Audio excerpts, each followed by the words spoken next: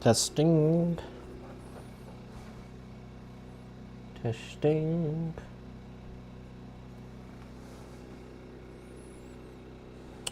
Here we go.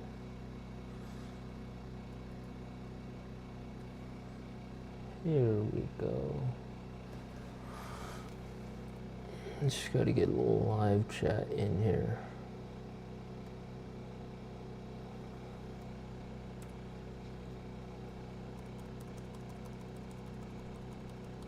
Okay.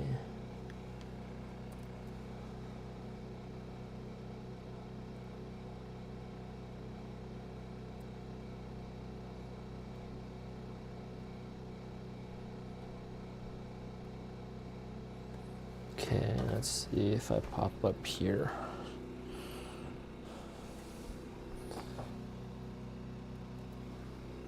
See if I pop up. Should. There we go.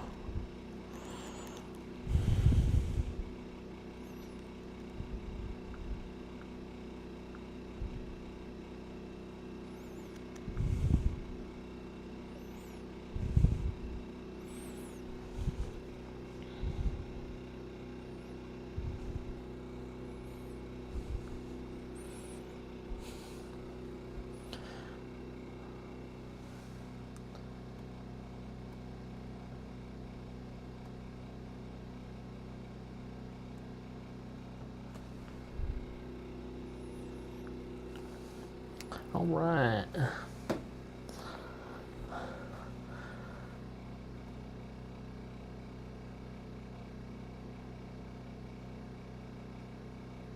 OBS says I'm offline, but I am pretty sure I am online.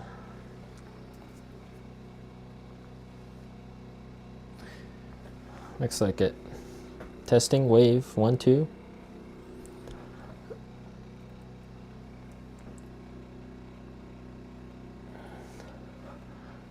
Bear with me here.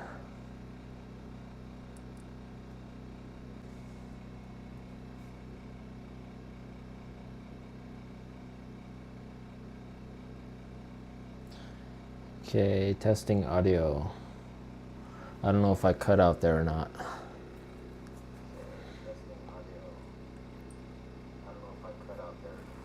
Okay, I can hear myself. Okay.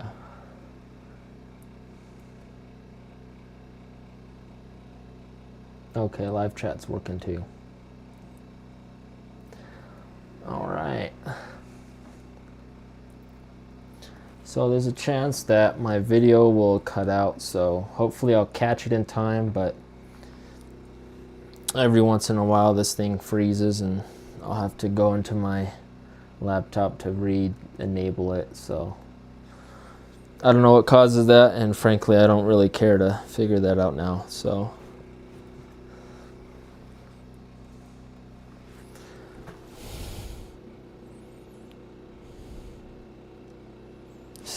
we are making homemade burritos. I have everything I need. We got some frozen chili.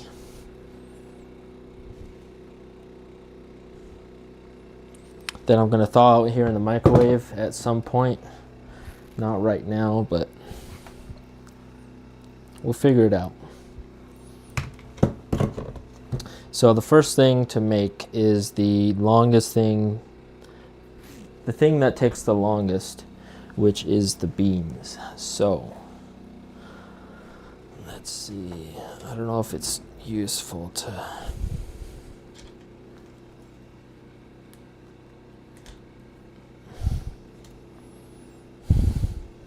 raise you up.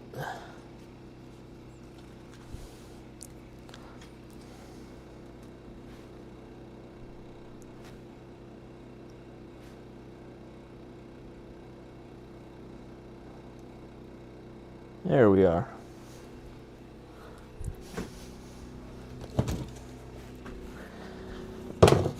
Okay, so I'm gonna make them in the Instant Pot.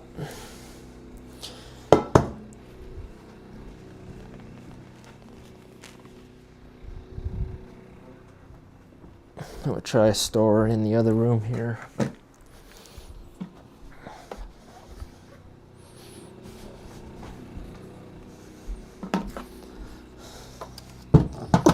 So what I do is I grab a scale and a little strainer.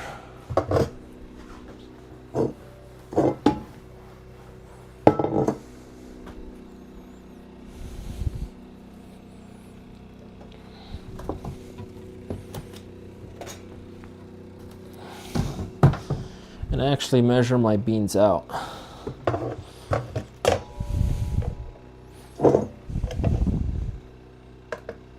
So I'll grab the beans here.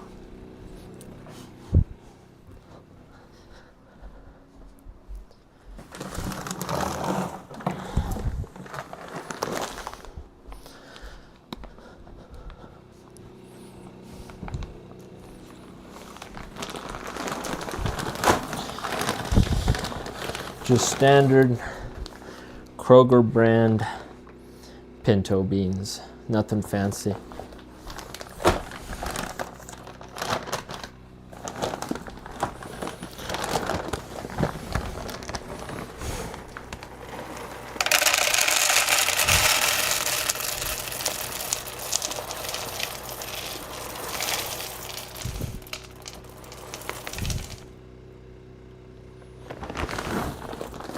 So I do about 600 grams.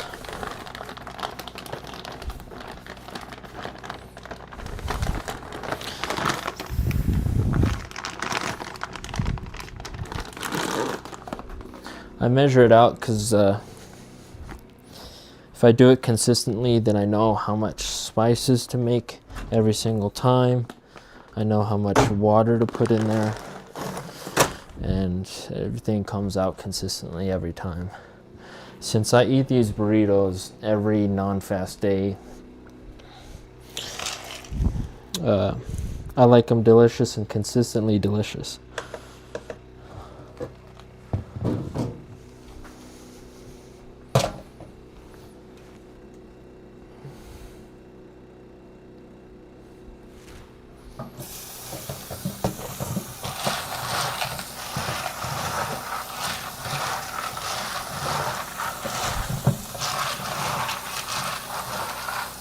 Make sure not to use soap.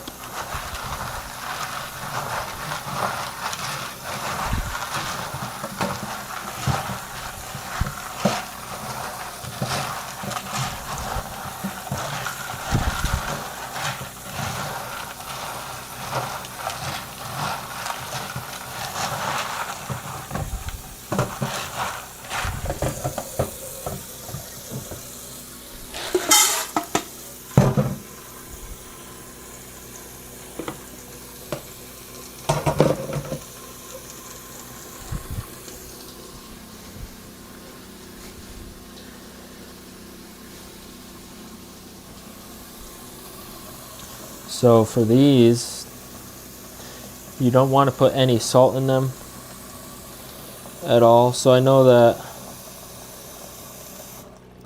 if you want to make them really flavorful, you can put broth or stock in them.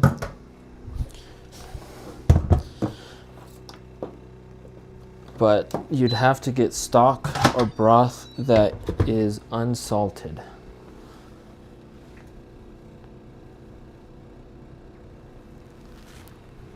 Because if you have salt in the beans before they cook, it'll actually harden the outsides.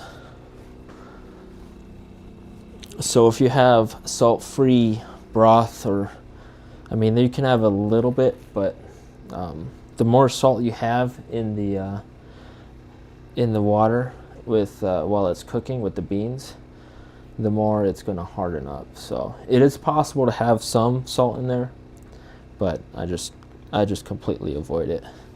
So now for our concoction.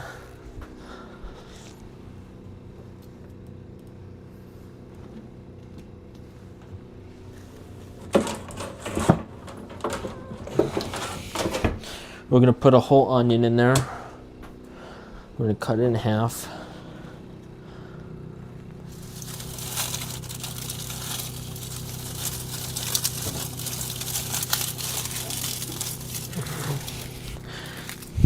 course, depending on the size of the onion.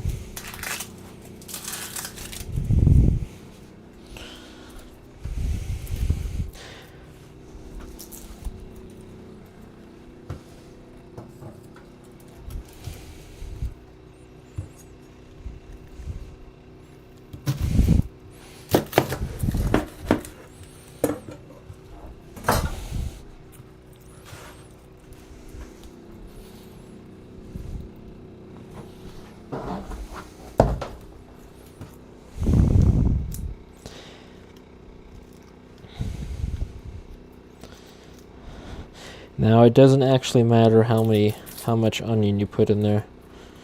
You just don't want to put too little, or else you're not going to have that onion flavor you want. I wouldn't have put more than a whole onion in there for 600 grams of beans. And you don't have to worry about cutting the tails off or anything like that, because we're actually going to fish this whole onion out. And for an added flavor after the beans are done, we're of course going to refry them immediately.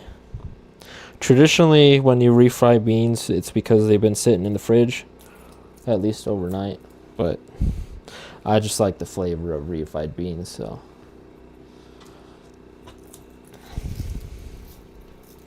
we'll just throw them in as is.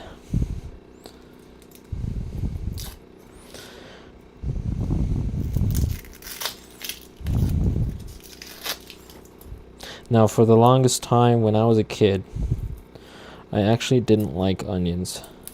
And I'm pretty sure it wasn't the taste, because of course, onion is in pretty much everything. So, I think it was just the texture. Because whenever I would get some things, I would say no onions. And I think I actually got that from my dad, because my dad still to this day doesn't like onions. A little bit of onion flavor in there, sure, but no onions at all. He doesn't like them, which I think is a shame, because I can't imagine most dishes without onions. So 1 full onion in there.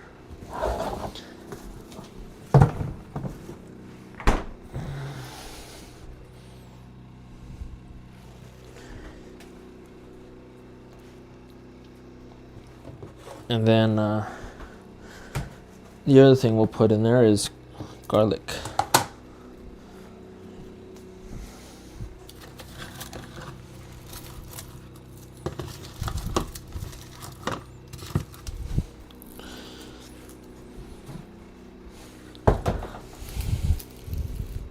Now, I don't think there's any hard rule in how much garlic you should put in the beans. Like everything in cooking, especially my cooking, everything's eyeballed. So even though I want that consistent flavor, there's still a lot of room to play around with.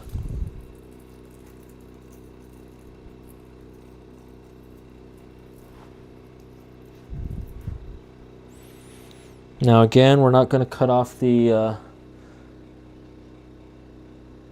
ends of these, because again, we're going to fish them out later. I guess technically you can cut them out if you don't plan on taking them out of the beans when it's done, because the garlic it's pretty easy to fish out. Both the onion and the garlic float to the top, so they're pretty easy to fish out. But if you don't want to fish them out and you just for whatever reason want to keep them in there, you can just cut off the ends before you throw them in. But I'm not going to do that because I'm lazy. I'm just going to throw them out.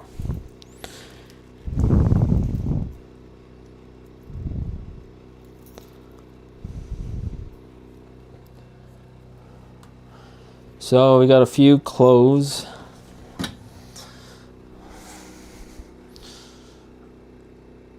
I don't know if you can get a good look without it spilling. Everything's in there. Now, one last thing to put in there. Now you want to avoid any spices that have salt in them, because again, it'll just harden up the skins. But ground cumin doesn't have any salt, just contains cumin. So just look on here just a little bit. Now, of course, we're actually going to drain a lot of the water that's in here.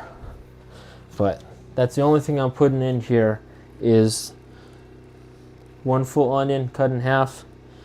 I got 1, 2, 3, 4, 5 cloves of garlic and cumin powder. That's it. Close the lid. Now you can, if you're using a slow cooker, you can put this in 8 hours, and they'll be done after 8 hours. Or you can pre-soak your beans, and a lot of people do that. It does remove the gas, though I never tested that because I'm too lazy to soak my beans. But if you do soak your beans, then it is 2 hours on a slow cooker. But in the Instant Pot, without soaking the beans, I just put an hour on high pressure. And I'm actually going to move it to the other counter.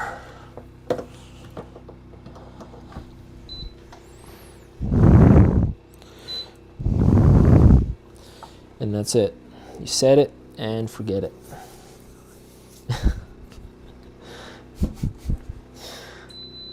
You know, as long as you don't cut the ends off, I find that the onions don't bleed, and so they don't make you cry. But if you are cutting the what do they call them, the eyes or the heads? I don't know whatever part of whatever is the hairy part of the onion. If you cut into that, or if you cut it off, then it'll start bleeding, and of course you'll get your goggles ready for that. Okay, so the beans are cooking over here. So the next thing, which is the second longest thing to make, is the tortillas. Usually around this time, before I start on the tortillas, which is what we're probably going to do, is we're actually going to make the chicken. Because if you make the chicken, and if you make the chicken around this time, I actually make my chicken in an air fryer because, you know, I'm lazy. Still tastes good, but if you start them now in the air fryer, you get them to good temperature, and then you let them rest in the air fryer, then it won't lose so many of those juices, and you'll have juicy, delicious chicken that put them in the burritos. So I'm gonna grab my air fryer, and I hope that when I put this on, it's not going to drown out my voice, because there's a big fan in it.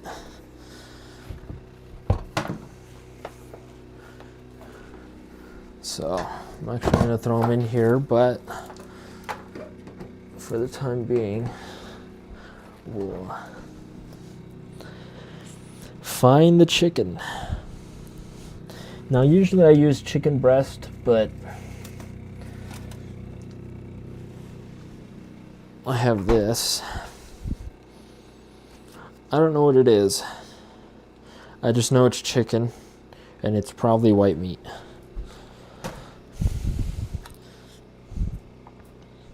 So before I get some chicken fingers, I'll probably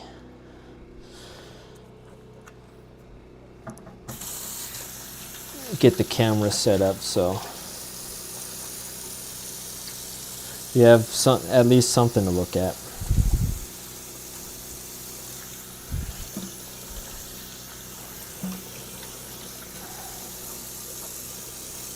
So the beans take about an hour and a half.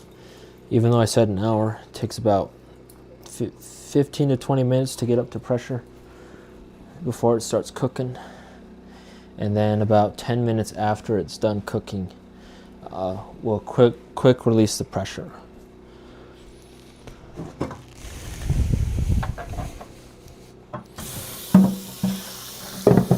But the tortillas are actually the biggest piece,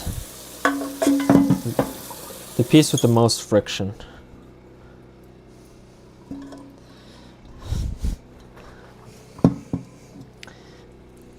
Are those supposed to be chicken fingers or maracas?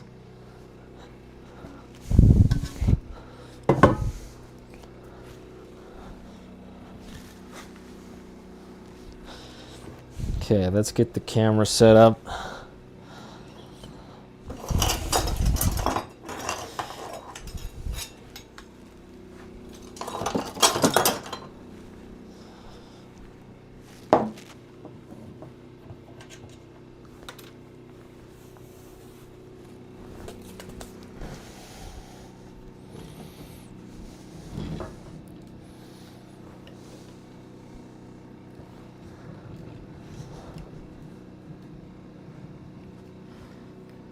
How about that? We still got our feed? Yes. I'm telling you, the video is going to freeze at a certain point, and I'm not going to know when that is. So before I get my hands all dirty, I'm actually going to grab their spices. Now, if you really cared about making these absolutely delicious, you would actually what do you call them? Put them in vinegar and adobo itself. But again, I'm lazy, so we're just going to use adobo seasoning. It works. So we got that. The other thing we need is some olive oil. So again, I don't know what cut this chicken is, but we're going to find out.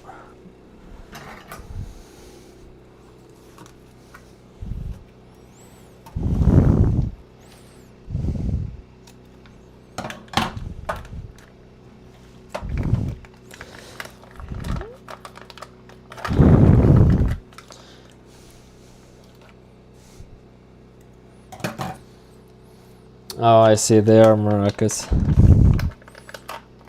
I have old man eyes. I can't really read the chat that well. Let's see, what are these? I guess these are bits. So that's how they come, which works for us. Now, I know what you're going to think. Why aren't you washing the chicken? Because I don't do that. No need.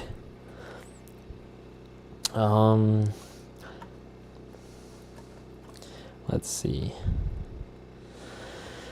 Usually I have breasts and I season them on each side, but with this I might actually just use a bowl.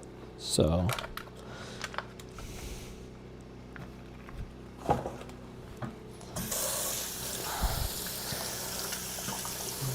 I'll put them in a bowl. I'll put some oil and adobo.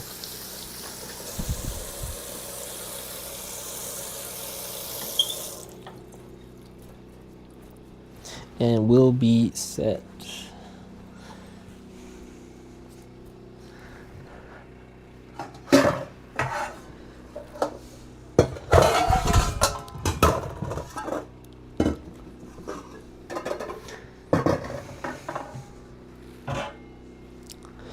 Yes, chickens do need air to fry. Let's see, we'll put some oil in here.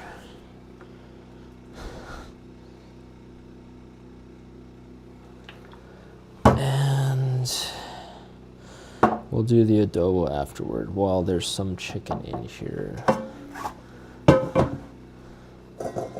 Make sure you can see.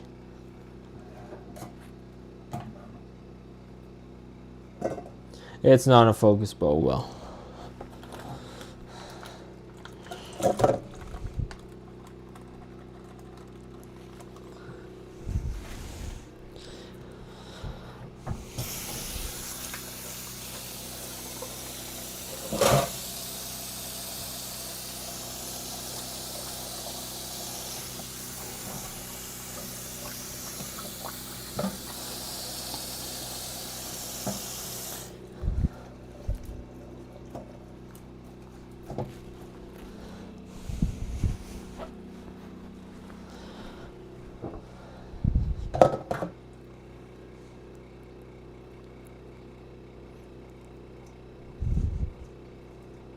Should be enough. Simple. No need to marinate it, even though it probably tastes better if you marinate it.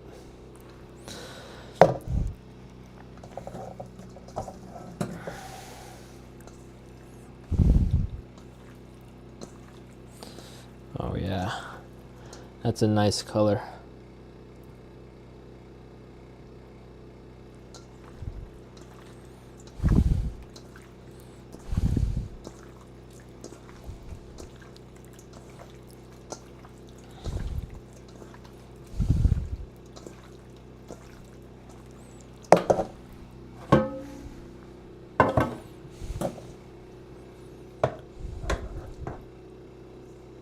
Now the thing about doing this in the air fryer is that the air fryer gets pretty dirty pretty quickly. So if you're only making adobo chicken in this air fryer, which I usually do because I don't usually have like frozen tater tots or anything or fish sticks to put in here, then it's fine. Then you can use it multiple times without needing to really deep clean it. Just give it a good rinse.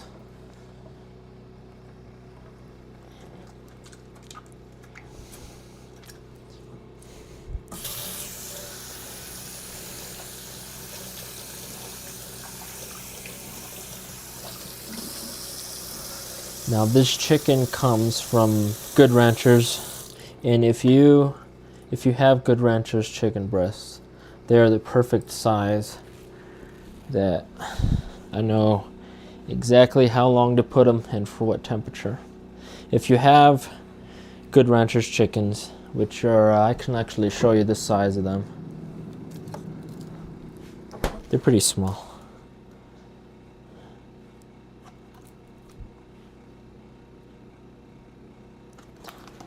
Then you can actually put 4 of them in the air fryer at 300 degrees Fahrenheit for 15 minutes, and they will come out perfect every single time.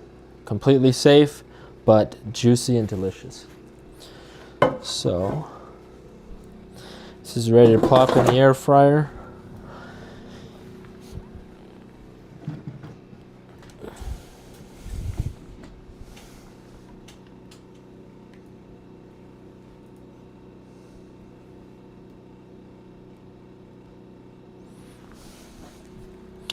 And since these are much thinner than regular breasts, I'm actually going to put them in just for 12 minutes.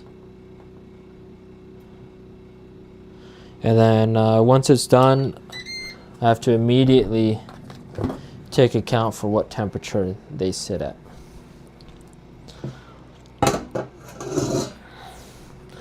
So we got the chicken going and the beans going. Next thing to do is the tortillas.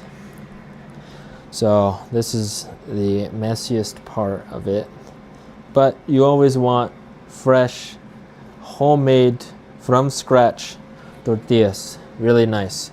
And since we eat healthy here, I don't know about you, but I eat healthy.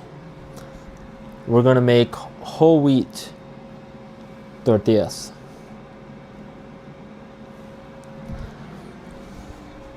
So, before we begin, I know I already cleaned this off, but I'm gonna clean it off again.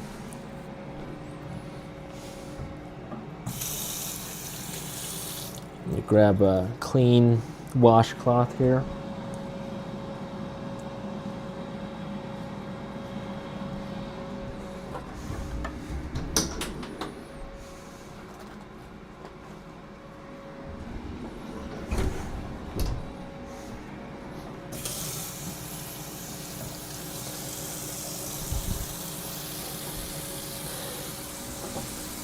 Homemade tortillas.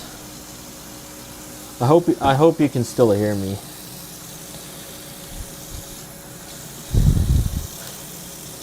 But homemade tortillas really make a difference in the burrito.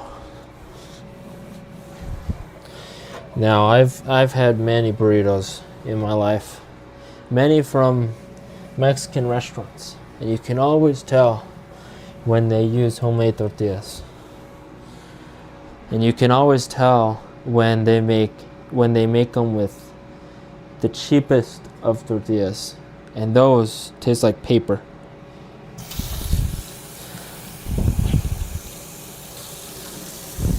They kind of got the texture of paper too. Burner for too long and they just get crispy. They're delicious but crispy.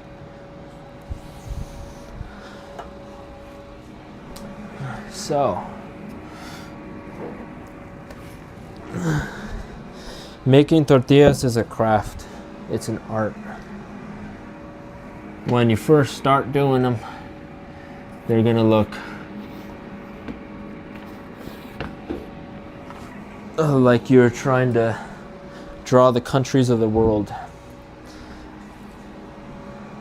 But over time, you will get the feel of it. I can't give you any tips except just keep making the tortillas, and eventually you will get better at them.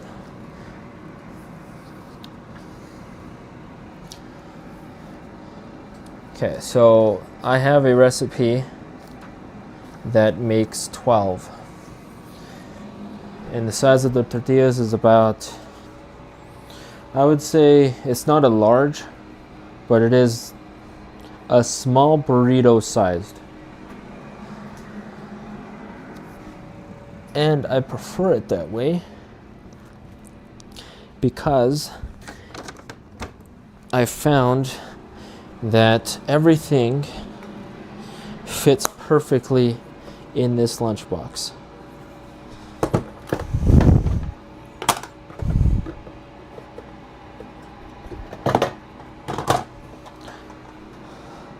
So, using this recipe today, you can actually make burritos that will fit perfectly in this, what is this, a crock pot electric lunchbox. You can fit 2 of them perfectly. And that's how I prefer to warm them up. Because there's one thing about burritos is that you want to warm them up very, very gently and slowly. Because no one likes a burrito with this cold surprise in the middle.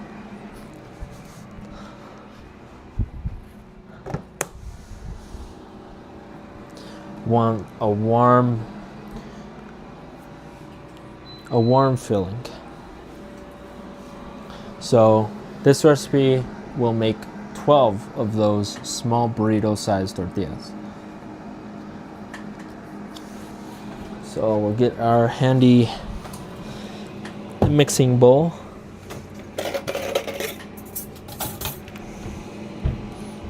Now if you have one bowl for tortillas and you make them often enough, I actually make them often enough in this. This is actually really rare that it's clean. Usually I make tortillas in this all the time. I never clean them. There's no reason to clean it. Doesn't have any germs or bacteria or anything like that because it's dry. It remains dry forever. It's just flour. So it's actually pretty rare that this is clean for me, but it's just because I didn't dishes. So we'll get the scale out. Once again, we're gonna need 360 grams of all-purpose flour. And again, I'm lazy, so I don't like dirtying a utensil if I don't need to. That's what the scale is for. And I don't need to clean the scale.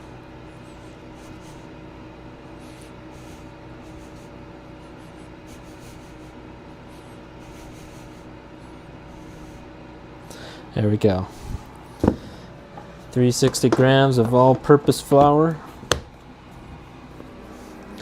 We'll actually use that to flour our thing, so we'll keep it there. Or flour our surface.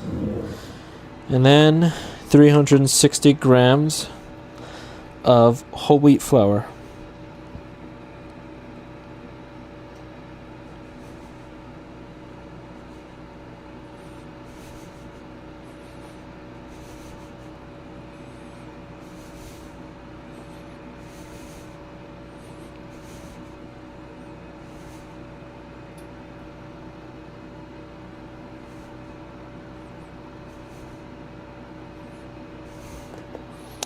There we are. So it's half whole wheat, half all-purpose. But if you used all whole wheat, then I'm not sure it would taste that great. So it's good middle ground. Still healthy, healthier than just white tortillas. So next on the ingredient is the lard. Now, I don't know what you people use, but I get my lard from a Mexican grocery store. If it doesn't have Spanish on it, then it's not the right type of lard.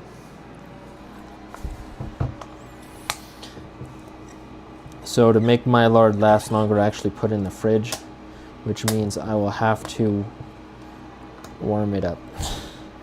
You don't need to if you use. Sometimes I make burritos all the time, and I don't need to. I just use it so quickly that I don't need to refrigerate it, but it will grow rancid after a few months if you leave it at room temperature. Still good. It won't kill you, but it'll taste weird.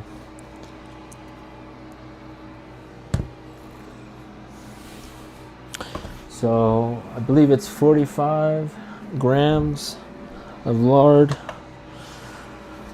So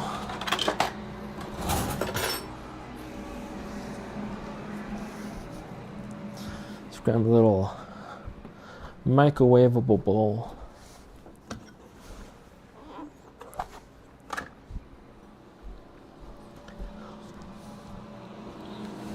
And I know some people use different fats. You can use avocado oil if you really want to keep it fast friendly.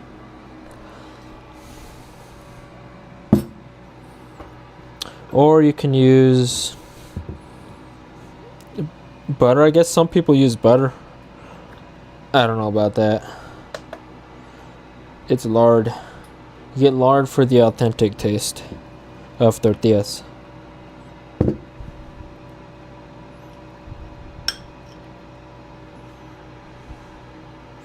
Now, does it have to be 45 grams exactly? No.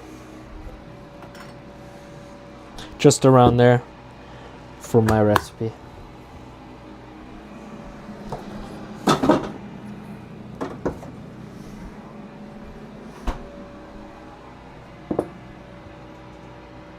So I am using a wireless microphone, so I hope my voice doesn't go out while I microwave this. But we don't want it too hot, but we want it liquid, so we can easily mix it in with our flour mixture here.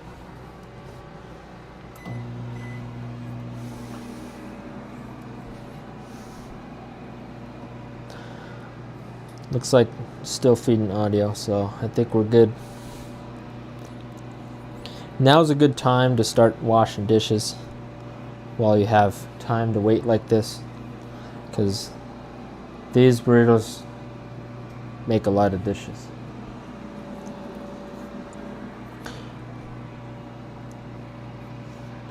But I don't have that kind of time, and I don't know, it's late and I need to keep this sink empty. Because I feel like the moment I fill this up, I'm going to need it. I'm going to have to drain it away, and there's another few minutes on this already late night. So the whole process, I've found, takes about 3 to 4 hours, where you get some really delicious burritos. So it's worth it. Makes 12 burritos. So if you're eating 2 a day, then that's like a whole week's worth of burritos. They're really good. As you can see, it's liquid form.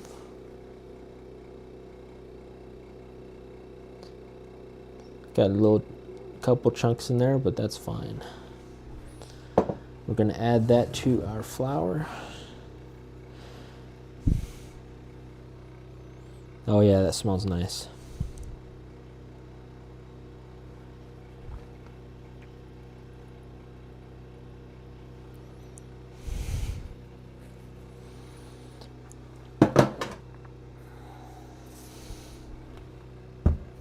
And now for the baking powder and the salt. So we're going to need 18 grams of salt.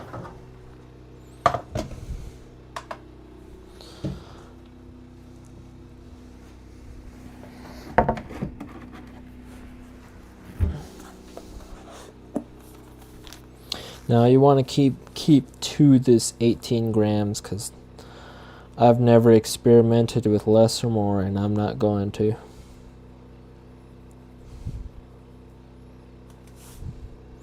How much did I say? 18 grams. I'm already losing it.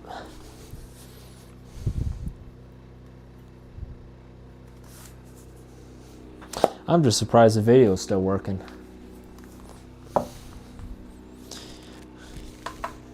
Okay, baking powder, I believe it's 12. Nope, it's 9 grams. 9 grams of baking powder. Now, I don't ever use a spoon with this, because I do use it in gluten-free recipes, and I do not want cross-contamination. That's why we have the scale, because we don't need a spoon.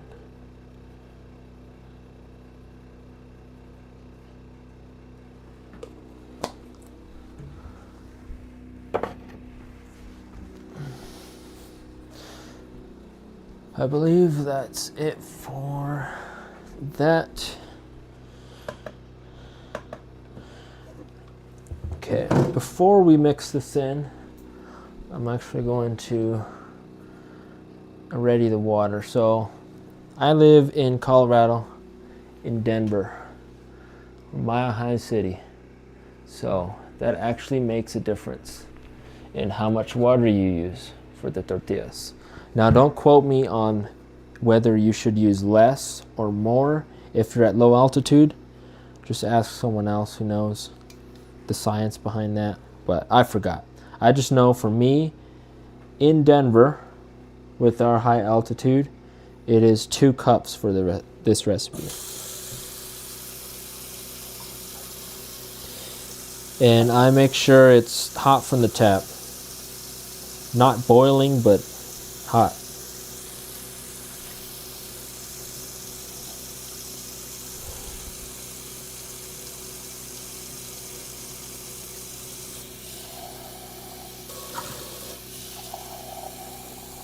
So if you live at a different altitude, you will need to adjust how much water. Guaranteed. So we got our water.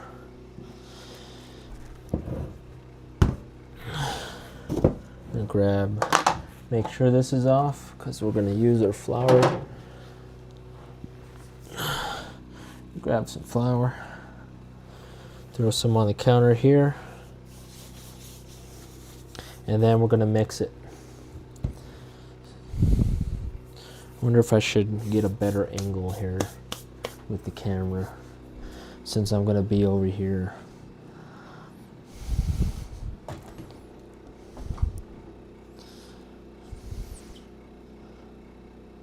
Nope, there it goes. Just gonna have to reset it.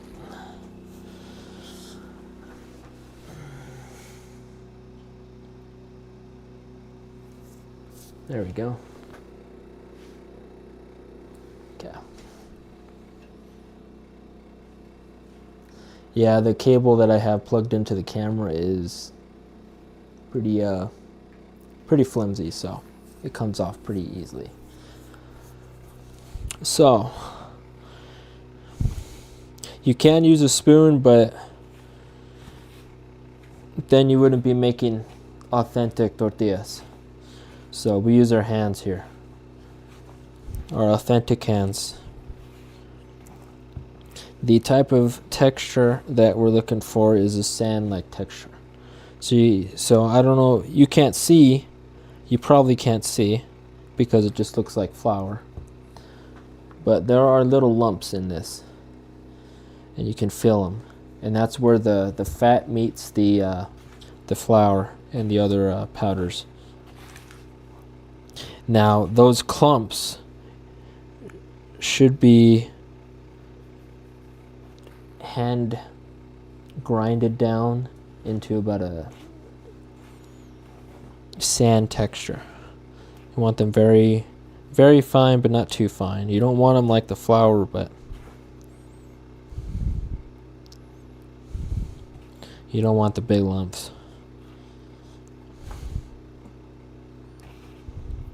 Now it's essential you get the right texture before we put the water in, because when we put the water in, it's really hard to mix.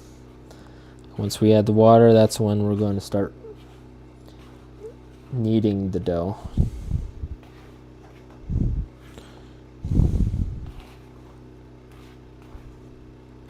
So however long that was, and I got a nice texture. There are still a few clumps here, but that's fine. It's just flavor. Now we take our warm to hot water and then get ready for our hands to get sticky. So we'll pour about half of it in for now, and then we're going to mix with our hands for the authentic taste.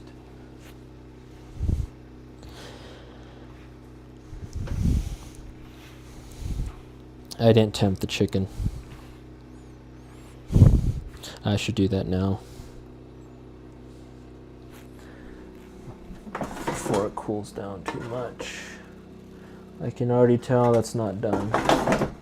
So I'm gonna throw it in for 300 degrees for another, I'd say, 2 minutes.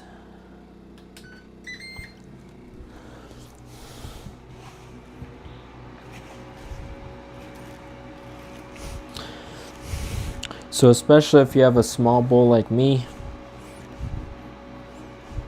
you'll notice that I have a big bowl, and there's a whole bunch of powder on the side. Now to get those areas, I'm just going to grab the bowl and I'm going to pour some of the water, not the rest of it, in the bottom.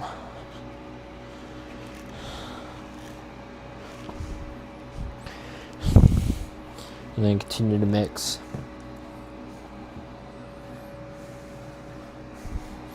Yes, very lumpy. I guarantee you it will get smoother.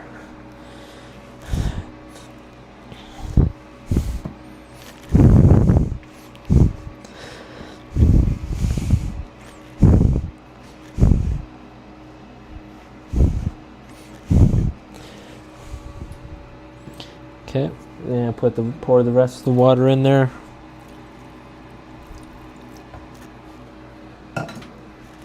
And there is a chance that it will be too wet.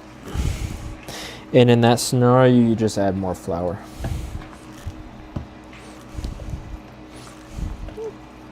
The texture shouldn't be too wet. I don't know if you can hear it through my microphone, but you can kind of hear it all being slimy.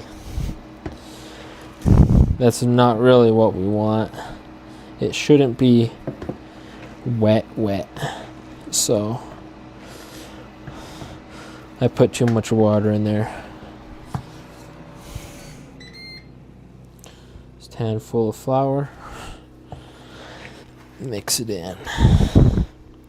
Now I noticed that whole wheat tortillas are a little more wet, or a little, I don't know how to describe it.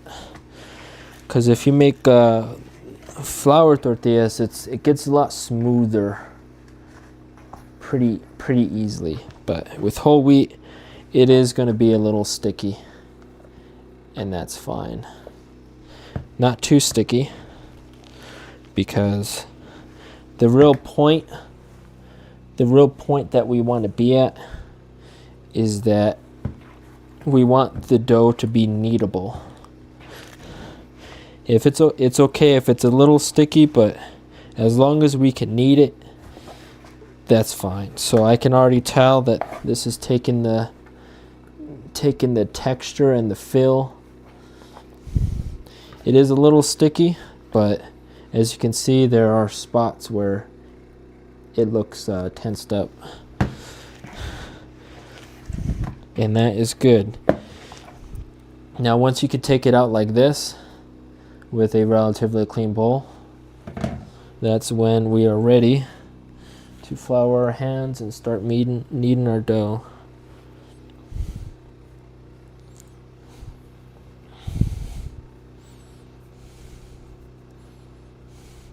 Now, of course, I'm sacrificing my right hand here, but that is fine. Now, there is no real special technique to knead the dough. All you need to do is flatten it a little bit, fold it, and then push down. Squish that fold in. Then as you squish, it's flat, so we're going to fold it back again and push down. Now, of course, you're going to rotate as you do it. So push, rotate, fold, push, rotate, fold. Now you don't need to have a master technique for this, because you'll get it. If I got it when I first started baking bread, back when I was 18, I think you can get it. If you don't get it, then I'm sorry. I can't help you. I'm probably on the other side of the world. So the goal that we want to get is a ball that is properly worked, because it does work the gluten, so that the tortillas stay intact when we roll them out. But I'd say about 4 to 5 minutes of kneading. And if your ball ever starts sticking to the countertop, you just add a little bit more flour. If it sticks to your hands, then you just add flour to your hands. Pretty simple. Now at this stage, it's pretty good. You notice I have some pieces on my hand. Now this is already worked through, so we're not going to add these pieces into the dough ball. But if you have big pieces like this and it's not formed yet like this, then you probably want to add them in. But I'm not going to do that. because it would ruin the texture of the dough ball, and it will affect the rolling. So need it just a few more times. And then once we have a smooth ball, pretty uniform all around. I mean, of course, wherever you're folding and pushing down, there are going to be splits there, but for the most part, if you turn it upside down like this, it should be pretty smooth, if I can get the angle. Yeah, now that's the texture we want. Throw it in the bowl. Throw a towel on it, damp towel. Let it sit at least 20 minutes. No more than 30 minutes, but at least 20 minutes. And then, of course, you have the leftovers here, which I like eating. There's no egg, so you can eat this.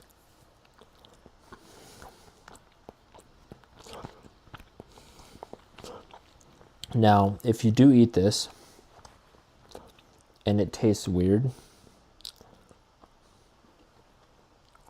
then you got to restart, because if it doesn't taste good, then your tortillas aren't going to taste good.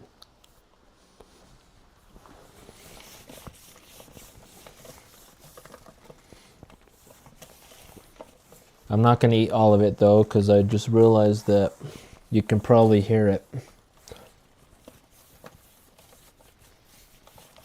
So I'm just going to throw the rest away.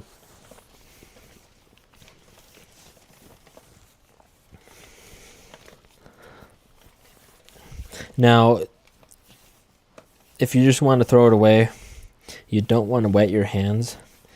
You actually want to keep your hands dry, and you're going to kind of roll it off like this, and it'll come off. If you wet your hands, it's just going to get sticky.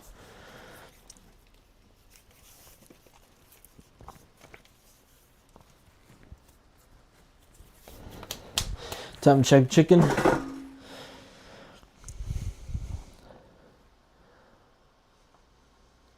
Let's check the temp. Looks good. We always want to make sure.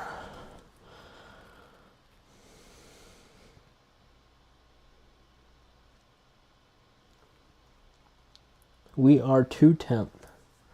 Our chicken has to be cooked to 160 degrees, 165 degrees. But the key to juicy chicken is you generally, depending on how much heat you have, like if you're roasting a chicken in the oven at 400 degrees because you cut it up, then what do you call it? Inertia. The inertia of the heat of it heating up will be faster, the higher heat. But if you're doing it like I have it in my air fryer for 300 degrees, which it's actually going to be warmer than an oven if you just did it in the oven. But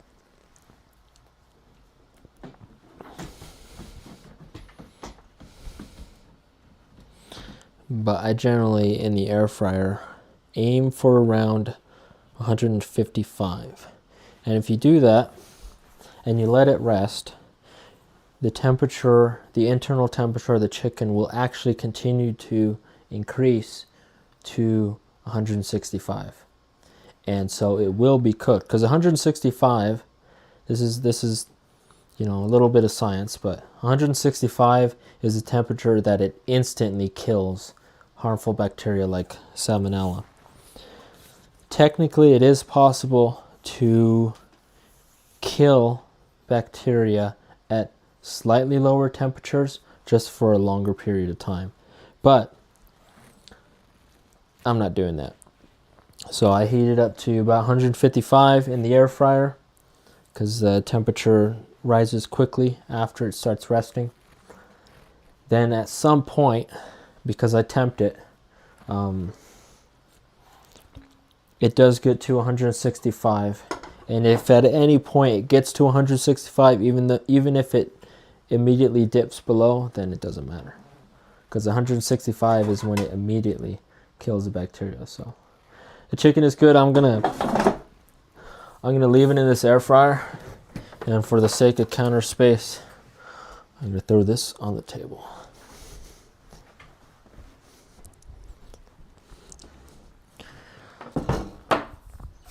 So our chicken is done.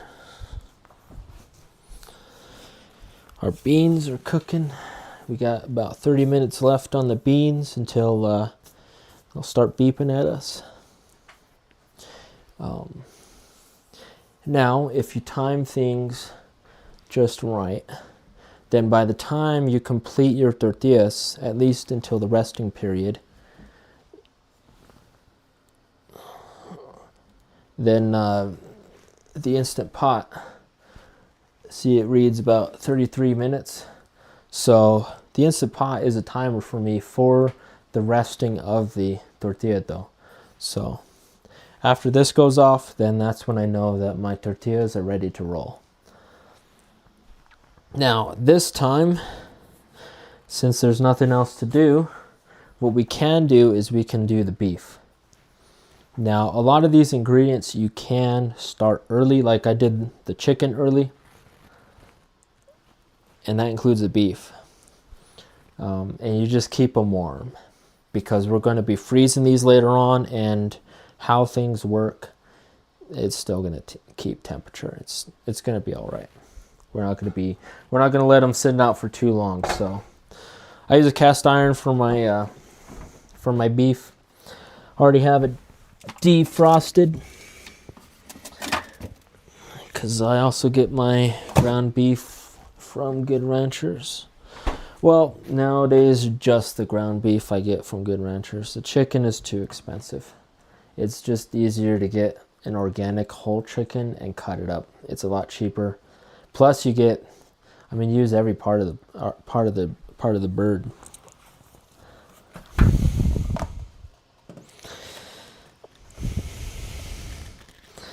So if you get, one thing I like about Good Ranchers burgers is that they're already formed in patties.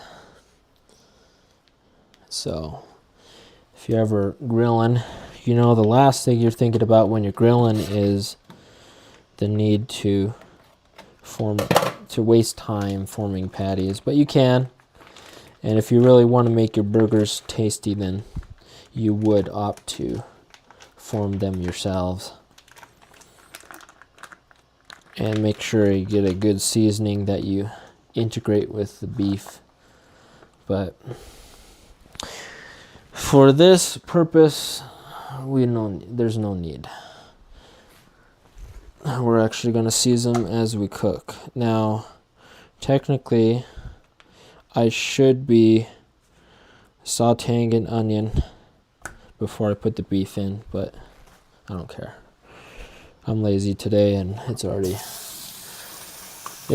pretty late.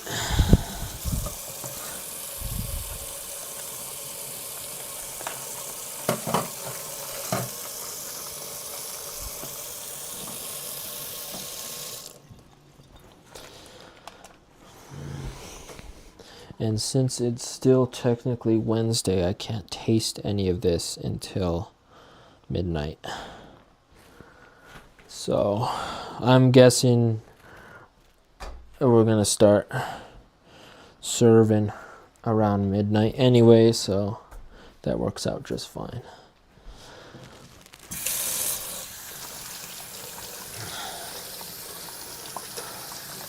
But for those of you who have to get up pretty early, I know the feeling. I still made burritos till about midnight just because they took so long. Even when I worked as an electrician, had to get up at 5, sometimes 5:30. Now, if I'm really lucky and the job site's close, and I get away with 6, but we all know those don't come that frequently.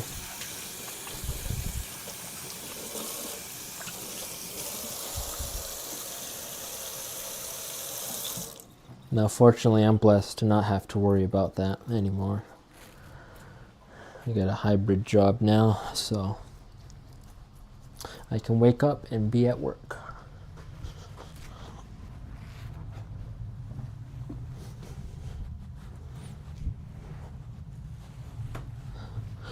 So, the beef is pretty simple.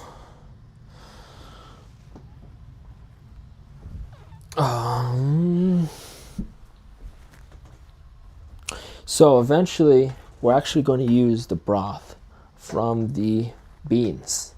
We're going to pour a little bit in the beef because it's flavorful broth in here. Even though we didn't use any chicken broth, it's just water. You know, it's been cooking with onions and garlic, so it's pretty tasty, and as well as the bean flavor. So that's going to flavor our beef pretty well. We're still going to add spices, but at some point we're going to use some of the broth and we're going to put them in the beef. But for now, I'm just going to start cooking them on medium heat or whatever. You've made ground beef before, I'm sure.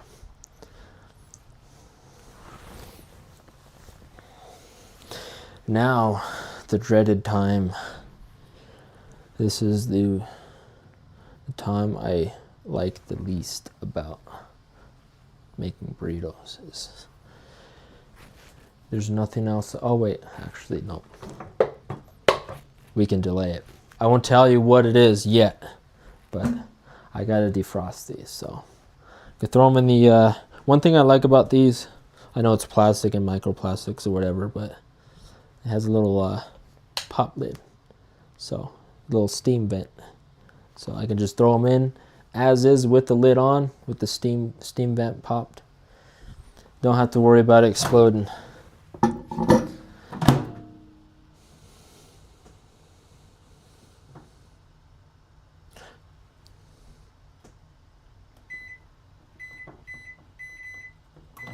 So I just put it on for 12 minutes on defrost, timed defrost. I have two, so after about 12 minutes, I'll put the other one in. Now we have time. And you know what that means. You got time to lean. I hate that phrase so much. Wash dishes. Right? I'm not forgetting anything else. I always forget something when I'm making burritos. Last time I made burritos, I forgot to defrost the chili. And so, you know, while all the other ingredients were cooling down, I had to wait on the chili, because how can you have authentic? I don't even know if it's authentic. I'm not even mentioning Mexican authentic. No, I'm not saying that. Authentic Lewis burritos. That's what I mean by authentic. Authentic Lewis tortillas.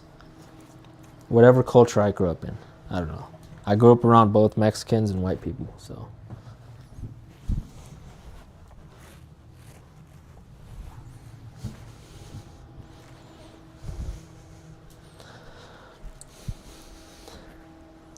I forgot what I'm doing. I'm forgetting something. Got the cheese. Cheese is already good. Got the chili in the microwave. Beans, beef, chicken. And the tortillas are resting. Good. Okay, we're good. I don't know why I dried my hands off, but I'm sure I'll figure out here in a few seconds.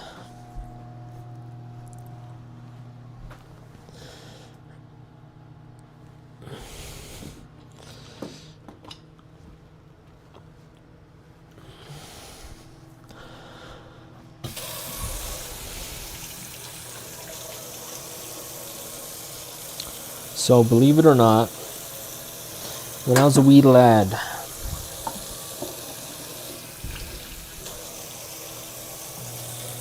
I actually hated doing the dishes. I hated doing anything. I hated cleaning. I hated cleaning myself. And I hated doing the dishes. It was actually my brother who did the dishes most of the time.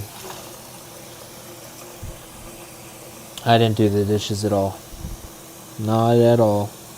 Couldn't be bothered to. And even into adulthood, still hate dishes. I would pay someone to do dishes. But the thing about cooking and home cooking is that there's always dishes. Now, is it worth it? Probably. Because I'm not going to spend hundreds of dollars on whatever the junk they serve at restaurants now. And that's the thing.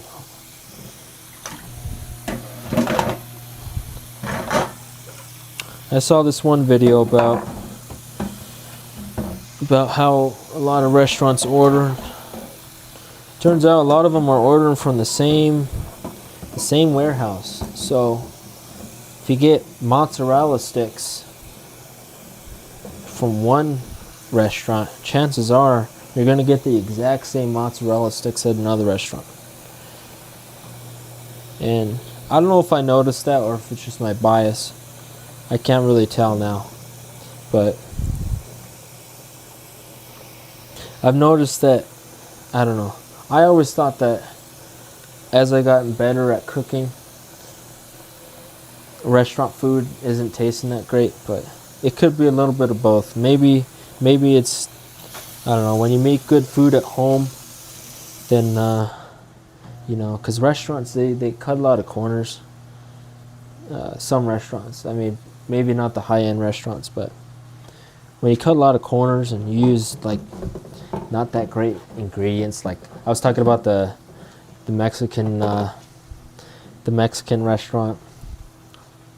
A lot of Mexican restaurants, they don't use homemade. I mean, they may make their own beans, but like the tortillas, only a few Mexican restaurants use the tortillas. Yes. I don't think I'll ever grow out of doing the dishes. I don't think I'll ever like it, and that's just how it's going to be. But that's the thing about, I don't know, all the restaurants, I don't know, like Mexican food is one of my favorite cuisines, but a lot of Mexican restaurants, they're not good. And I know I live in a part of town where there's a Mexican restaurant like on every corner. And there's maybe one or two that's decent, but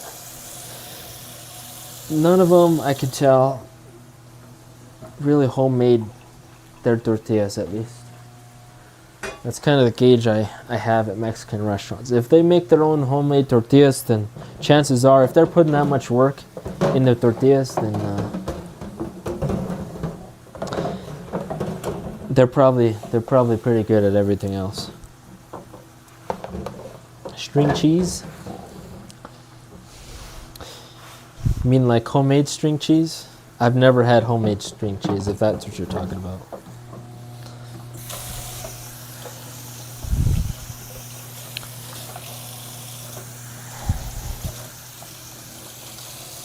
But I was never a big restaurant. What do they call them? Whatever the people who go to restaurants all the time. I was never a big the person who went to restaurants all the time.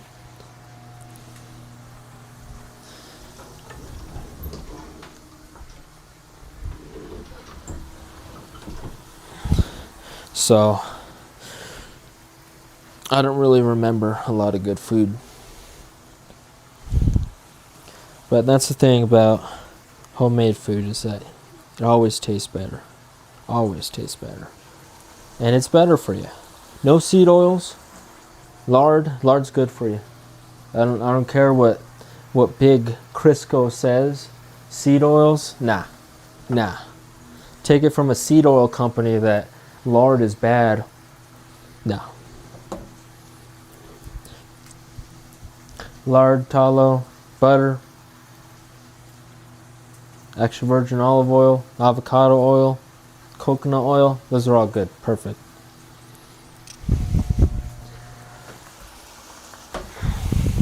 Now get this, I actually deep fry even my deep fried dishes are a little bit healthier, because I deep fry them in either avocado oil or sometimes lard, but avocado oil has a higher smoke point.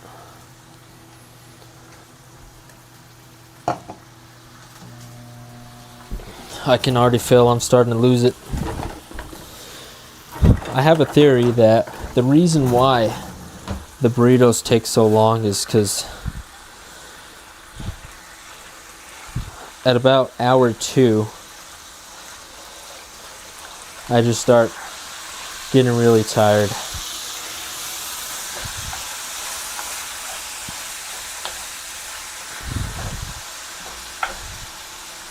I'm already feeling it now.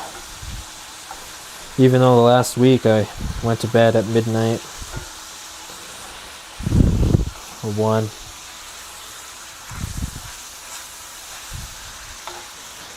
Actually, I had a good amount of sleep. A good night's sleep last night. So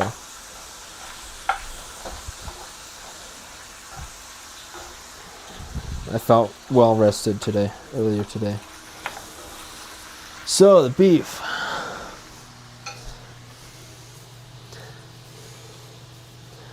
Los dos potrillos? What does that mean?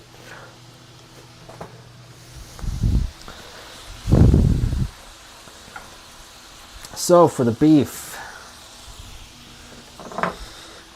salt.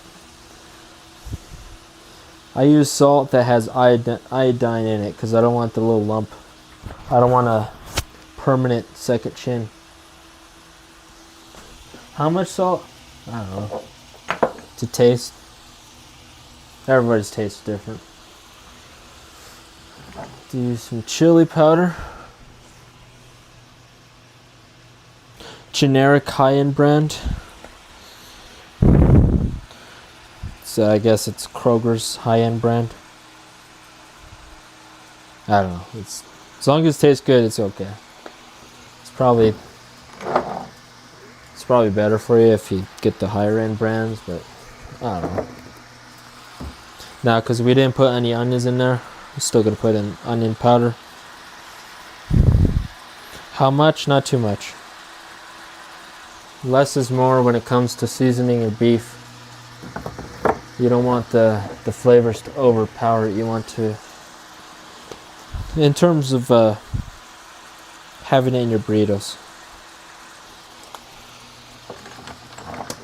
So I got, what did I put in there? I put 6 chili powder, onion powder. I guess we could put in some ground cumin. Just a little bit. Couple shakes. And garlic powder. Now, to spice it up just a little bit, I hate too much heat in my food, but still I put in a little bit of cayenne powder. Just a little sprinkle. Less is more. And paprika. Just a little bit. That will give it a slight punch that really elevates the other flavors in the beef. Now, the biggest thing that's going to affect the flavor of your beef is quality of your beef. So, if you have good quality beef, then it's going to be really hard to make it not taste right. But I've never been a fan of the box seasonings, like the taco seasoning. I don't know, it just tastes better if I do my own seasoning, because it's a little more personalized.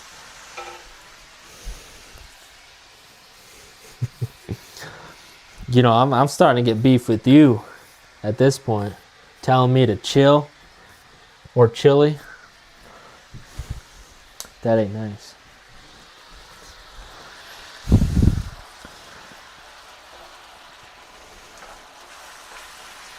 I can't really taste test this,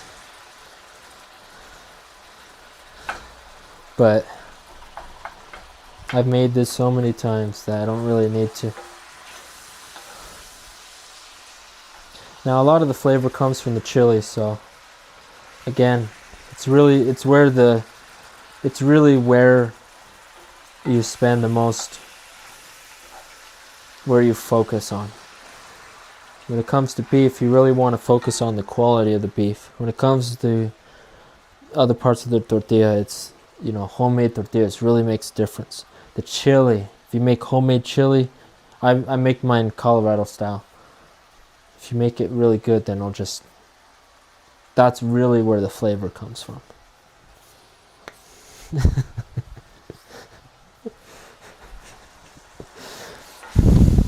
Not too hot. I don't like it too hot, but a little punch. A little punch is good. Now sometimes I spice up the chicken, but this time I didn't. Maybe I forgot, who knows? I don't know. I know I said I try to make these consistent, but I really don't. I just wish I did. So chili is done, or defrosted. We'll throw those in the saucepan at a certain point. When? Who knows? We'll figure it out.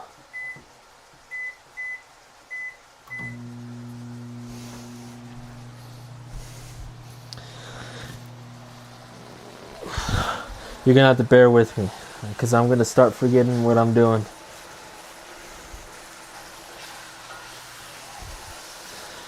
That's the other reason why I put the chicken in the other room, is so I don't have to look at it. Because if I look at it, I'm gonna start thinking that I forgot something about it. But there's one thing I wish I forgot about, and that's dishes.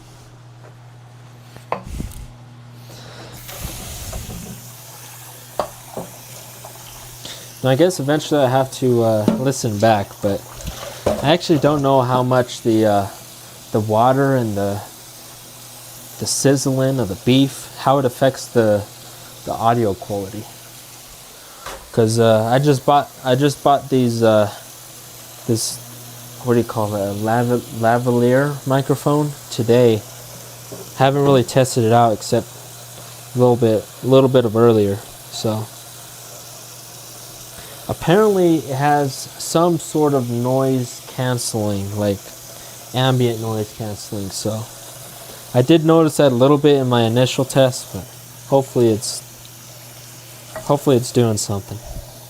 Hopefully it's helping.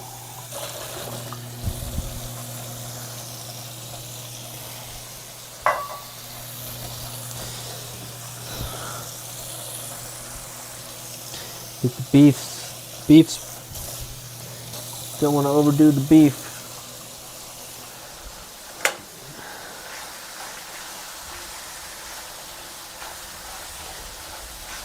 I don't even know if it's possible to overdo the beef, but you know, tonight I'm feeling that I'm gonna mess a lot of things up, so the fewer things I mess up, the better, I think.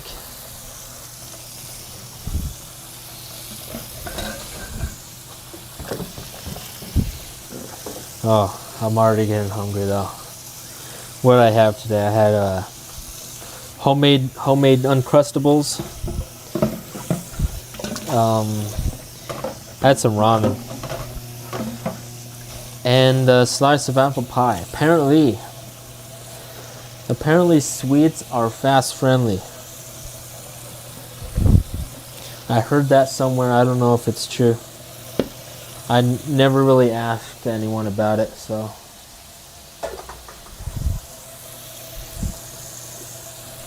I ate a pie. I ate a piece of pie. Technically, we can have fish today. I didn't have any salmon. Wish I had salmon, but I didn't.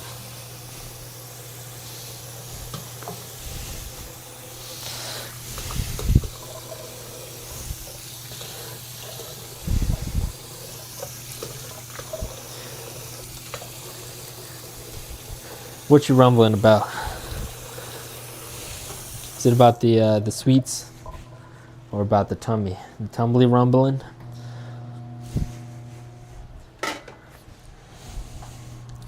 Yeah, I'm hungry. Oh, I cannot wait. I cannot wait to taste. That's my rule. As long as you're consistent on your fasting rules, then you're good. I know in the monasteries they do, what is it, sunset? But I heard from my spiritual father that as long as you're consistent, you're good. So my days consistently break at midnight, so I try to stick to midnight, separating the days. And last I checked, oh, it's still in April. My calendar's still in April.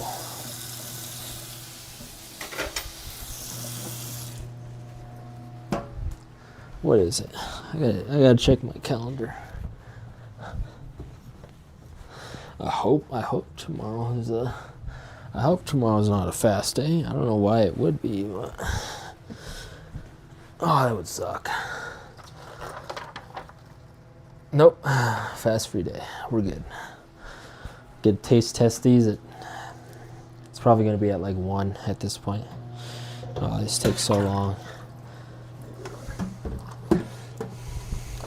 Oh, the pie. Yeah, I had some crumbly apple pie, and Mom made it.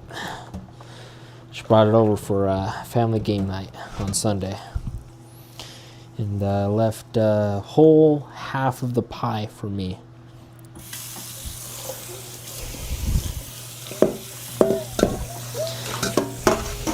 Now, it wasn't as crumbly as it could be, because with the crumbly pies, the best way to warm them up is in an oven. I've never tried an air fryer, even though I thought about trying an air fryer. I actually looked online. I'm like, okay, what are ways that I can warm up a pie in an air fryer without, it getting too messy? And one of the suggestions it gave me was parchment paper, oven-safe parchment paper. But you need to position it in a way that it doesn't get to the heating element, or else you're gonna have a fire on your hands. Pooh Bear styled. I don't think I'm familiar with Pooh Bear's pie, so I'll have to look that up later if I remember. All right, what else we got? We got some more dishes. More dishes to do, some knives to clean. And I need to figure out what else I need to talk about. What other stories do I have?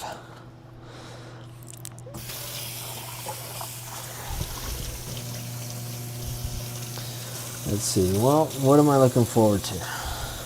I actually bought a camera stabilizer. It's called a gimbal. And they're not cheap. So one thing I didn't know about gimbals is that gimbals are motorized. So they're actually powered. And I guess that makes sense. But a gimbal is basically a motor powered, or it's a powered video stabilizer. And I bought it so that because I didn't like how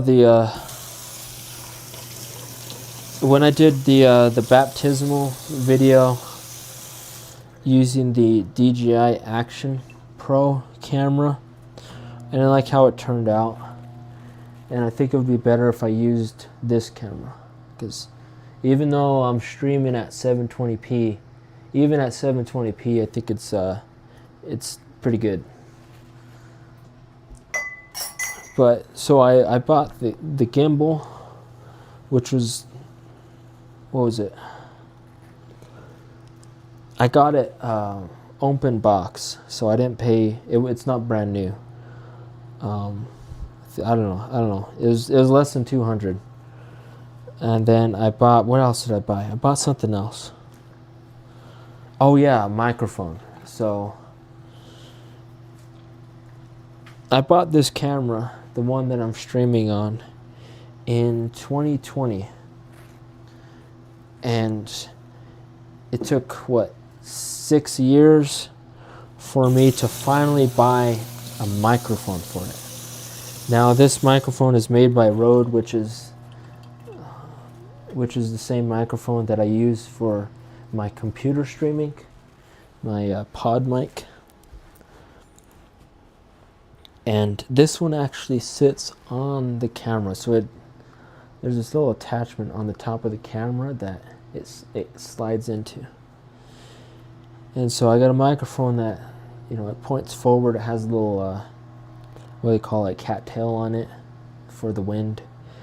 So I got a stabilizer, a gimbal, and a microphone. Now the only thing I really have to worry about is the battery life on the camera, because that's one thing that the Action Pro 4 has that my camera doesn't have, is a long battery life. I don't know how long the ceremony is going to take. I don't think it'll last more than an hour maybe. And I think I can get an hour on the battery life. But just in case, I'm hoping to go to one of the rehearsals or whatever to find out when's a good point to stop the video and swap batteries. Now the stabilizer itself has good battery. I think it's rated up to 8 hours or 10 hours, something, I don't know, something like that. Way more than I need. So the video stabilizer is good. I don't have to worry about that. The microphone is obviously powered by I believe the camera or something else. Oh no, the microphone is battery powered, I believe. So I'll have to figure that out. That comes in on Friday. And then the stabilizer comes on Saturday. So I need a lot of practice for that to make sure that, you know, it all comes out well. So there's 2 minutes left on the beans. The beef is done. I'm actually going to put some aluminum foil over it so that it doesn't dry out too much. I can't taste test it now, so I'm just gonna have to trust that it's seasoned well. And I mean, I'm confident that it is. I've done it so many times that I'm guaranteed that it's good. But after this timer goes off, I'm hopefully done with this batch of dishes, so then we can start on the tortillas. And the tortillas are my favorite part. Now, one thing to note about the tortillas is that if you make yours, because all you have to do to if you don't want the whole wheat tortillas, then you could just do all-purpose flour or whatever you want to do. I've never tried it with gluten-free gluten-free flour. I guess it's worth a shot because nowadays it's pretty good. The gluten-free flour is pretty good. But with tortillas, kind of the magic is the gluten. So I don't know how that would turn out, but it's worth a shot. I might try that out in the future.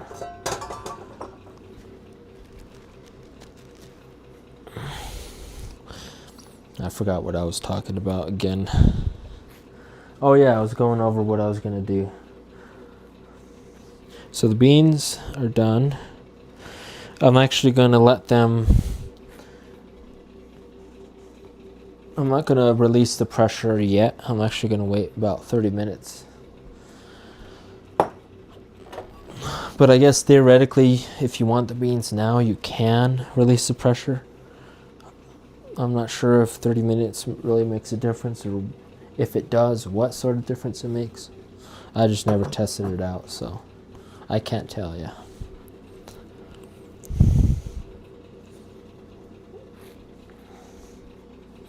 But the tortillas are done resting. Throw these bowls away. And then we can make some tortillas. The beef's done. The chili, I guess before we start the tortillas, because when you do the tortillas, you got to make sure that you're ready to do the tortillas, because your hands are going to get floury every single time you touch the tortilla. So I'm actually going to start warming up the chili. Both of them are defrosted at this point.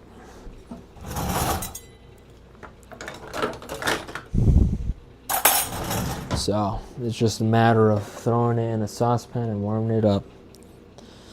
Now guess it doesn't really matter if you're gonna freeze the burritos, but if you're ready, I mean, I am gonna serve myself because I am hungry. So when I do serve myself, I'm gonna make sure that the chili is nice and hot. Not in terms of spices, but in terms of temperature, because it makes sure that everything else is nice and warm, and that's what we want. This food is best taste warm, never cold. Burritos taste gross cold. I don't care who you are, you're wrong if you think that burritos taste okay cold, because they don't. And you don't know what you're talking about.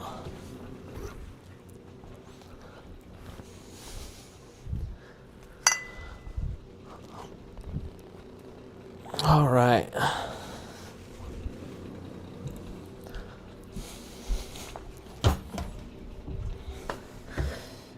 Choose your weapon.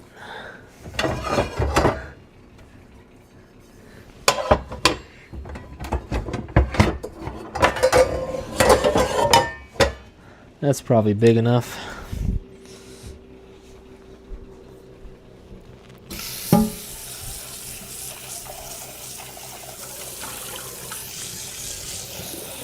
Now, if there's anything you do, it's make sure that the surface that you made the tortillas on stays dry. So if it's right next to your sink, make sure that if it does get wet, you dry it immediately, because that's really gonna mess you up if you try to make tortillas like that. Let's see. I'll put them over here.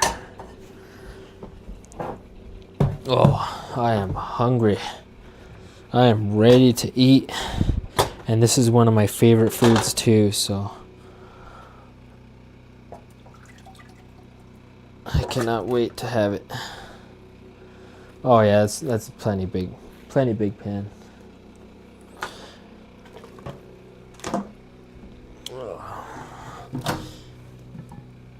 Oh, and this chili is so good. Maybe at some point I'll stream making it, even though I pretty much use the same recipe I have used ever since I started making the chili. It's pretty simple. That's one thing about cooking, is that I've found it's best just to keep it simple.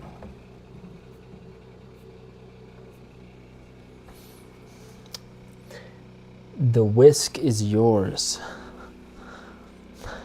Where do you see a whisk? I don't see a whisk. Now, if it wasn't a fast day, then this would be a good time to taste test the beef, and I can already tell it probably tastes great. But for now, I'm just gonna aluminum foil it.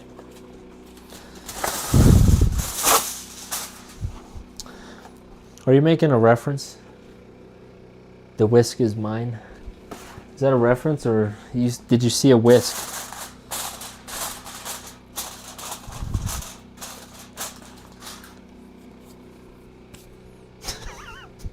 Okay.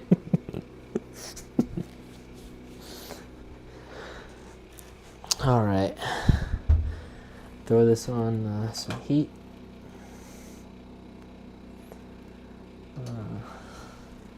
Medium low-ish. All right. Now it doesn't really matter what pan you use for the tortillas, as long as it's flat and it can hold it. I just so happen to have another cast iron that I pretty much only use, that I only make tortillas with.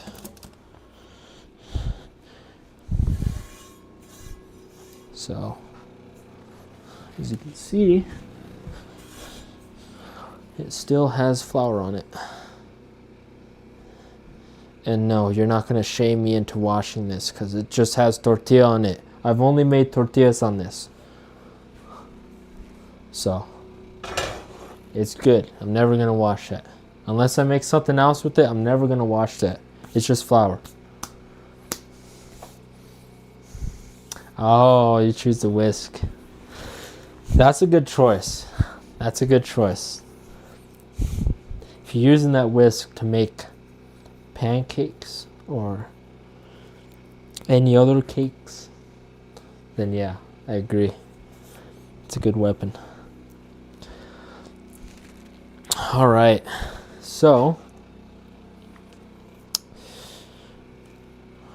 there is a certain way I do this. It is an efficient way.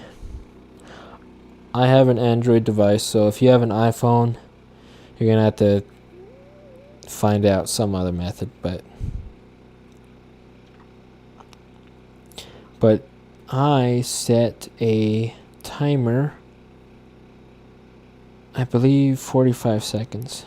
So every 45 seconds, and once I actually start doing it, you'll figure out what I'm doing. But every 45 seconds, 3 timer. No, I don't want the timer. So every 45 seconds, it's going to beep at me. And I'm actually going to do 50 seconds because I don't think I can keep up with 45 seconds. But every 45 seconds, we're going to either flip the tortilla on the burner, or we're going to put another tortilla on it. Now before I do that, it's actually wise to make some space for your tortillas. And you know what I received on Sunday? Let me show you.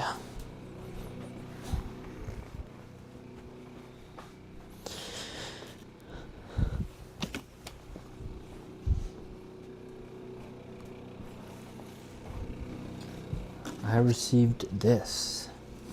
It is a terracotta. I don't know if the text is backwards. Terracotta. So it's a tortilla warmer. And a gift from my mom.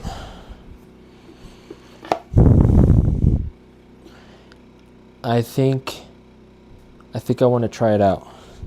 So before we do, I don't think there's any special way to wash terracotta, is there?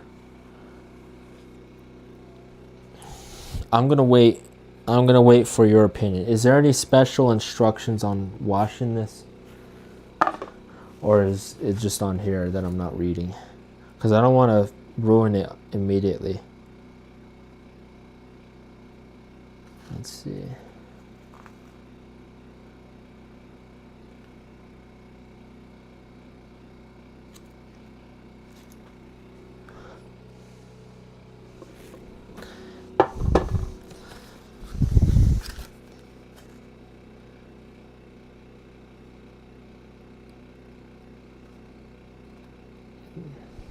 It's using a word I don't know. Ingredients. In a bowl. That is a good question. Oh. I guess this can be used I guess this can be used as a mixing bowl too, from what it says. Well, that's an idea. So you don't even have to use another bowl. You can just use this. Well, maybe. I don't know. Is that gonna hold 12 tortillas worth of flour and ingredients? I don't know. But it didn't give me any instructions on not using soapy water, so I'm gonna wash it here in this before I begin. Yeah, I read the inside of it. It was just telling me, it was like a recipe for corn tortillas, I believe.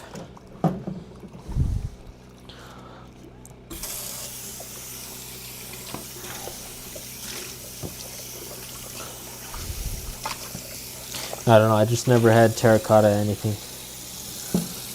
Look at the comments. Well, too late. I already washed it. Still, it didn't explode, so. Yeah.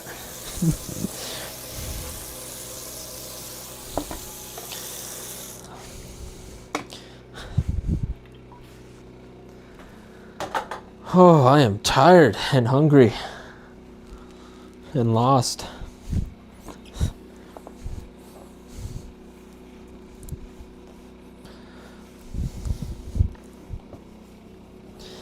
All right, we'll try that out. You know, I'm actually pretty sure that this is too small, but we'll try it out. I'm actually going to have a backup rack in case it is, because the last thing I want is to look for a rack while I'm in the process of making the tortillas. So let me do that.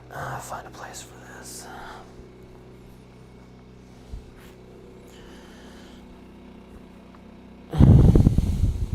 Now when you make the tortillas and you put them on a rack, the reason you put them on a rack and not just usually just on the countertop is because the tortillas do have moisture.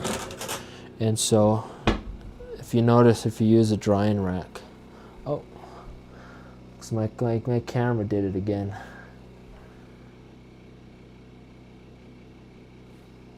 I don't know how long that was, how long it lasted, but I'd say it lasts about, what, 40 minutes? 40 minutes before the camera freezes, so I don't think that's too bad. When I streamed before, I don't remember having that problem, so I don't know what that's about. But have the rack and the tortilla warmer. So I'm gonna use both. For the rack, I'm actually gonna put a couple paper towels. If it fits in the tortilla warmer, then I'll put the paper towel in the tortilla warmer. If not, then I'll just keep it on the rack here. We'll see. Now, okay, let's see. So I would like to get a shot of me rolling the tortillas, and then I would like to just pan, hopefully without rupturing the feed. So I think that is great. That's a good shot. Just move it a little bit. There we go. Good shot. So I'm going to demonstrate a couple of times rolling the tortillas and then putting them on there and then showing you what type of texture we're looking for when the tortillas are done. But generally, that's what the timer's for. So I'm going to try to keep up with the timer. I'm going to pan the camera a couple of times, but it's not going to be, it's only going to be a few for the first few times. So I think I'll keep it on this angle after I'm done panning it. So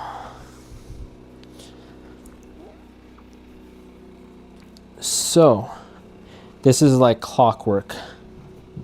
I've made tortillas for so long, I already know this. So I'm gonna have it on 50-second interval. This app is called Talk Stopwatch. If you ever want an interval timer, it's old and it still has ads, and there's no way to remove the ads even if you want to pay for it. So, but it works well, and I haven't found another app that does exactly what it does. So I have it set for 50-second intervals. Before I touch anything, I'm actually going to turn on. So this will change if you don't have a cast iron, but since I have a cast iron, with cast iron it takes a long time for it to heat up. So I'm actually going to start preheating the cast iron and then immediately start separating the dough balls for the tortillas. And by the time I'm done separating the dough balls, it's going to be at that temperature. So it's all clockwork. So I'll set it on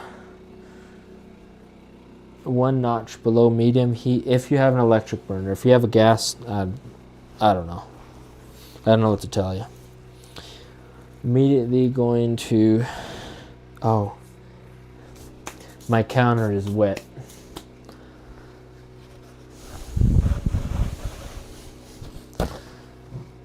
That would have messed me up.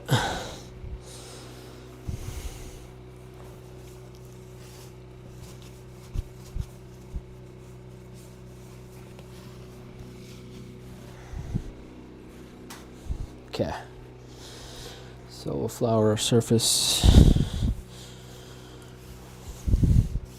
Flour all surfaces. And my cat came into the kitchen. Hopefully she doesn't get any ideas with the food on the stove and all. So actually before I put it on the floured surface, we're actually going to measure out the dough balls. So one quick way, usually it's around a little over 100 grams each. That's usually how much it comes out to, but every time I measure anyway. So I tear it while the dough is in there.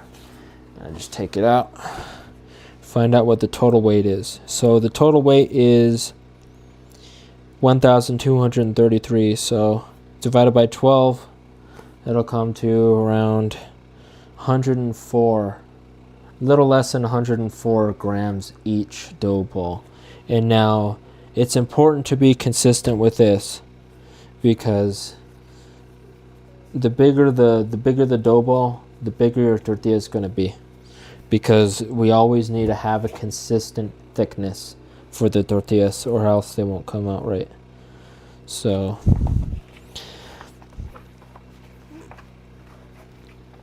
I'll just measure out about 104 grams, and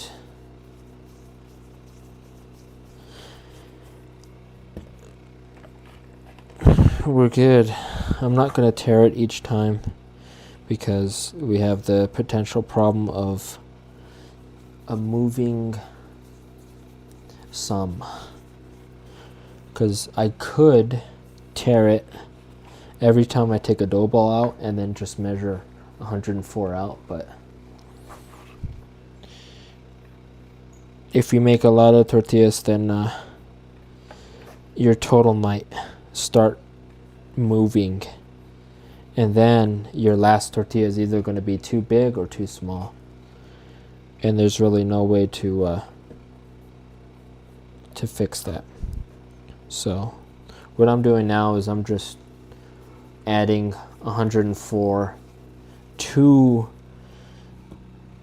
each. Like right now it's at 312. And then I take out enough to reach 416.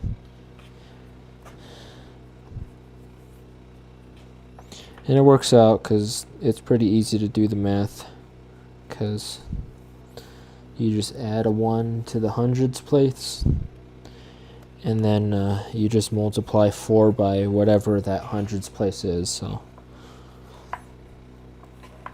the next one would be 518, right? No, 520.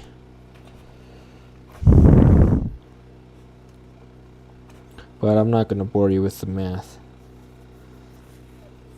too much.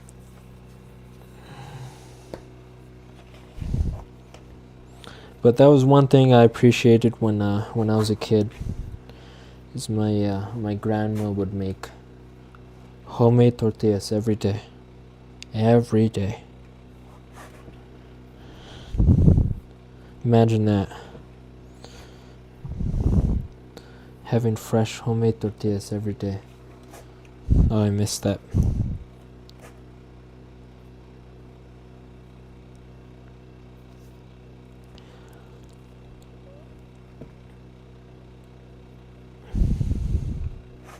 But of course it takes time, and I'm sure she made tortillas in like less than half an hour. I don't know how she does it, but I guarantee you that she could do that. That's probably what she did. Because I just make them at my pace. So, might not be as fast as grandma would make them, but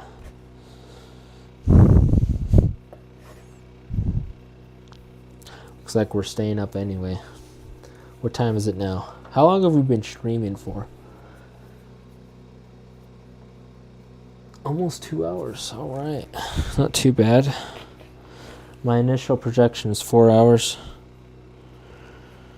I hope it doesn't take that long. Let's see. That would suck. I'd be so tired and so hungry. Usually I would watch a podcast while doing this. And it'd be a long podcast, like multi-hour podcast, because I'd be able to watch the whole thing while I'm making burritos. And I really wish you can taste them, because these tortillas are great. It is really worth it. Now sometimes I would actually make, so right now I'm making 1.5 batches. So a normal batch would be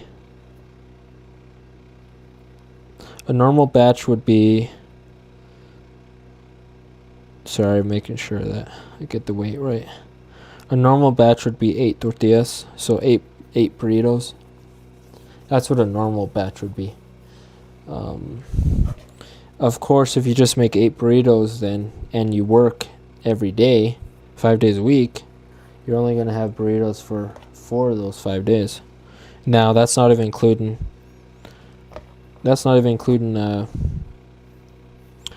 oh, it wasn't. Oh, yeah. So that's not even including Saturday if you work overtime. So to fix that overtime issue, because if you're working Saturday, you might as well eat well. So I just increased it by 50%. So we got our dough balls. But sometimes I'll make a double of what we're doing now. So I would make 24 burritos.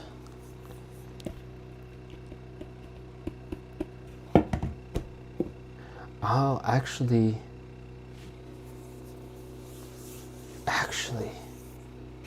we're supposed, that's what, okay. It's all making sense now. No. I have bad news. I have bad news. We are making 24 burritos. This is only one half of the tortillas. I was forgetting it because I had two bowls of the chili, 2 packets of the beef. I completely spaced the tortillas. That's fine. That's fine. We already made them. We already know how to make them.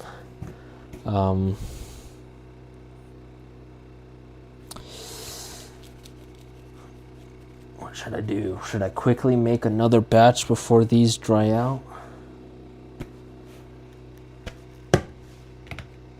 It would save time. Or would it? Nah. I'm just gonna simplify it. We're making the tortillas now. We're rolling them out. So I always keep this on the counter because I always make tortillas. Flour your surface.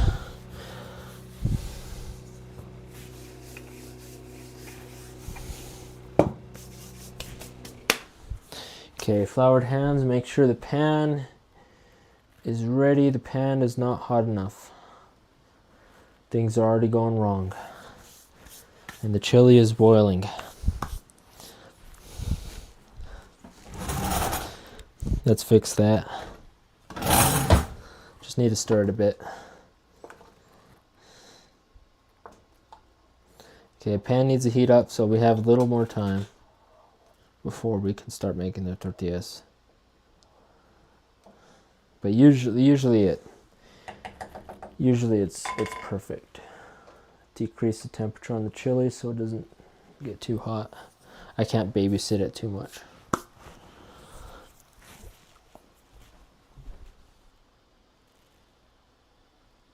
Oh man. I'm telling you, it's getting to me. I put on the wrong burner. I'm like, I can feel heat around it, but the pan is cool. How is it cool? What's going on? It turns out it's the other burner. Oh no. Oh boy. I can already feel it. This would be the time I would sit down on the couch. But I guess while the pan's heating up, I can do some more dishes.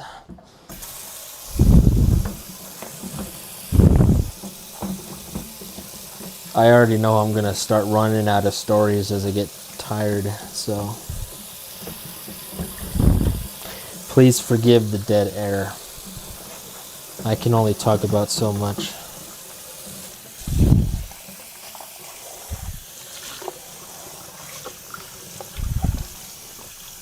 But we're doing it. We're doing 24 burritos.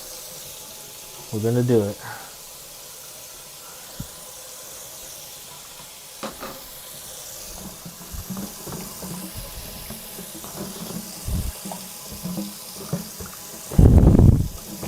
Yeah, because now that I'm remembering it, it's really not that worth it to just make 12 burritos. Because that's 6 days. You might as well make another batch while you still have the ingredients out. And I know that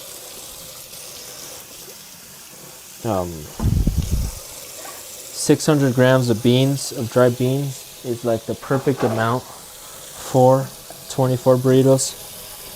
So if you want, I know there was one time I made 36 and I ran out of beans quick. So I think there were some burritos that didn't have any beans in them at all.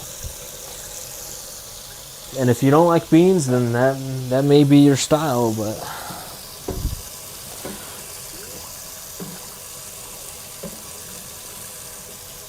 I like beans.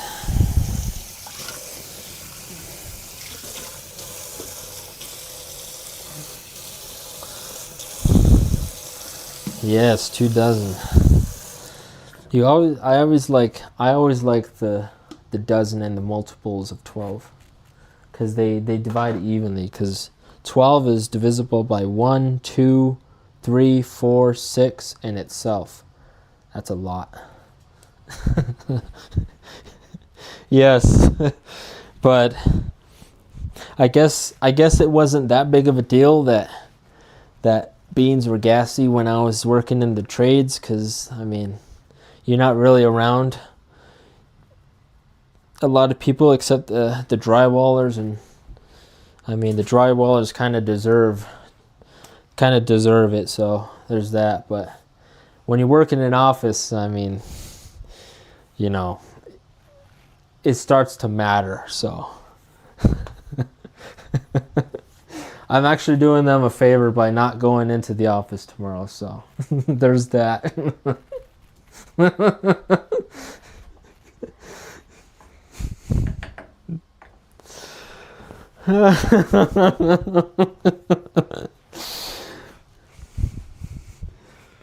Oh man, I can already feel I'm tired.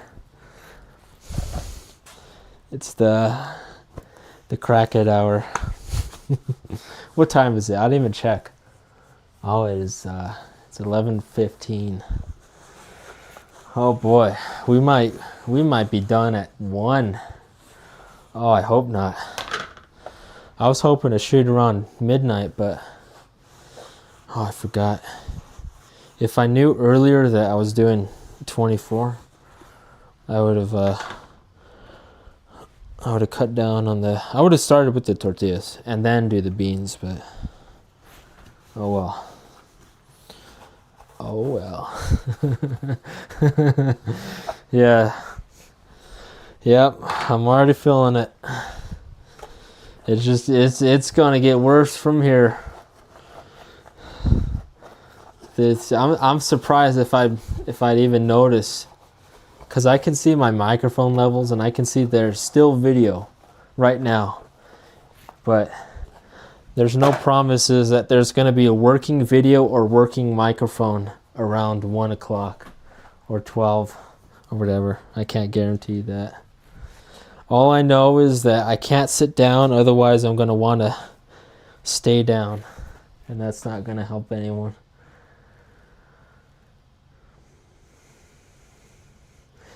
So I think the pan is ready. The pan is nice and warm enough. I'm gonna change it to medium-low heat, and then we're gonna start making the tortillas. So flour all surfaces, the pan, the hands, and a little bit of the dough ball itself. Now to start out with, I hope I'm in focus. Looks like I'm in focus. So to start out with, what we're going to do is we're going to flatten out a little bit in our hands. That's to get it started. So you want a thick, round disc like that. If it focuses, like that. Okay, and that's what we're going to start out with. Okay. Now we're going to start our timer, and then it's pretty much marathon time now. Timer is set. We're going to start rolling now. Now we have grace because this is the first tortilla. But usually when that timer goes off, we're going to flip a tortilla. If we're not flipping a tortilla, when that timer gets off, then we're switching the tortilla.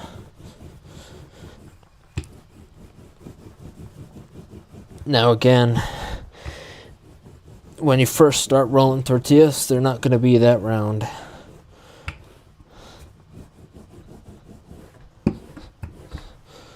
But after you gain some experience with it, they'll get rounder as time goes on.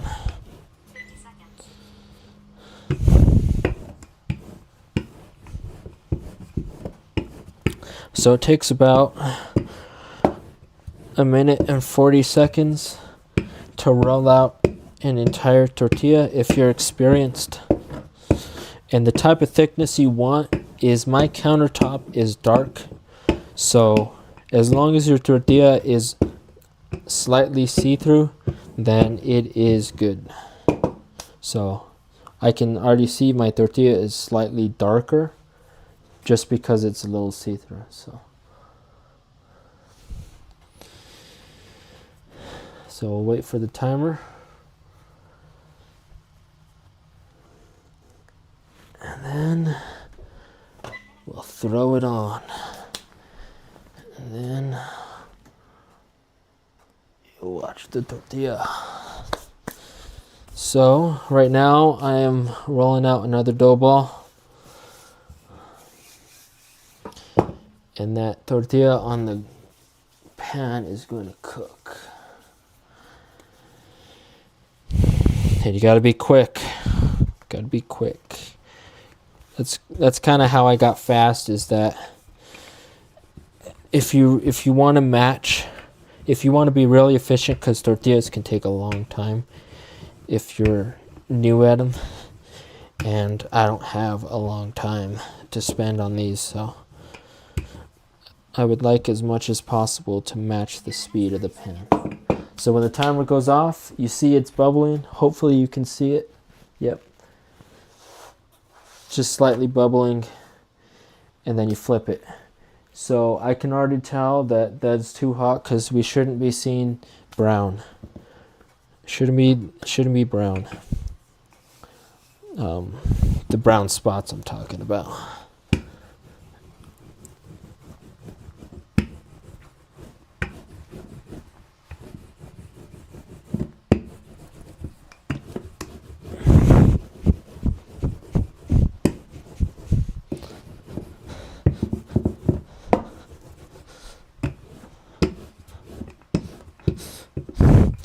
You don't want your tortillas to be too small, because then it'll be hard to roll it. So that's it. Let's see if it fits. Nope, does not fit.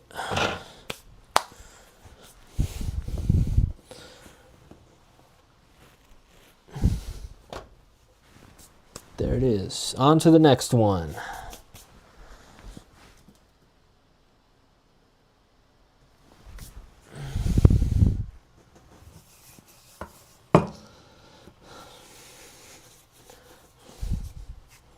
Now, you don't have to be halfway done with rolling out the tortilla.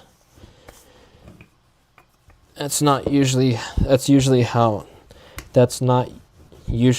it works out. I usually get to about here before the timer gets off. Yep. And go over, flip the tortilla. It's bubbling, and there's only a slight tan to it, which is great. I'm talking about the spots. Now, if your tortilla sticks to your thing, then just flour it more.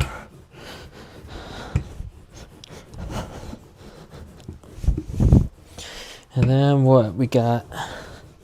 I don't know if you've done the math. Is that 1200 seconds? Is that what that means? I know 5 minutes is 300. So 4 times 5 is 20 minutes. So it should take, there it is. So what would that be, 20 minutes? 20 minutes for a full batch. If I flip them at every 50 seconds. You can see this is already a really small one.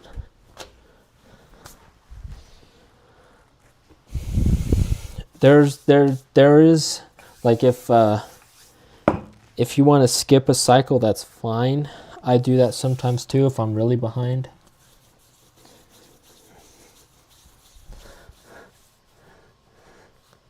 Timer for it's down, yeah.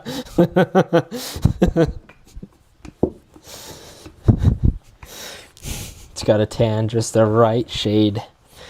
Now, we don't want any orange tortillas here.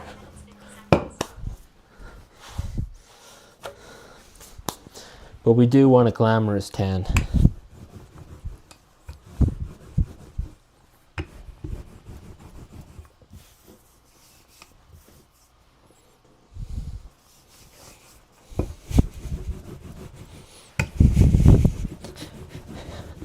Now, you're not going to go this fast when you roll tortillas. I'm just experienced and I know how much pressure to put on and how far to go. With that, it'll come with time.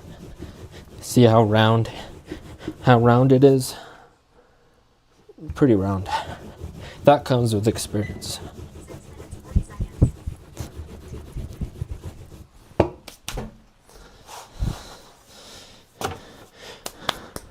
Now, we're true authentic here, so we don't use spatulas or anything. We use our hands. We flip those tortillas by hand.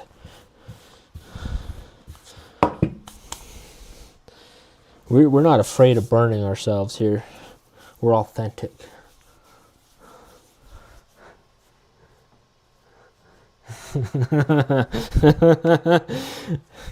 You have a farmer's tan already?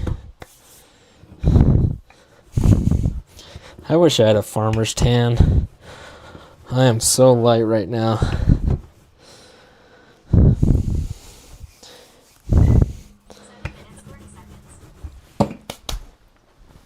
Okay.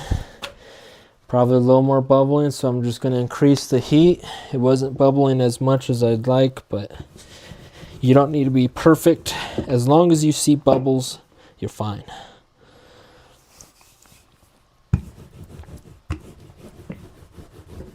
But one thing about whole wheat tortillas is that they're a lot easier to work with. They're a lot more forgiving.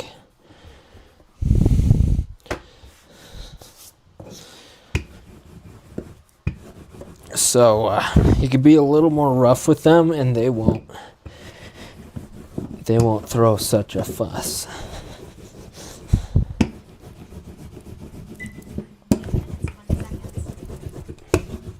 Yeah, I'm falling behind.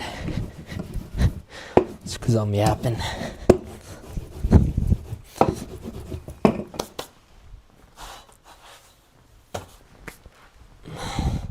That's fine. Oh. Just get on to the next one.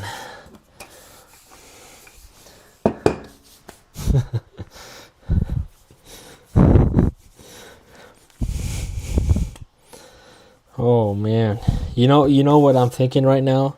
I actually don't want to make 24, but I know I already made the ingredients and I'm gonna have the ingredients out already, so I can't just pawn it off to tomorrow.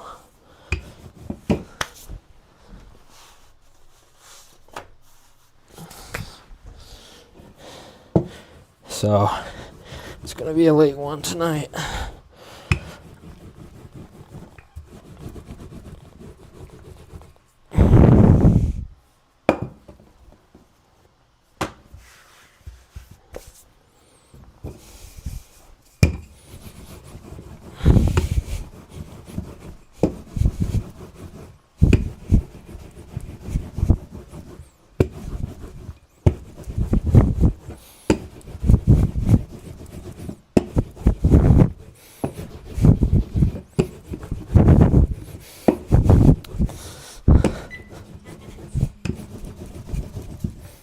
There we go, just in time.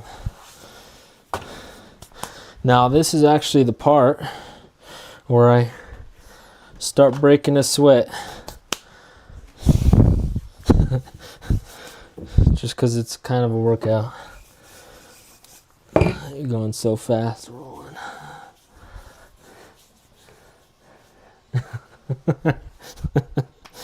Yeah, a little bit, just a little bit. That's fine. I think if I wasn't streaming, I would already be on the couch right now, and I'd probably fall asleep, and I'd resume all this at around 2 a.m. And that wouldn't be so good. but I've done that before.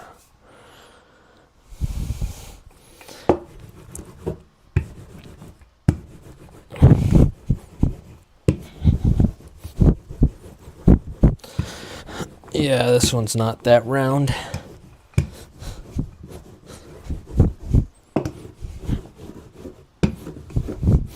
Yeah, I'm only perfect most of the time.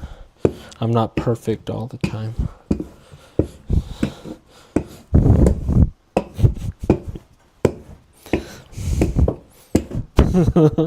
It's a heart shape.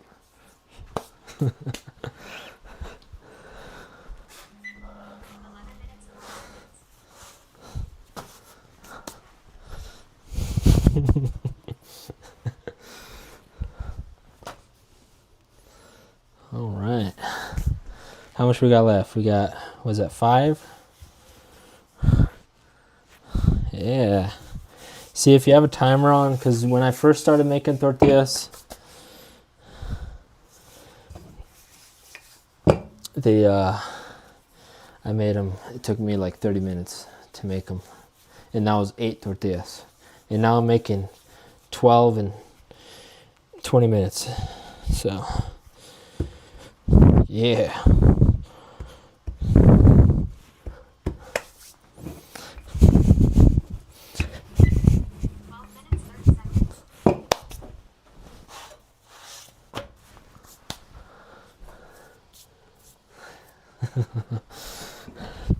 You were counting? I wasn't.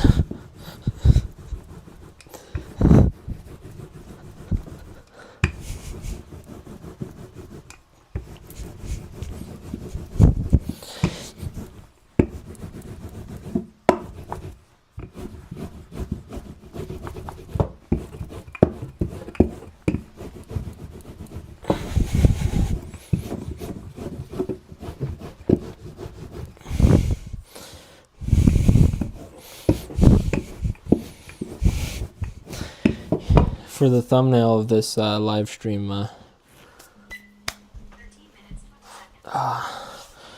don't think I've ever taken a picture of my burritos. So I think I just had that video that photo that I took of assembling the burritos. But I guess that's kind of what it is. This stream is about assembling the burritos, not really eating the burritos, though.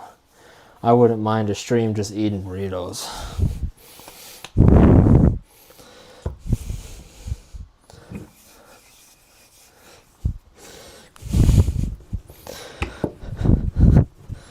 Ooh. 14 minutes, 10 seconds. All right. Making good time, I think. I don't know what time it is. I don't care. I just know it's probably going to be like 4 a.m. when I'm done, because I'm going to fall asleep halfway through and wake up at 3.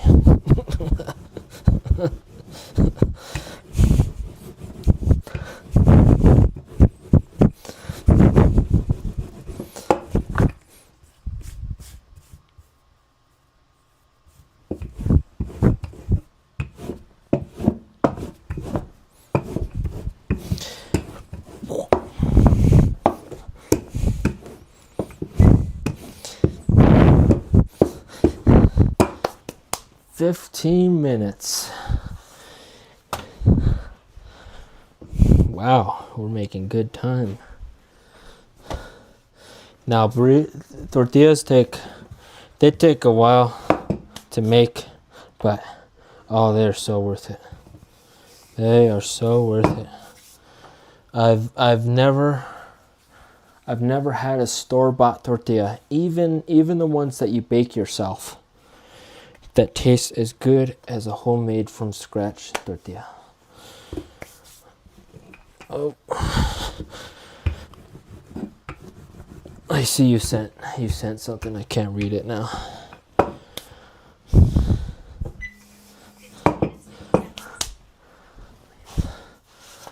What did it say? Yep.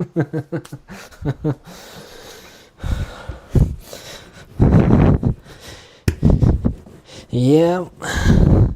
You gotta stay busy. Otherwise the passions will creep up on you. Especially if you're up late in the quiet late night. So if I had a choice between fighting my passions, laying in bed at this time of night, or rolling tortillas for some delicious legal burritos, I think I'll take the burritos every time.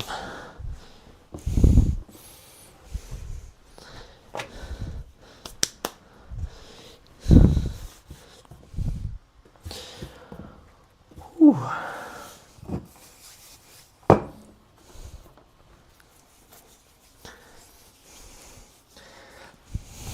Are you getting tired, or is it just me?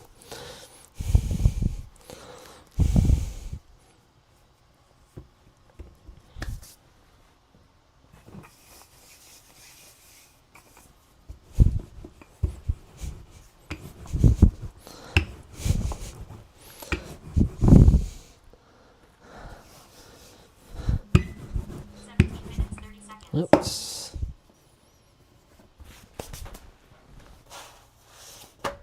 Yeah, the pan's at a nice temperature.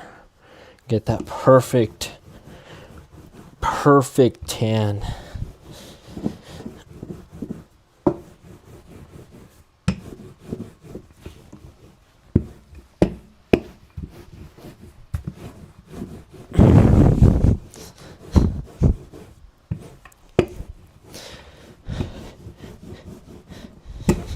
So the YouTube plugin I use for my streaming software, earlier, before this stream, because I did a test stream, it actually showed me like how many live viewers I have and things like that, and right now it's just showing me as offline. So I can't tell if anyone else is here, if it's just, or if thousands of people are tuning in. I suppose not, because my chat would be flooded right now. But let's not get distracted here. I'll have plenty of time to talk when I'm assembling the burritos.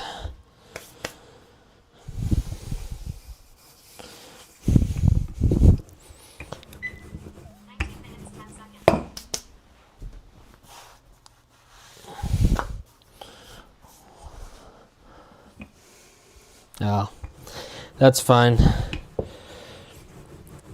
I actually wanted to stream on my new account, my Simunion account. But it turns out that there's a little cooldown period I have to wait. So when I tried streaming on it, it told me I had to wait 24 hours before I can start streaming on it. So this is actually my my main account, where most of my subscribers actually come from my tutorial video on WordPad.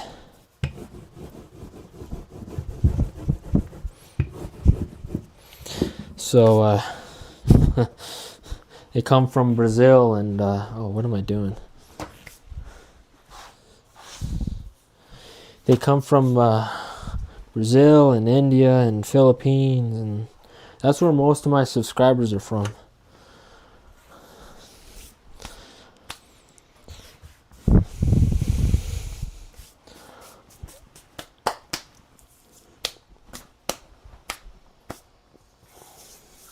Instagram.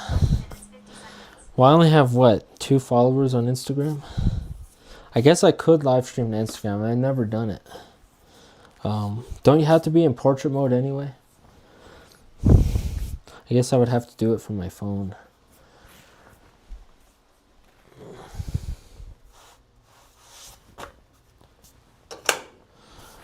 All right.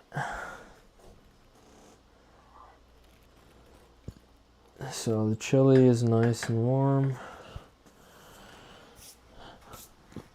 It's time to make the second batch of tortillas. Oh boy. And then while the tortillas are resting, we can actually get started on assembling the tortillas. 1 minute, 40 seconds. We don't need this anymore.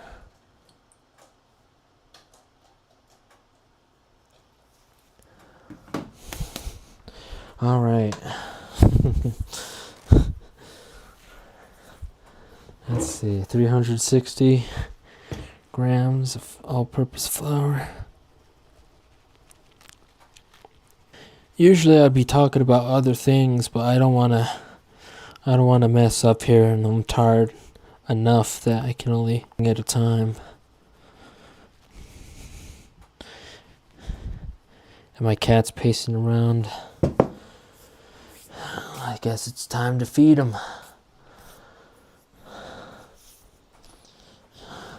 See if I can get a shot of him. Let's see.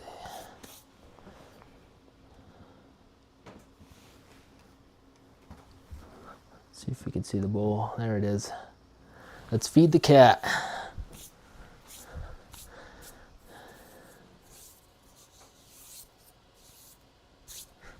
Oh, really?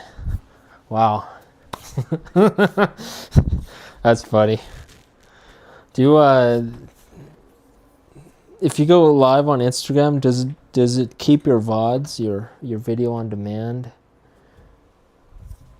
Like you're able to view your live stream, or does it is it only live stream, and if you can't catch it, then no one else can watch it again, including yourself?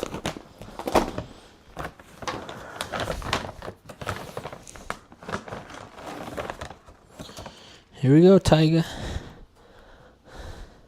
She has a routine. It's tradition of her pawing it. That's how she gets her food. She'll have to paw it. Yep. Like that. There was one time when she was a kitten that she did that, and I've reinforced it ever since because I thought it was cute. So it's kind of like her asking permission.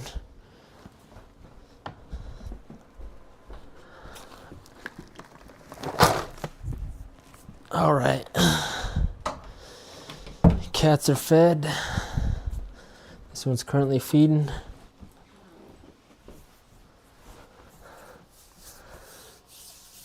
Oh, you don't know? That's fair.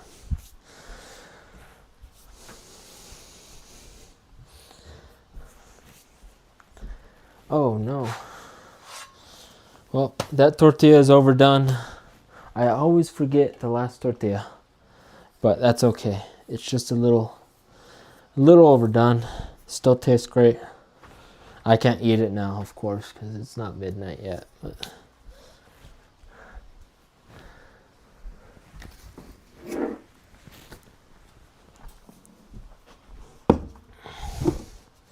I was thinking, one of the ideas I had, and I thought about this when I took my dad out on Saturday for his birthday. Me and my brother took him out. My brother paid for it, so I can't take any credit for that, but I took my camera and I actually took a photo of him. I actually took a video of him walking toward the table, but he has Parkinson's. So I actually thought about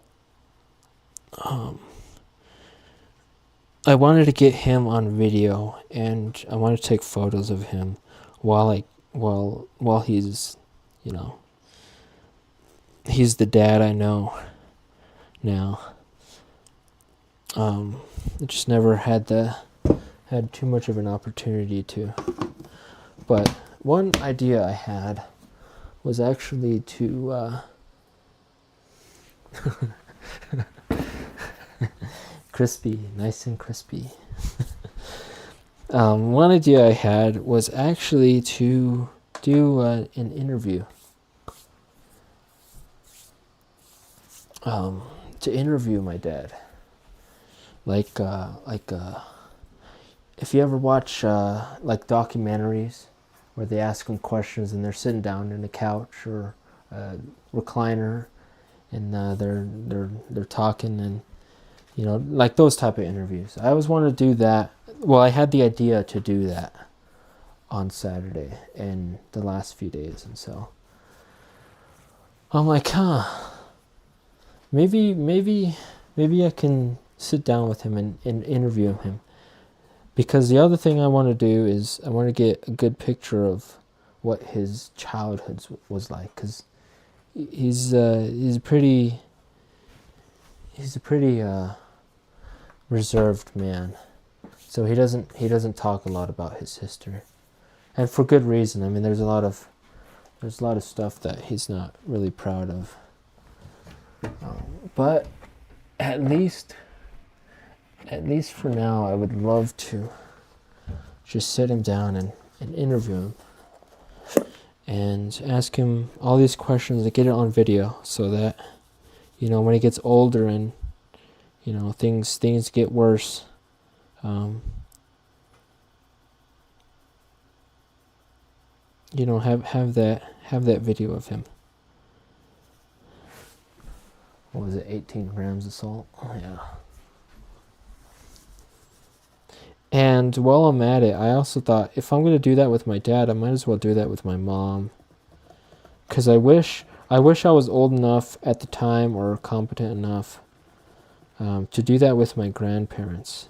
I mean, of course, my maternal grandmother she passed when I was 6 or 7. So there's no way I could have interviewed her. She might be interviewing me while I try to play with my toys or whatever. And my paternal grandmother, she passed in 2018 on Christmas. So I was was it 2018? So that's 6 years past. So I was 24. I was 24 then. So if I knew about it, then I guess I could have interviewed her. But she also got sick, and so she was unresponsive the last. How would you say? Last few weeks of her life. So I would have to do it like a year or two earlier before she got sick. What was it? Okay, we got lard next. I don't know why I washed. Well, I know I washed the lard bowl. It's because I didn't know I was making 24. But that's fine. We don't do things the easy way here. Now, where did I put it? Oh, yeah. Oh. I don't know how long the cat. So she'll go to the other bowl, and she'll eat IMA's food, which is pretty funny. Ever since she was a kitten, she would do that. And I used to get mad at her because because I actually weighed so when they were kittens, both my cats, when they were kittens, I would actually log how much food they ate. And so I started that with Ayame, of course. And when I started that, I would feed her. I would know how much food I gave her. And then when I fed her again later in the day, I would actually weigh how much food was left. That way I knew how much she ate. And I would track that. And then when Tyga came along, I still wanted to do that with her. But then she would eat Ayame's food. And then I was like, stop doing that, because I need to track. And then pretty soon I realized that even I would have to be watching both bowls in order for me to enforce that. So that went out the window pretty quickly when I got Tyga. And I haven't really tracked their food intake since. Now all I do is I track their weight. I weigh them every so often. 45 grams.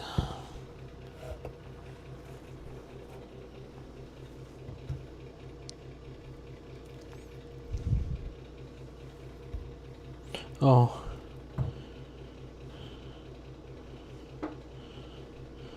My scale wasn't even on.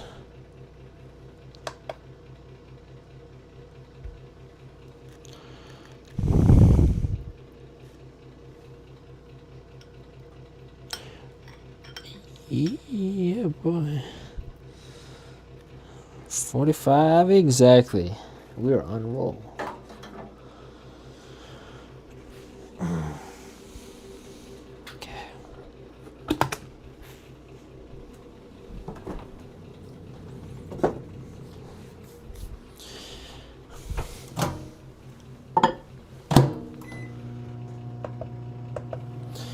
All right, 2 cups of hot water.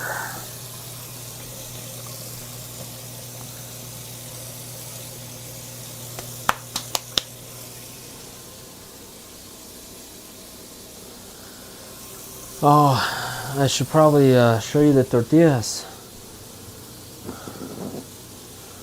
There they are.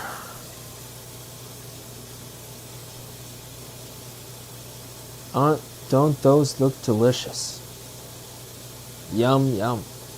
Oh, I can't wait to eat one.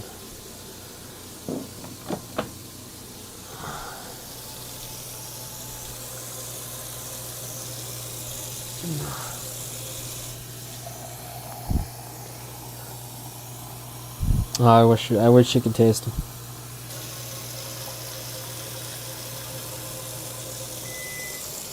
All right. So, large done.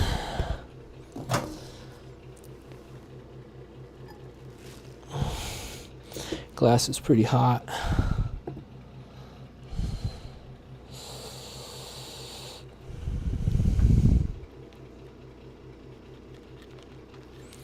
Oh, I never explained it. So you want the tortilla mixture, the dough ball, to be room temperature, around maybe a little warmer, so it can rest properly.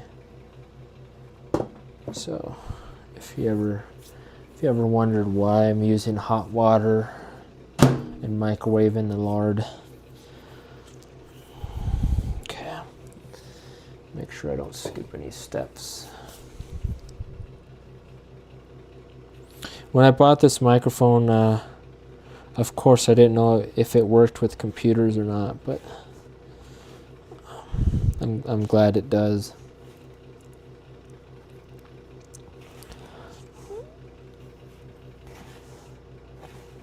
Now, usually I would be streaming at 1080p, but my laptop can't handle it.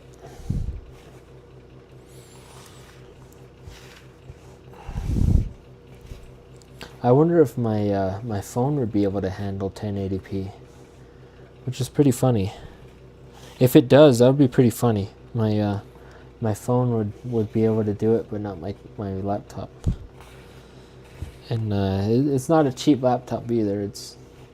I got it. What was it? Open box. I love getting expensive technology items open box because there's no reason not to. You just save money. But I got this one for about $900. I think it retailed for like at least $1,100. So it's not a cheap laptop.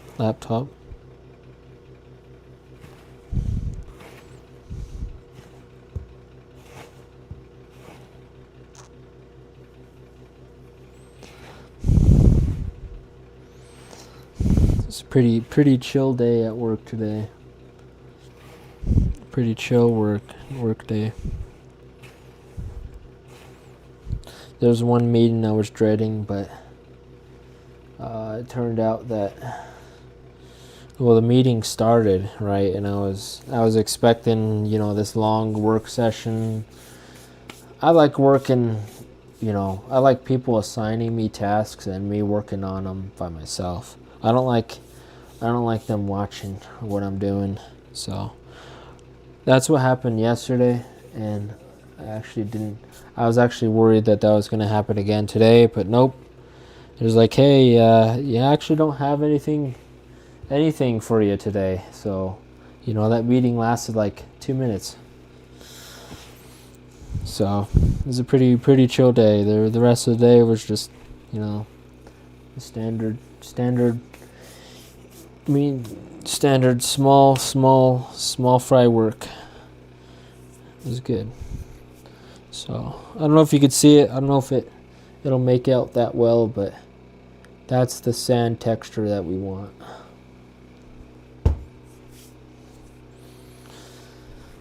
Oh.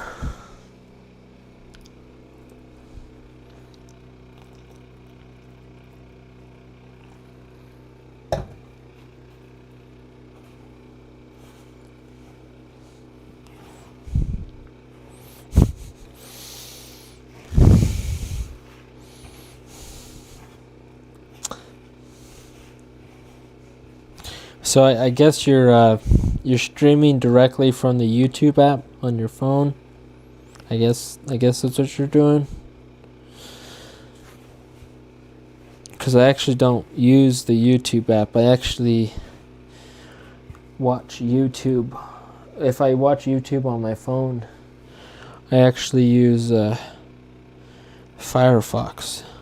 So I watch YouTube in my web browser on my phone.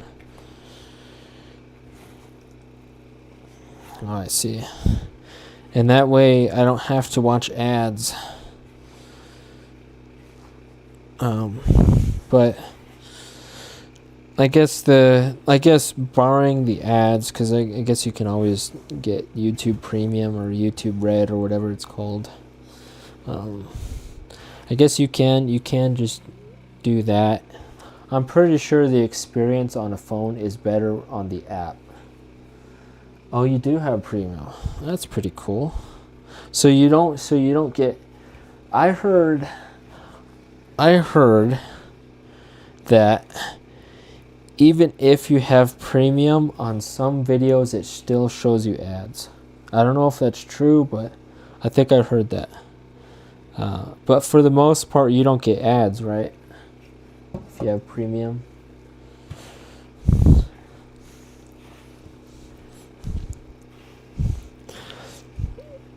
But yeah, I'm sure the experience is better on the app than in a web browser.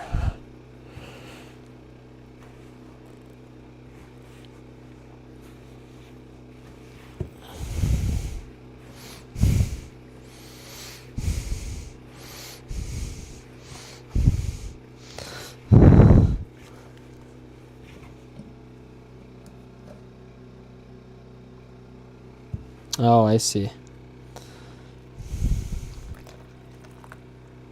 But not when you watch from the... So you get ads when you watch from the Google app, but not when you use the YouTube app, is what I'm understanding, right?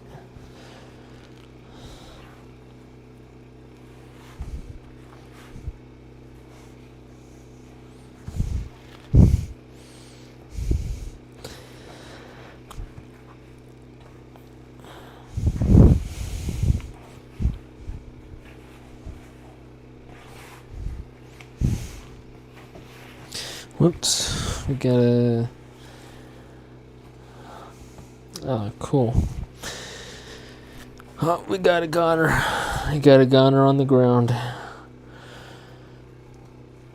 That's at least 10 grams of tortilla right there on the floor. It's going to throw our numbers off. I think we have to restart the whole thing. We're going to have to throw all this food away. We're going to have to throw it all away, restart, because, you know, this measurement's not right on this second batch of tortillas.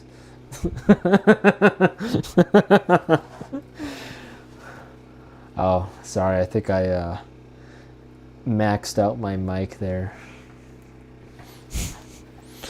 I need to put a limiter on it.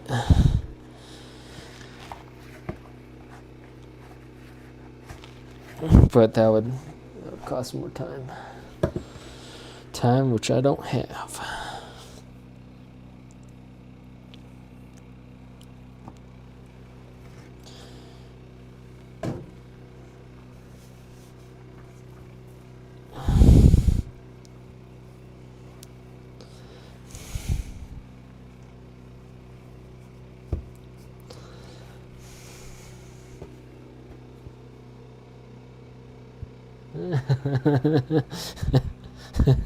I guess not. I don't know what it sounds like. I hope it doesn't. I hope it didn't sound too bad. But I'll definitely have to remember to put a limiter on the microphone settings, so it doesn't do that. So I was testing my audio. One of the ways I tested my audio was to go on YouTube and watch a random live stream and see what their audio level's at and compare mine, because I did a test recording. And you know what, the first live stream I clicked on, it was a gaming live stream, which I thought was okay, all right, you know. I've watched some gaming streams before, but this one was by, he's got to be a 22, 23-year-old man.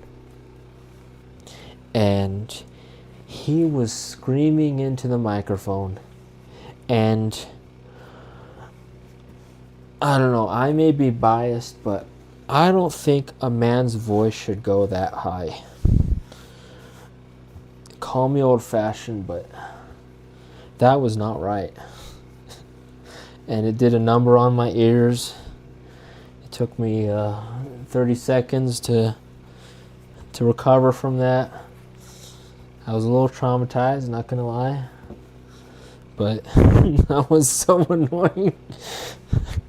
He was literally like screaming, like something that, you know, you do it for your younger audience, because apparently if you scream, then the younger audience are more engaged. Not me. Nah. I hate it when people scream in their mics. The only time you should scream in a mic is if, like, you're 12 hours into some, I don't know, even a video game. Like, if you're 12 hours into a video game and you've been working to pass this one level, sure, you can scream or whatever. You can do your hooray. But that guy was just like, nothing was going on. Nothing was going on, and he was screaming. That was uncomfortable.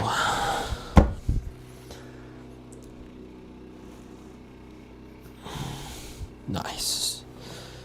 All right, we got 30 minutes to assemble some burritos. I can't eat this. Actually, here's what I'm going to do. I'm going to mute myself for a few seconds while I eat this tortilla. This tortilla dough. So, we do that.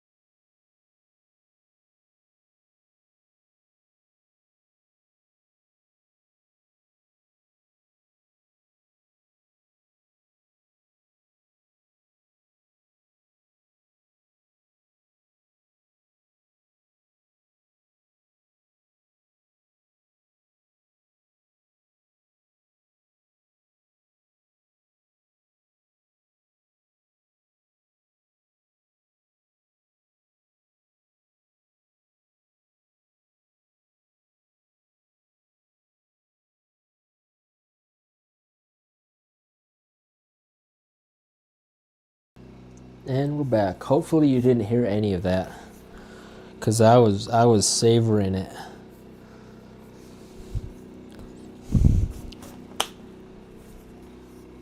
But I was just thinking about the last time I streamed regularly was back in 2021 when I was unemployed. When I got fired for the first time. I started streaming because I didn't know what I was gonna do. I thought I was done with the trades, so I was like, hey, maybe I should try this streaming thing that everyone's doing now. Tried it out. I actually got one loyal viewer. His name is Tio, and he followed me on all my social media, and he caught almost every stream. So much that I actually, because I'm pretty sure he was in Europe time. But because he was so loyal, I actually looked up time zone, because I knew he was still in school. I'm like, okay, all right. So when he gets off of school, he's going to be home, and that's probably when he starts, that's probably when he watches live streams. So when he gets home from school. So I'm like, okay, all right. What is 4 p.m. to like 11 p.m. in Europe time? And I actually considered, I think I tried a couple of times. I tried streaming in that time zone just for him, because as a thank you, because he wanted me to keep streaming, but streaming takes a long time and it doesn't bear fruit for a long time, so I quickly got out of streaming.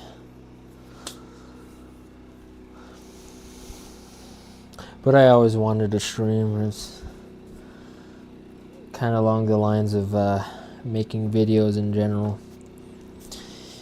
Anyway, while that rests, we're actually going to move on to the beans.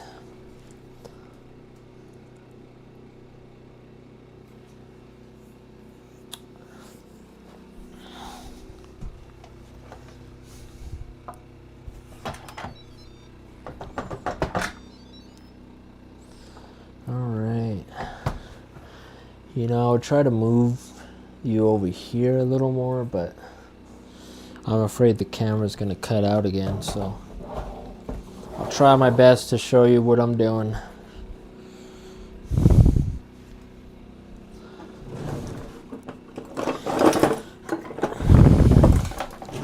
So once beans are done, just fish out the onions and the garlic.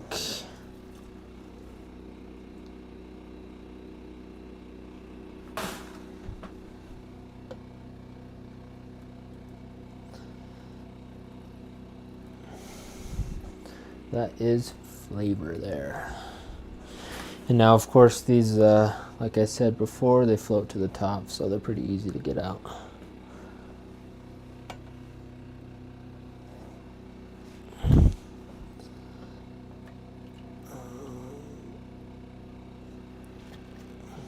You gotta be very gentle with them, because of course they're very soft and they break easily. So, but I believe I got everything.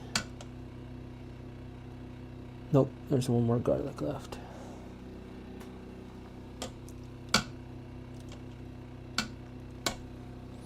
All right.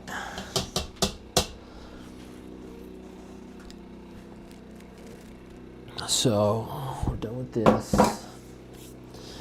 Now I'm going to dump it.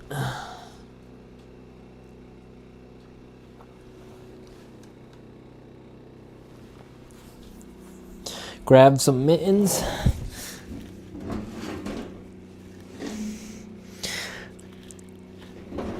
Or grab your cat if its name is Mittens.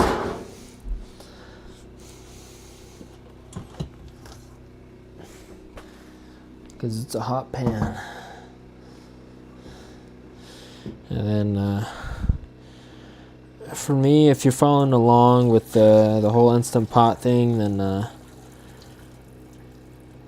I dump the water until the beans start wanting to come out. There's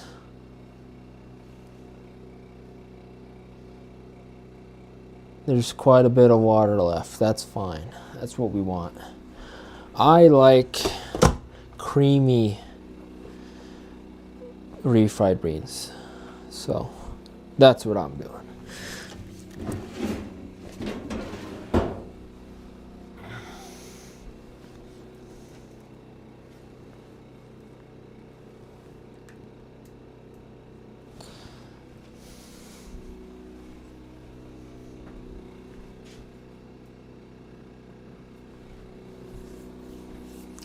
All right. Here's what we do. We find that spoon I had. Just getting the lard out with. Oh, I put it in the sink. That's fine. Just grab another one.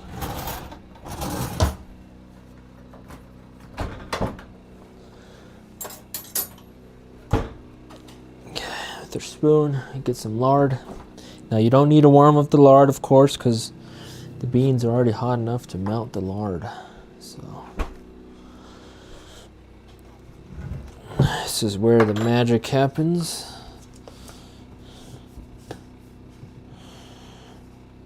Okay, I've used lard. We're gonna grab 1 spoonful, 2 spoonfuls, 3 spoonfuls.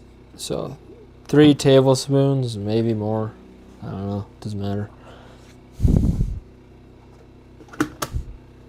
Of lard. Needs to be authentic lard.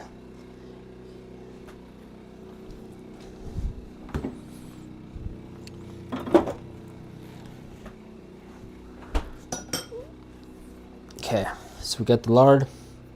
Now we got the salt.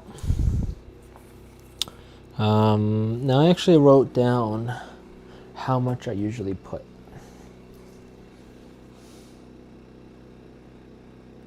So I don't know if that's readable.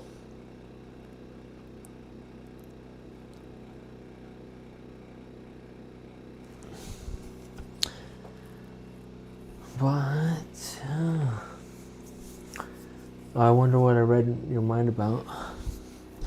I don't remember what I said 3 seconds ago, but so we got 5 grams of salt. I'll just keep it consistent now since I have the scale already.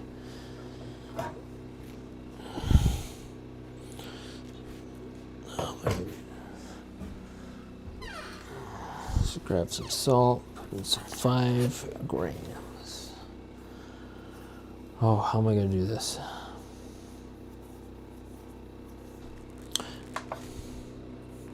Well, I guess we just pour until we got around 5.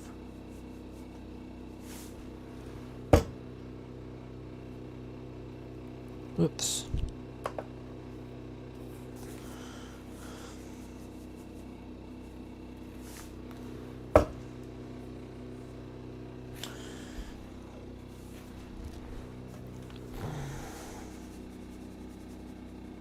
There we go. Should be good. So the salt is really the only one I'm worried about putting too much in, because you can always put too much salt, and that's not a good thing. Oh, yeah. Grab your cat if it's named Mittens. All right, so we got the salt. What else we got? Oh, I forgot. We're supposed to pour some of the broth in with the beef, but that's fine. It's too late to do that now, but oh well. Okay, we got some chili powder. Now with beans, I'm going to be very light with the seasoning. So just a little bit. We don't need any garlic or onion powder because, of course, it's been stewing in garlic and onion for the last 2.5 hours. Get some ground cumin. can't have refried beans without ground cumin. It's kind of part of the flavor profile of authentic Lewis beans. Some paprika, why not? Just a dash. And cayenne, just a dash. There we go.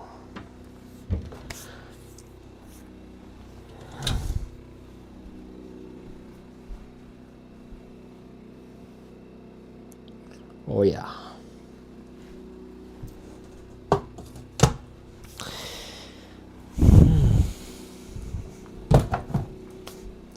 Stir it up with our wooden spoon, wherever I have that. There it is.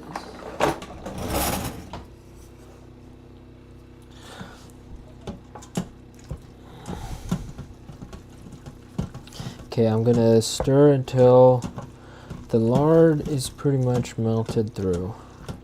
Now, if you wanted to make these vast friendly, of course you'd use avocado oil. Avocado oil is a neutral oil, so it'll do just fine in beans. Still taste delicious. But if you want to make it taste even more delicious, you use lard. It is the backbone of Mexican cuisine. Okay, so we're done with the spoon. I think we'll figure it out. I'm only half here, so all of this is just me figuring things out. Next, what we'll do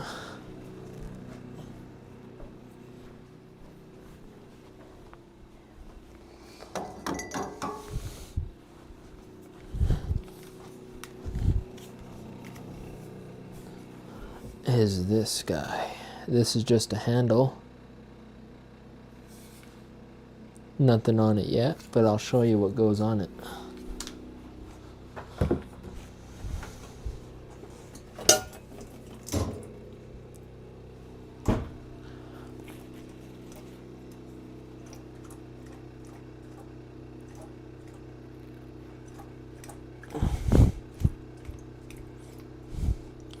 You know, I didn't know water can go so much in this, but whatever, dry it out, it's fine. It is this. See those blades? This is an immersion blender, I believe it's called. This is how we're going to puree our beans. Just the way I like it. Now, you don't want to go overboard because you still want some texture, but for the most part, we're going to be pureeing it.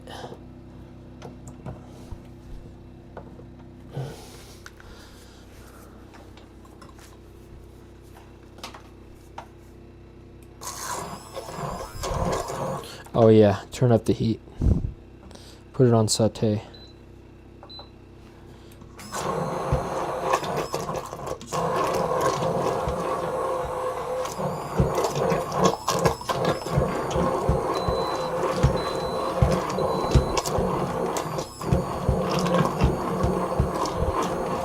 Alright, that's enough.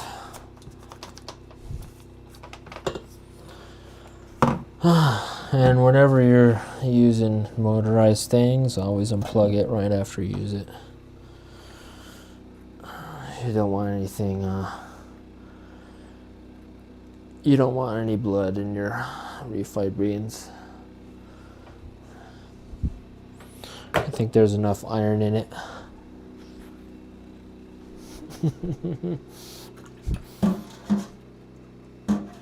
Alright, we're done with that. Put this back, and while that heats up, because it is refried beans, so we do have to fry them. And we're going to be frying them in lard for the authentic taste.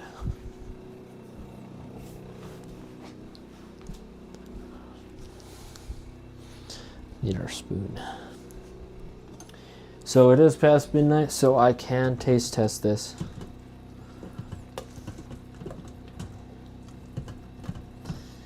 And we do want to taste test it because if you don't flavor the beans right, I don't know. It's like at least a quarter of the burrito is the beans, so it's best to make sure. Take the time to make sure it tastes right.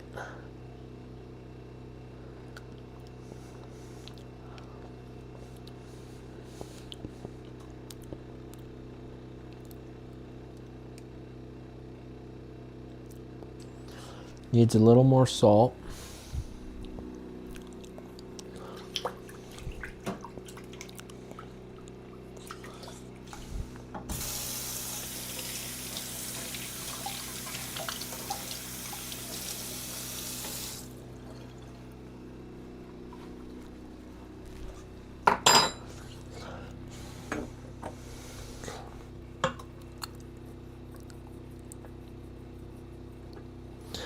And what else does it need?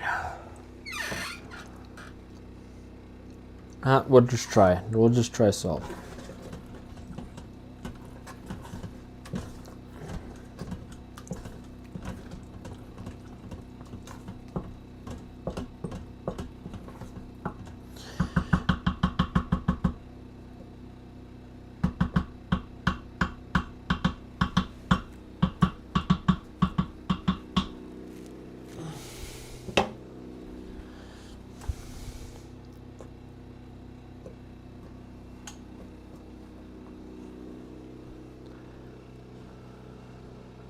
Welcome back.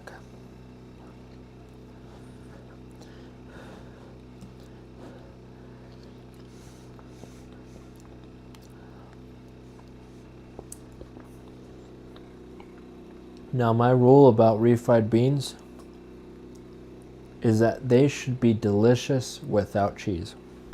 If they're not, you need to get better at making them. That is delicious. I can eat it just like this. I would be content eating it like right now.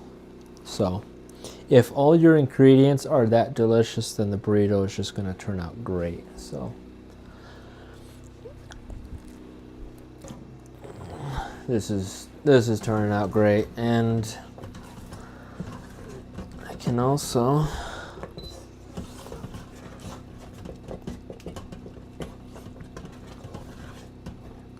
taste test the beef.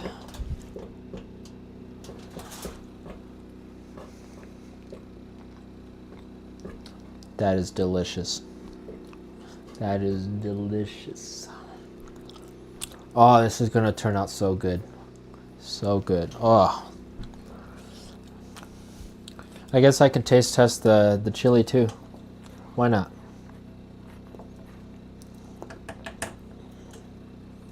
Authentic pork green chili.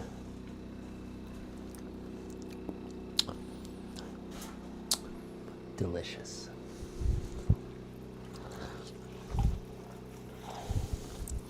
Oh, I can't wait to eat. I can't wait to eat all of it together.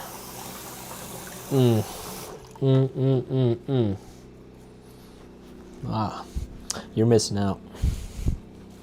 You are definitely missing out. All right, get back to it. We're wasting time. I wonder how long the tortillas have been resting for.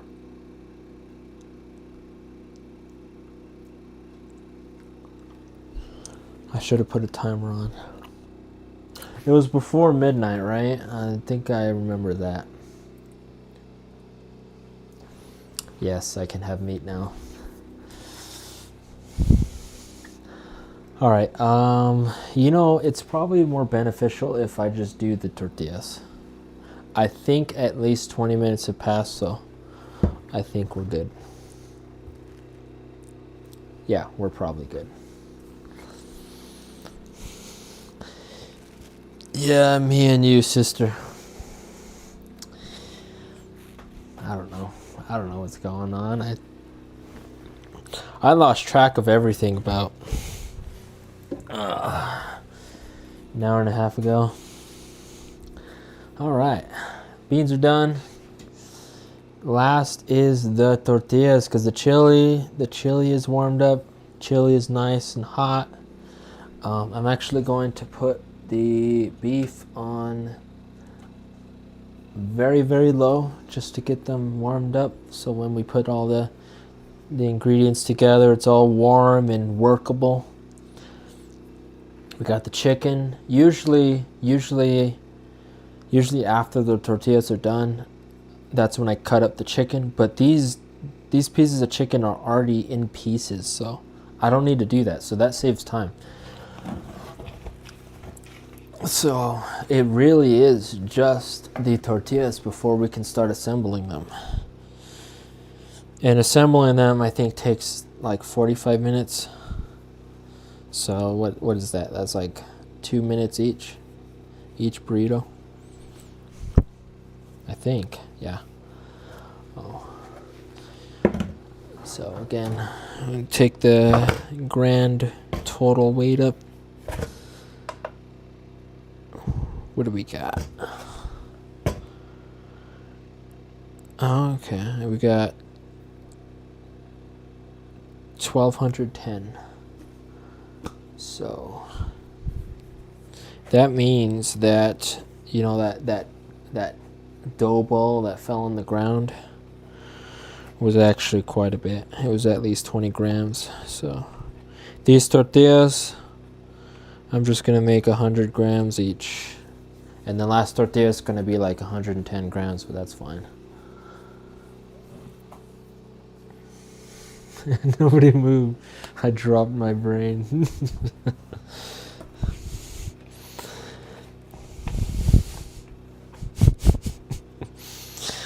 At least he knew where his brain was.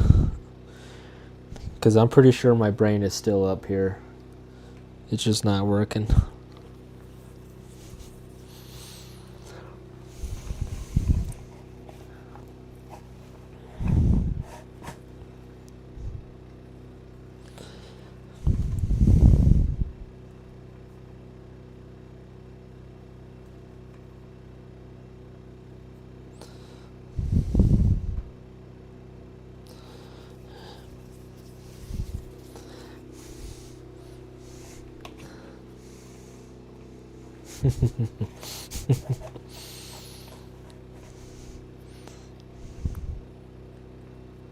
Well, I'm glad I don't have any meetings early in the morning.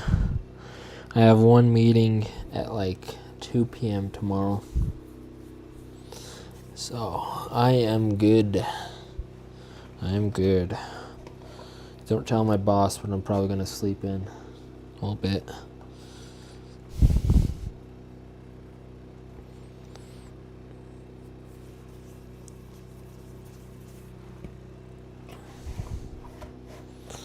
Probably start work at like 10 instead of 9.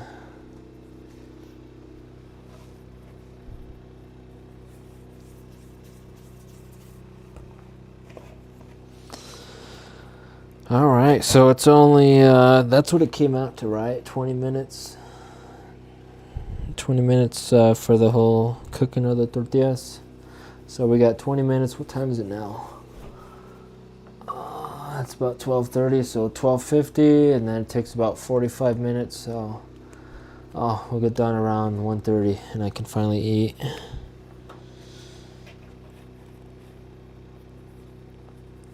$1:30. I guess that's not too bad. I was hoping that would be before 3. I wanted to start the stream at like 8, but I didn't start until like 9. Mostly because I was having trouble logging in.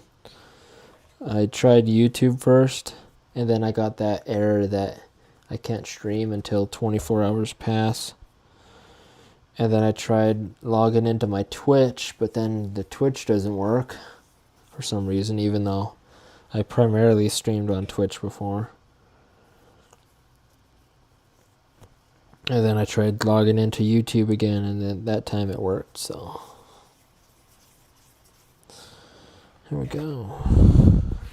And I forgot to preheat my pan again. So there's another few minutes there.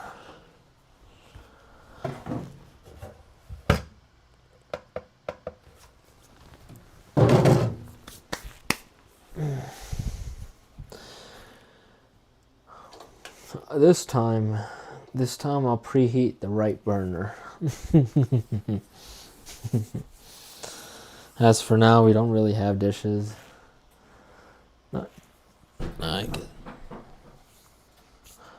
Oh, looks like we got some stray cats at the front door.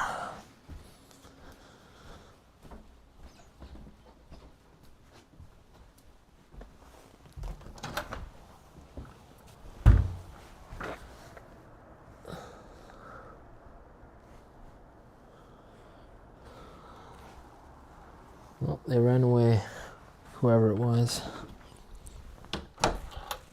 Heard a loud bang at the door.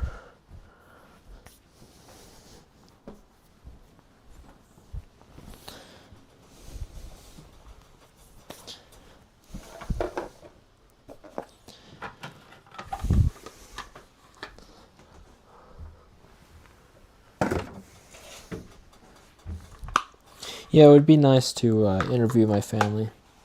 I wouldn't stop at my dad or my mom. And probably try to interview a few others as well.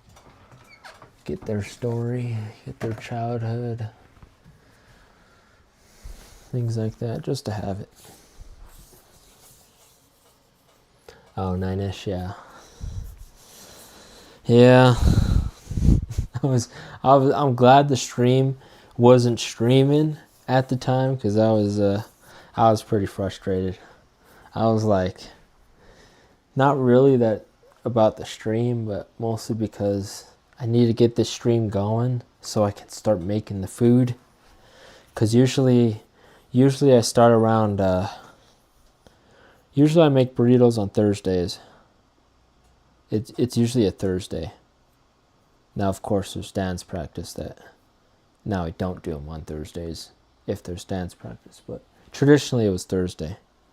And I would get home from work around like 4:30 to 5. I'd work out, because Thursday is one of my workout days, until like 6:30. And I would start at 7. So I would start cooking at 7, and I would finish around midnight. So, or 11 p.m. 11 p.m. to midnight is usually when I finish making burritos.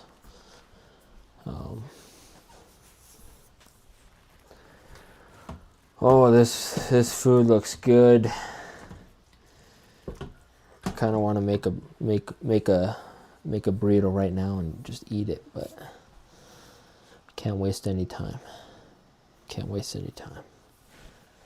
We already got the pan preheating here. Just good temperature. It's good temperature. All right, batch number 2. Let's go.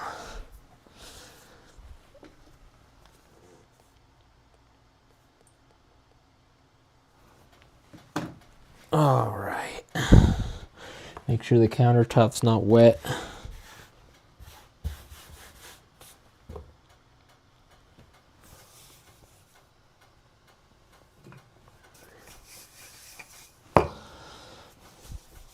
Start the timer.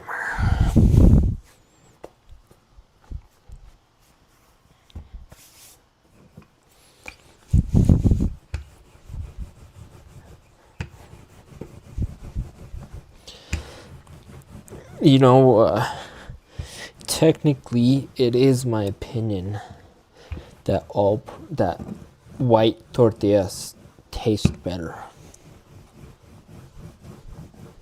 But of course, it tastes better because it's a lot simpler sugar than the whole wheat. What do they call it? Bran. So, yeah. The white tortillas do taste better, but I mean, if you're gonna make burritos and you're gonna eat them every day, you might as well make them healthier. So, oh yeah, I like how this is turning out. Nice and moist, not dry, very easy to roll out. Oh, that's beautiful. That's beautiful. We already beat the timer. We got 5 seconds left. Guess we could start it now. Get a little head start on the next one.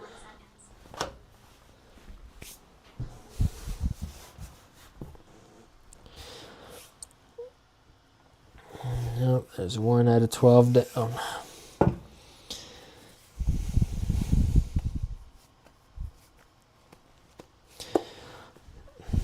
Yeah, I keep thinking I'm forgetting something, but I'm not.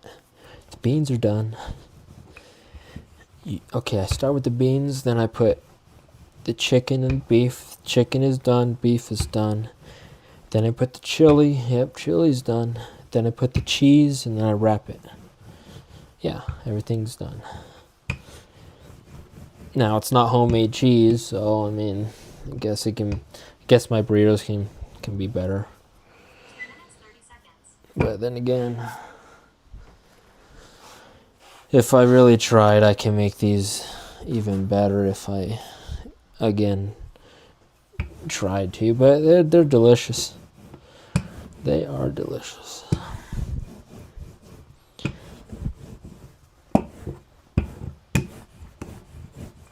Have one tonight. Have one tomorrow. Then have another on Saturday. Maybe on Sunday. We'll see. I just got to make sure I have the freezer space for it. 3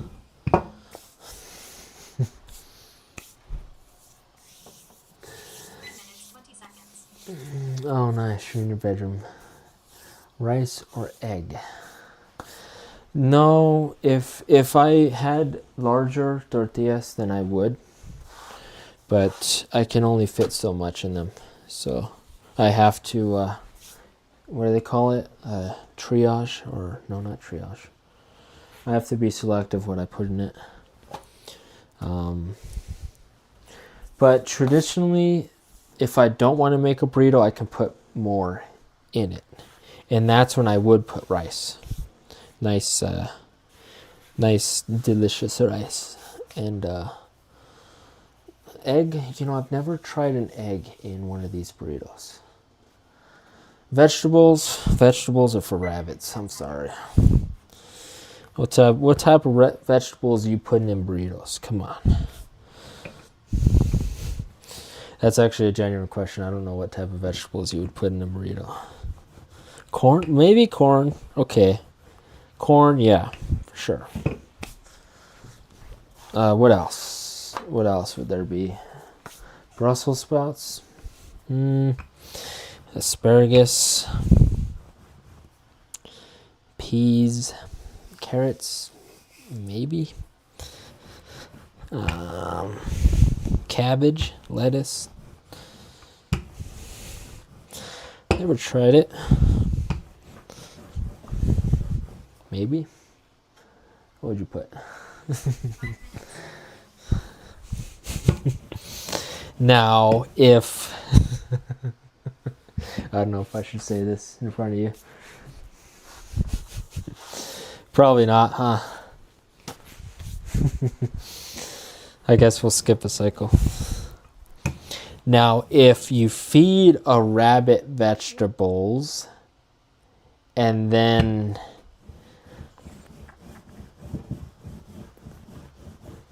anyway,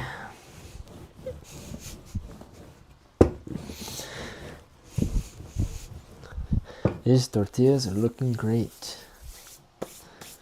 Olives, okay. Peppers, yes. Okay. Carrots, sure, yeah. Corn, yep. Cabbage, okay. All right. I can get it. I can get behind that. I can get behind that. I'll try it out. I don't have any olives. Honestly, I actually want to try out olives. I know I don't like them, but then again, I didn't like onions for the longest time, nor did I actually disliked chicken for the longest time and steak for the longest time, but I learned that that's just because I grew up in a household where everything was overdone. So when your chicken breast tastes like chicken jerky, then yeah, 6 minutes, 40 seconds. there's a good reason why someone would not like that.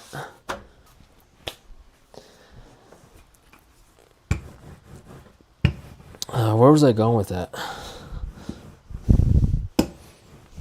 I don't know what I was talking about.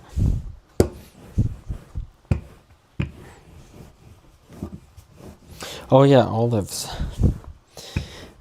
I've only had olives. I always thought they were super salty. It was the saltiness that I don't like. Are olives naturally salty, or is there like a way you can get olives where they're not so salty? Because my favorite, I know you can make eggs in bacon grease or lard, but I actually prefer fried eggs with extra virgin olive oil. Now, this may be just my ignorance, but maybe extra virgin olive oil tastes kind of like olives.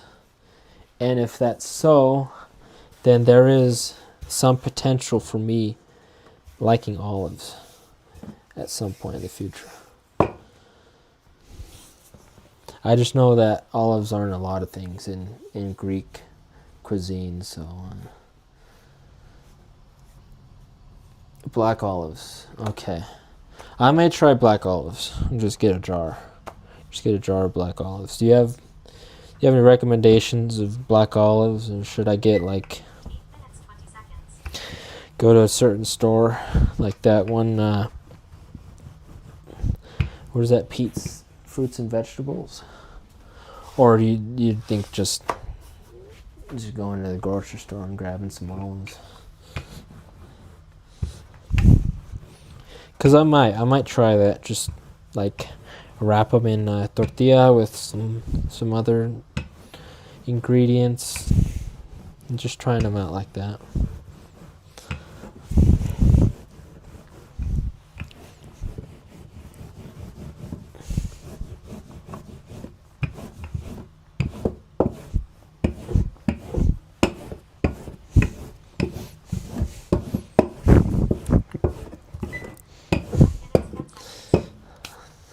Now that is not a very round tortilla, but it is big. And that's what we want. We want big tortillas. Now, of course, the rounder the tortilla, the better it is. The easier it is to shape into a burrito. But that's just a skill issue.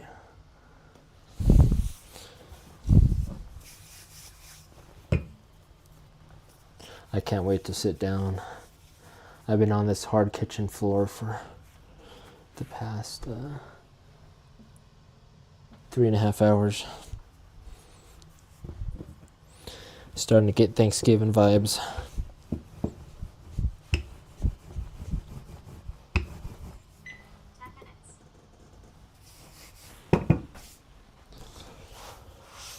10 minutes.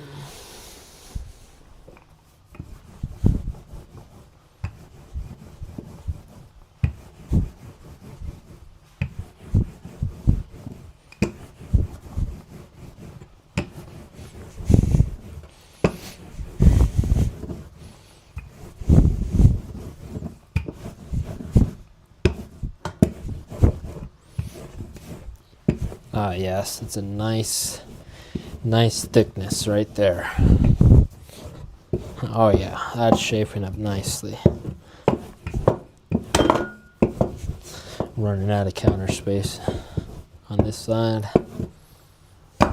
Boom. 10 minutes, 50 seconds. It's beautiful.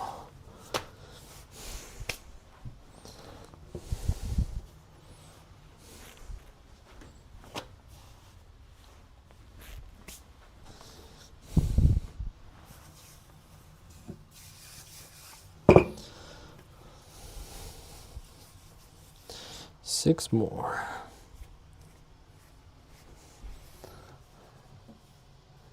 Natural Grocers brand. I might try that. There's a Natural Grocers next to the office. So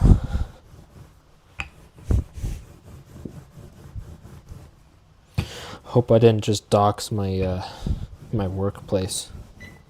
11 minutes, 40 seconds. I guess it wouldn't matter. It would be on my LinkedIn anyway.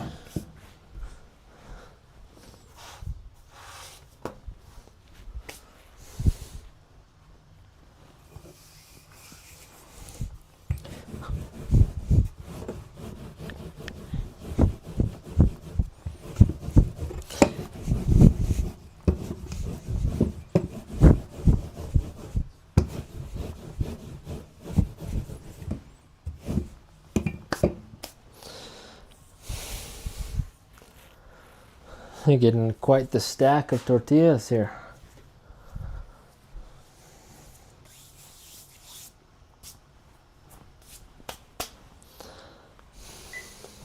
Minutes, 30 seconds. I'm getting pretty fast at them. Maybe it was 45 seconds. Maybe it was. Because we're dealing with an extra... What was it? Yeah, we're dealing with an extra 10 seconds per tortilla. Times 12 tortillas. It's 2 minutes. 2 extra minutes we're spending here on the tortillas. I think it was 45 seconds. Haven't you already ate? I haven't eaten since...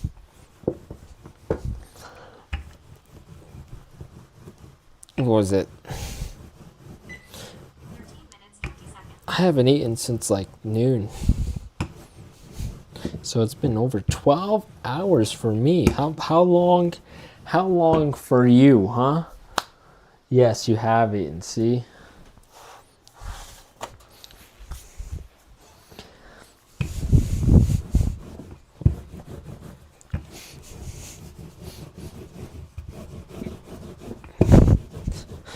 Yeah, I'm the only one who's stupid enough to make burritos from scratch. Usually a normal person would be like, hey, tortillas, why don't we go to the grocery store and get some high quality tortillas?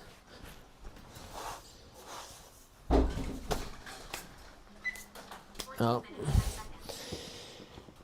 I don't know if you heard that, but the cats are fighting again. The strays coming out the windows and the doors. Really annoying because it's really loud. Alright, I'm gonna skip a cycle and scare off the stray. Just give me a minute.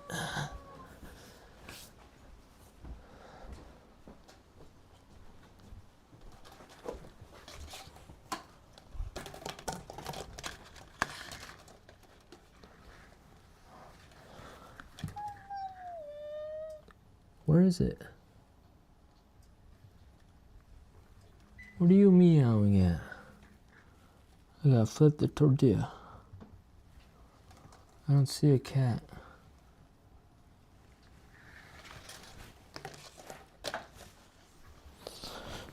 Well, either IMA is going crazy or that cat ran off pretty quickly.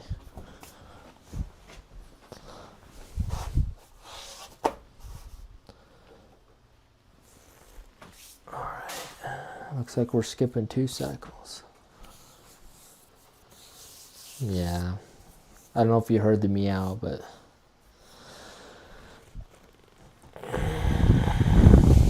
I don't even know if they're strays. That's the thing. Because they could be someone's cat, but that just makes it worse. Because if it's someone's cat, then there's nothing I can do about it. Because what am I going to do? Kidnap someone's cat? I don't know. My hands are tied there.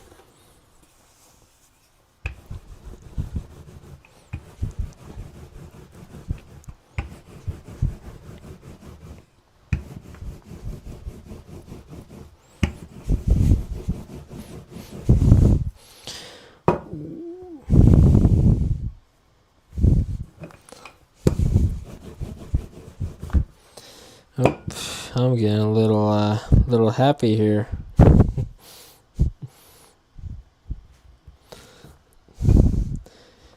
Rolling without some flour, 15 minutes, 40 seconds. without the needed flour.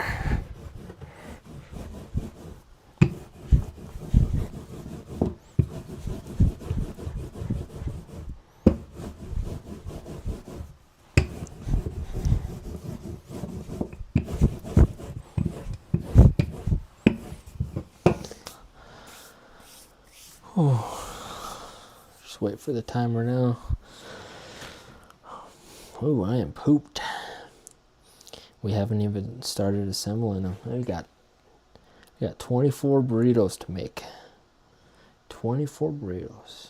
I'm pretty sure they take 2 minutes each, so it's 48 minutes at least after these tortillas are done. 17 minutes, 30 seconds. But thank God these tortillas are the last thing before we assemble.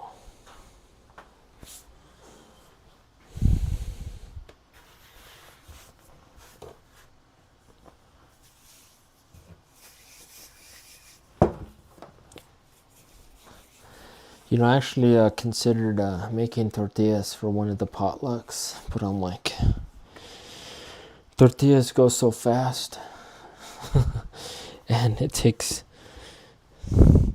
like, I guess I could make more than 12 at a time, but I don't know. I think 12 would be enough. 18 minutes, 20 seconds. Because usually people need something to eat with tortillas.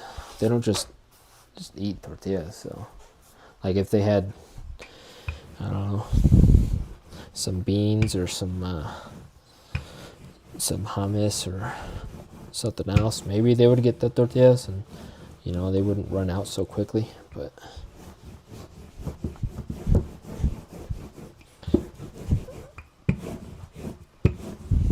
I don't know.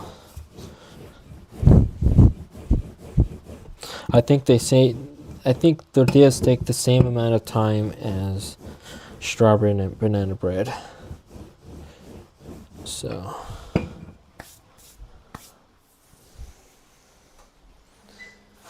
minutes, 10 seconds. it's getting a little too warm on the burner there. We got 2 dough balls left.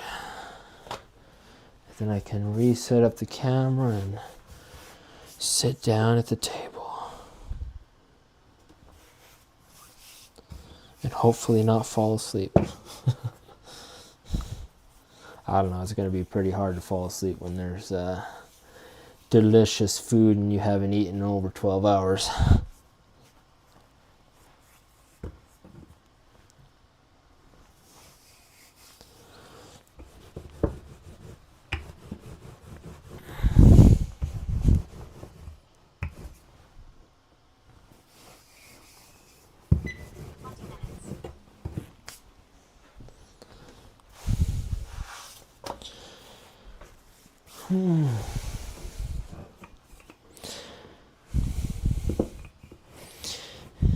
You know, the funny thing is, you know, they canceled all church services tonight, but I actually don't think it was that bad at all. I think we've had worse days when it just rained. I think that's what it effectively was. It was just rain. I mean, yeah, it snowed in the morning, but it was just wet, like it rained. And what's the temperature now? Because it has to dip below like 35 for things to start thinking about freezing.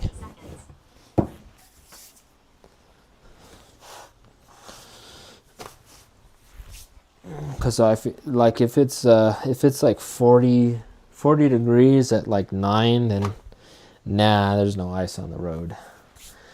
Unless you're on a bridge. Unless the road's on the bridge, but even then, if it has enough traffic, then it's not gonna get cold enough to freeze.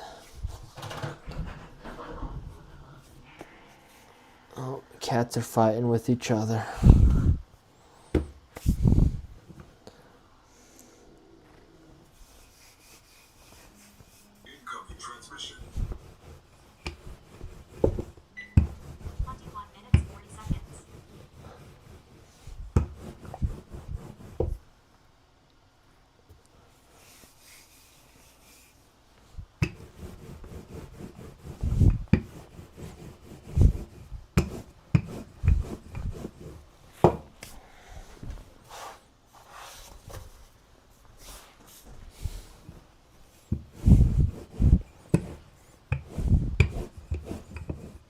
Alright. 14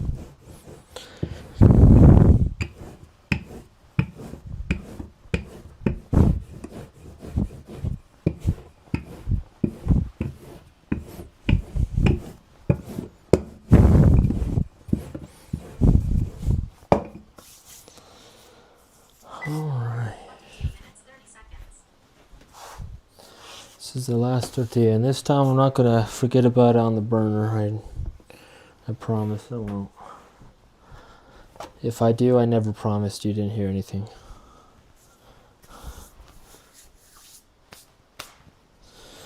I'll probably drain this. Put the cap on this.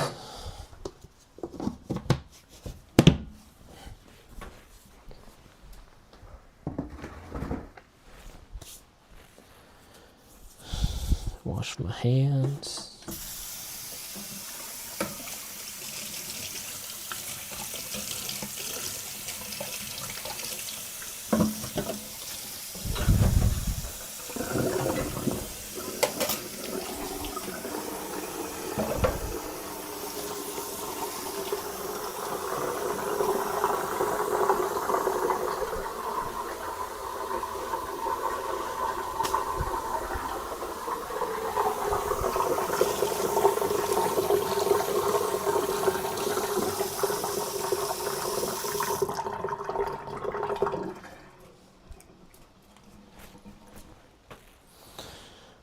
Oh.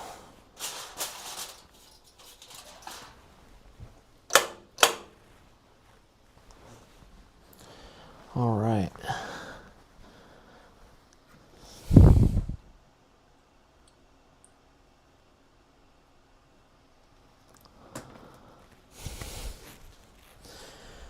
All right, now time to set up the camera, and we're gonna assemble them. After how long?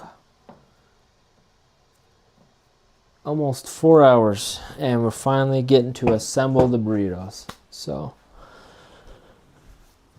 I apologize if my camera cuts out for a bit.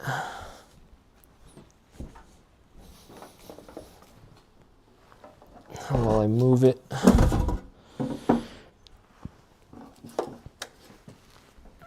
But thankfully I have already cleared off the table before, so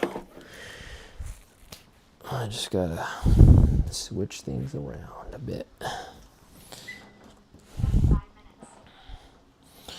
Probably turn off the burner. That's probably a good idea. So it's unfortunate that the tortilla warmer didn't work out. That's fine. I'm sure they're great for normal tortillas. I do buy store-bought tortillas sometimes. I can't always make homemade tortillas. I'm not Superman. Let's see. Let's see what sort of angle we want on this.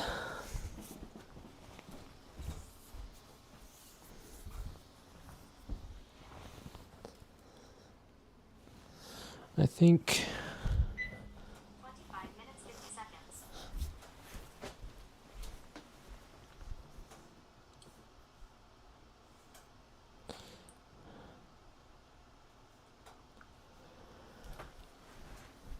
yeah. Oh, what are you doing on the table? I just cleaned it.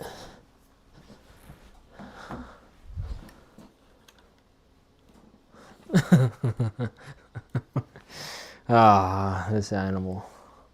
Look at her. We're about to use this table for food assembly.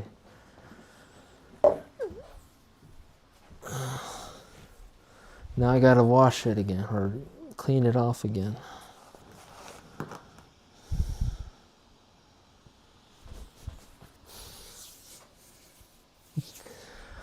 All right. Now let me. Okay. I think I can put my laptop on the table. So let me do that. Make sure nothing falls in a bad way.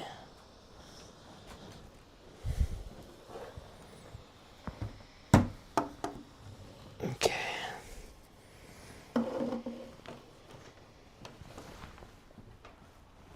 Okay, that should be fine. Yeah, that's fine. That way, I can move the camera closer to the other edge.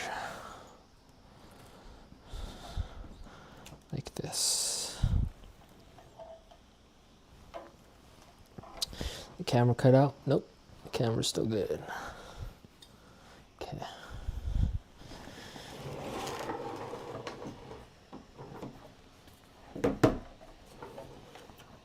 Okay, now let's find an angle.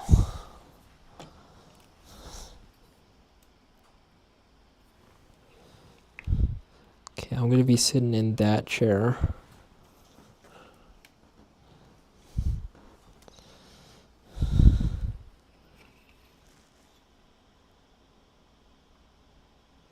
Let's see. Let's see how the framing is on that.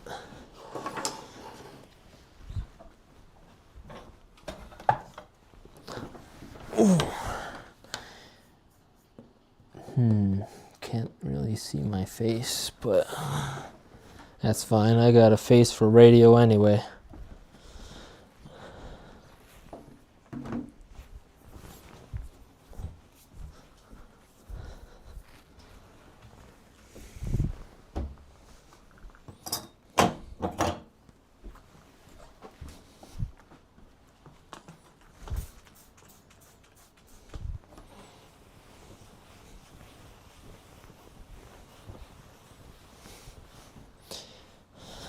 Now the magic happens.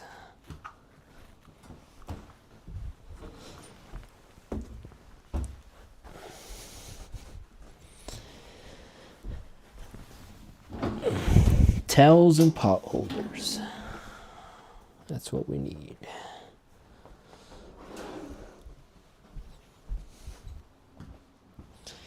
Air supplies. Move this guy over here a bit. Got our chicken. Oh, you can't really see with the light. Chicken. Chicken usually goes here.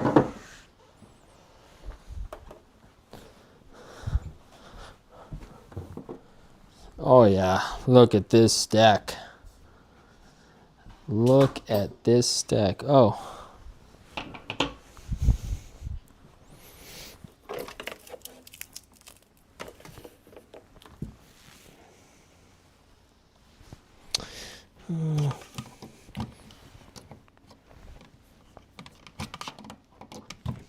Give me 1 second. I accidentally unplugged my camera.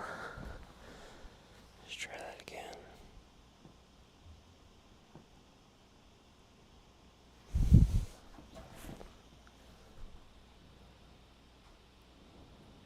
There we go. All right, now without unplugging the camera, look at this stack. Oh yeah. Tilt it slightly up.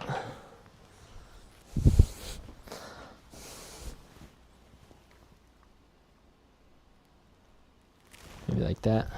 We'll try that. So we got tortillas right here.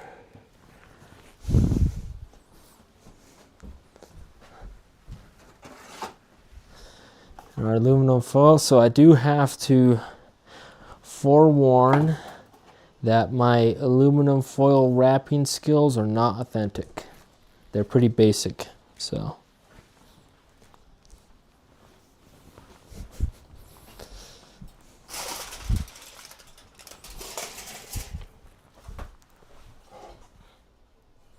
Ooh, this is a hot pan, hot pan.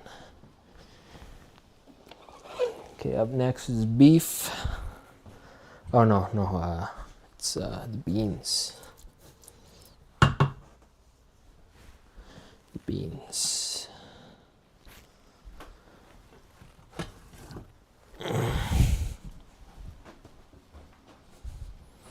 Okay, so beans start off. Gives it that nice paste foundation. Then it's the beef.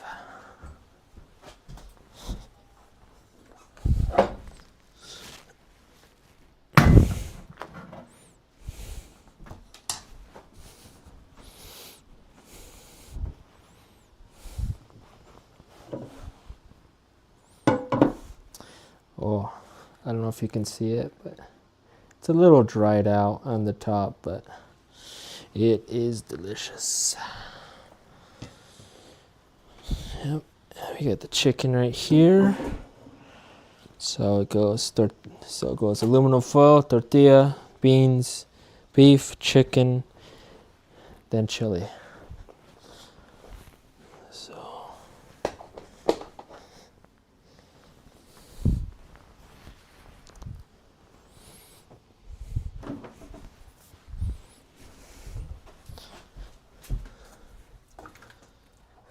nice and hot. Oh yeah, that's a good. Nice. Very nice.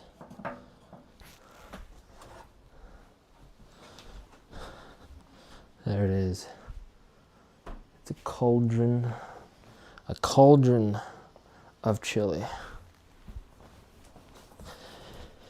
And I didn't think too far ahead, so we only have one bag of cheese.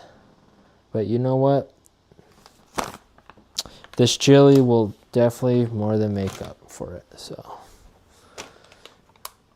get our chili in the last stage here. Actually, you know what? I usually leave it in the bag, but I'm gonna try something out. I'm gonna try just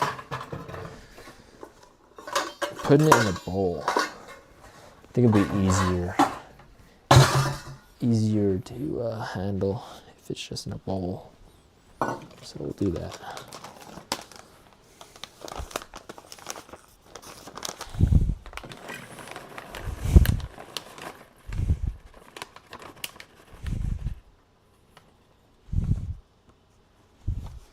Oh yeah. Nice. Yes, cheese. Gotta have cheese.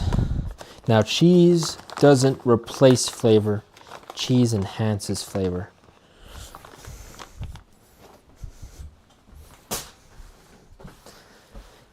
All right, I think I got everything. Hopefully I have enough aluminum foil. I do, yes. I have an extra. I always have extra of everything.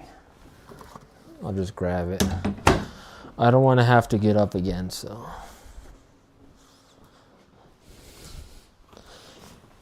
There's that. An extra roll.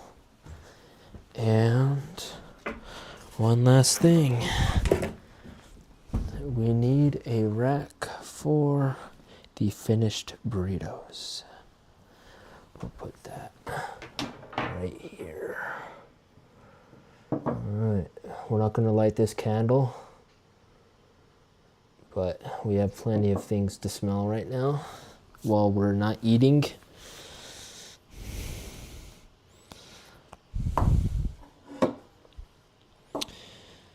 All right, I think I can sit down now. Oh. This little square.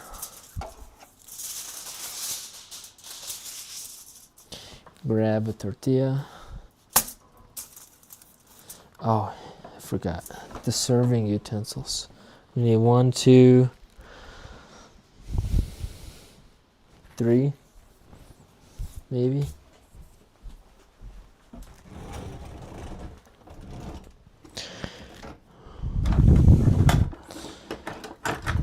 Okay. Need a serving spoon. And 2 more regular spoons. I don't know about the chicken yet. We'll figure that one out as we go.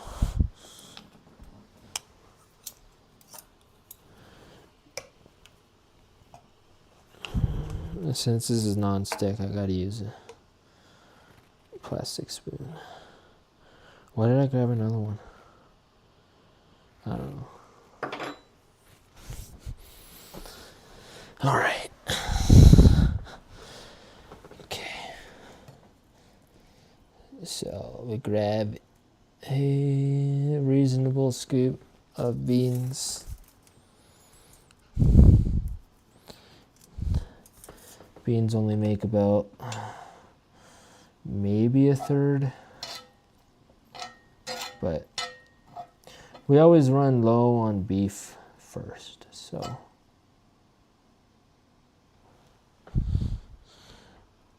not quite a full spoonful, but that's fine.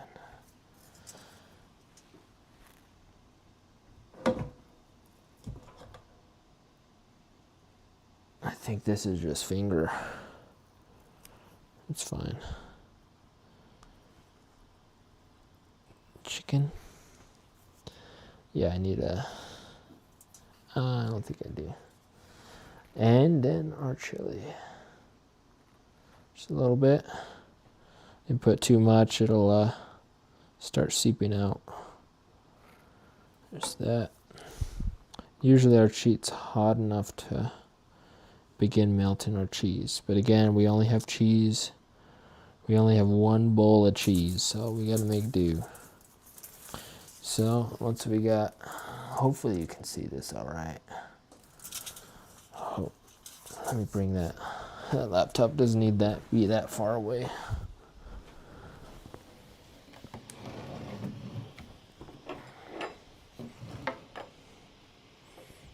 There we go.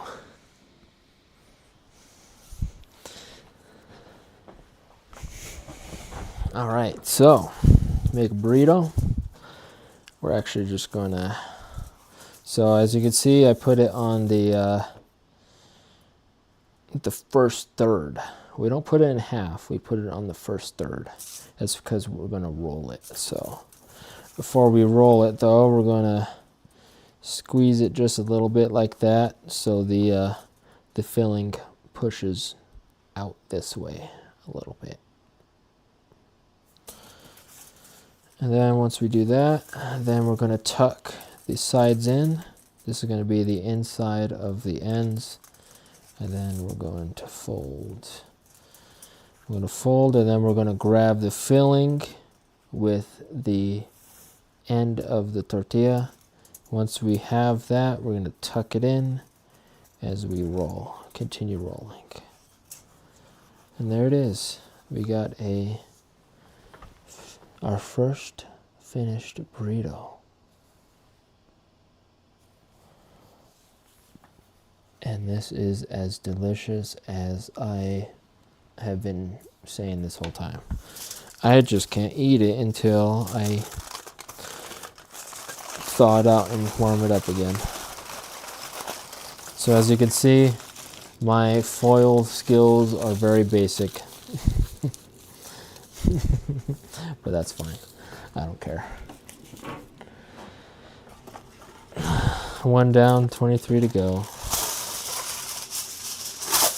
And I'm actually going to eat the last two. So I may not fold them up because I do like to overfill them. So I may not make them the burritos. They might stay as tacos.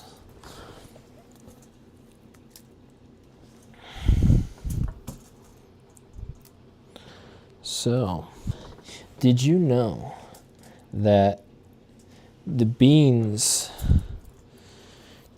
were actually the first thing I learned how to cook? And I didn't learn how to cook until I was on my own.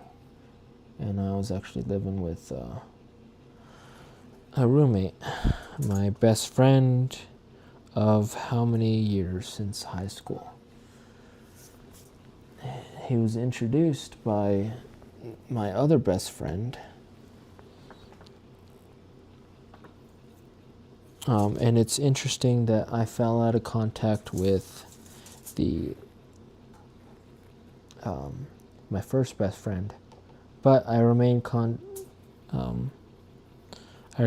in contact with the new best friend. And so, I mean, we're not close nowadays, but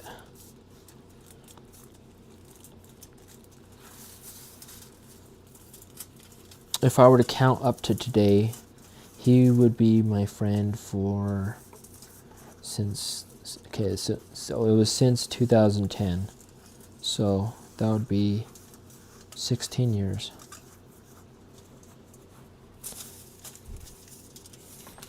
And so I lived with him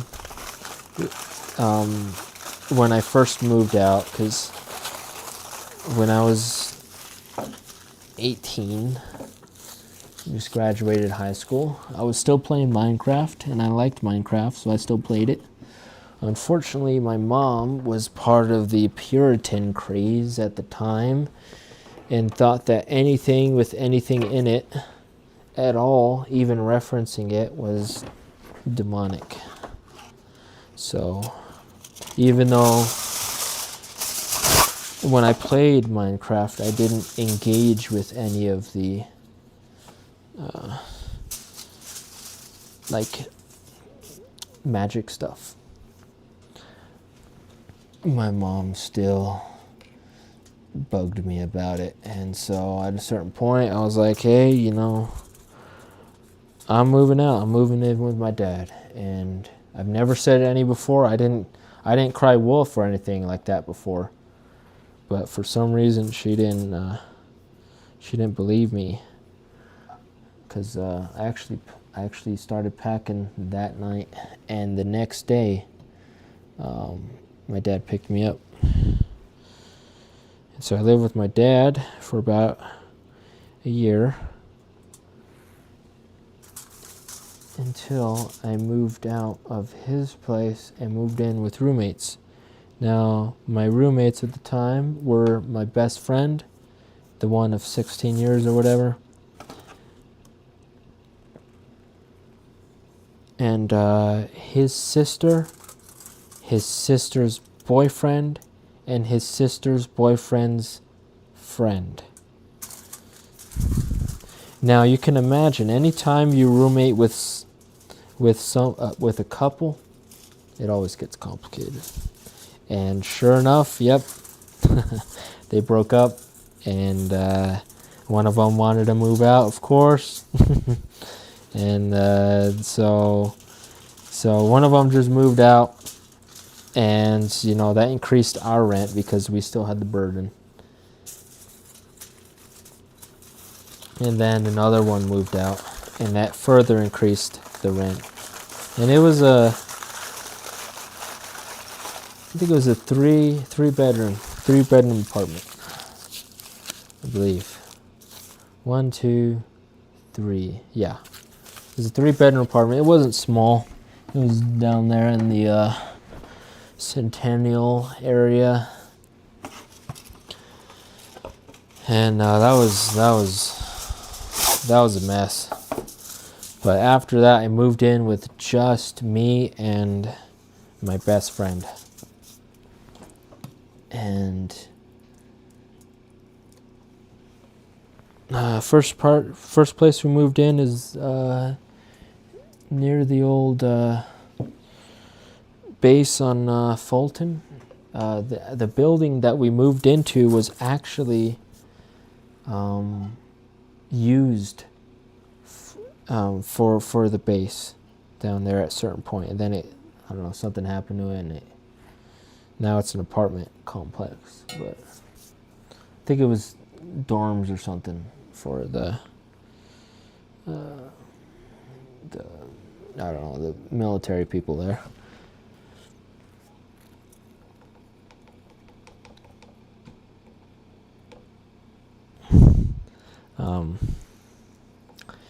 And then there is when I actually started cooking.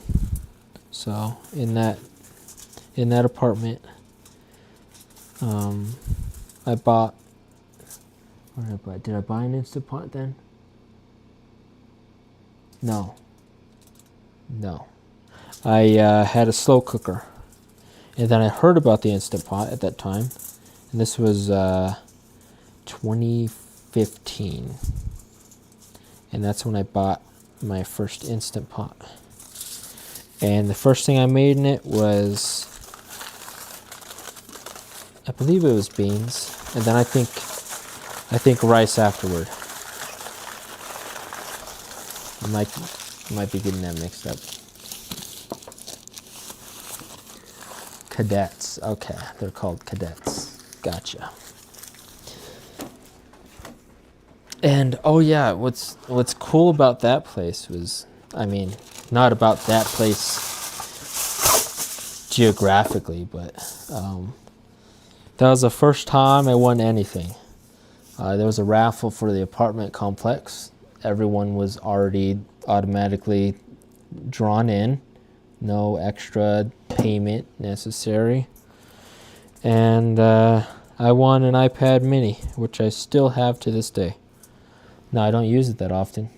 I keep forgetting I have it, but that was pretty cool. It was like, you know, I was working retail, so $200 value, anything was pretty good. That's how much I made in like 2 weeks, a week maybe, 2 weeks. I don't know. I don't remember. That was a long time ago, but that was pretty cool. And yeah, so that's when I learned how to cook.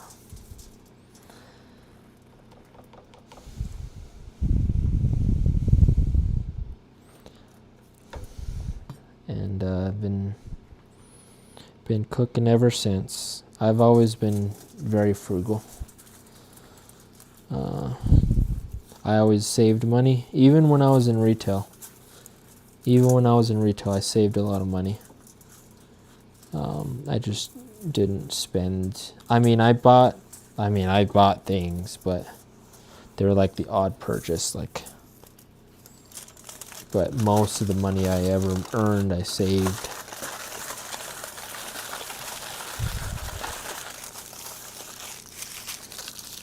I think it's a good habit to have. It helps me nowadays because,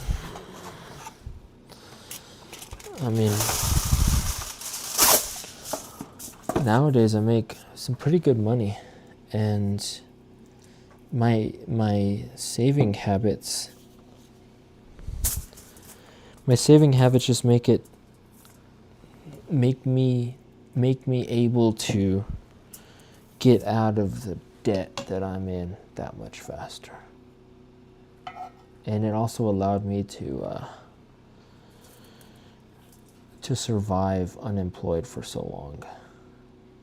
Because I understand that for most people, they can't do it that long because what do? They eat out a lot. They have other expenses, a lot of subscriptions, things like that. And I've never had that. I've only ever had one subscription at a time, and most of the food I've ever eaten was home cooked. Even if it was as simple as, like, I didn't eat these beans, this recipe that I have for the beans, that's it's been 10 years in the making. Now, sometimes I look online how other people make beans, and that gets me an idea to try something new. But this is my beans. This is my recipe. This is how I make beans. Where was I going with that?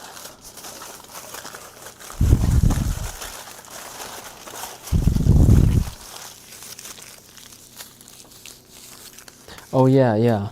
So even if it was just simple beans, because all I put was salt. When I made beans for the first time, all I did was add salt. That's it.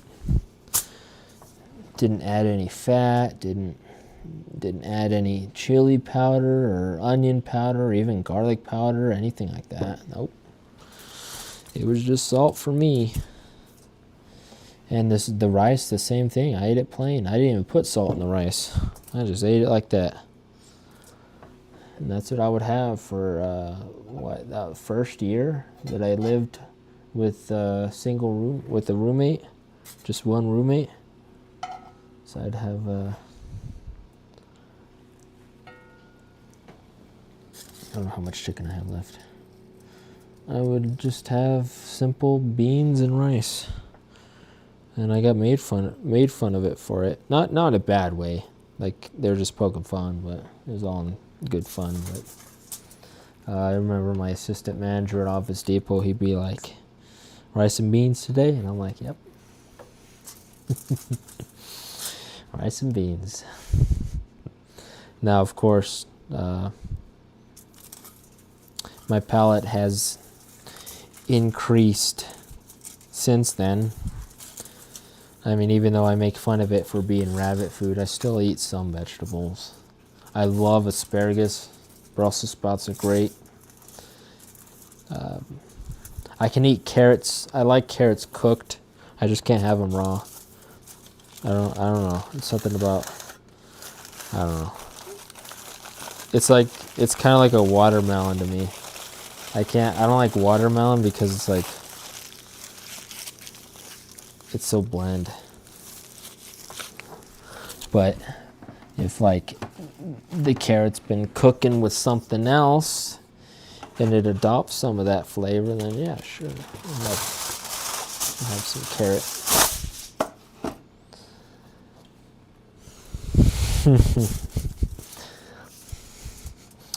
Yeah, that's a funny thing. I don't think I like carrots crunchy.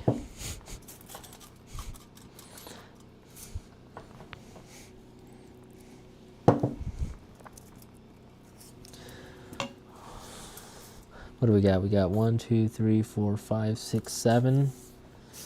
So what, is that a third? Less than a third way through. And of course, we're not going to wrap the last 2 because I'm going to eat those right after I wrap these. And then that's when I know if I really messed up or not.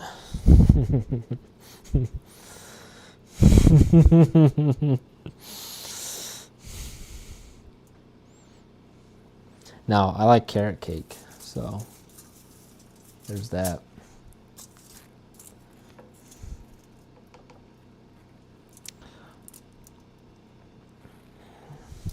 I cannot tell you how good this smells. I cannot tell you how good it smells.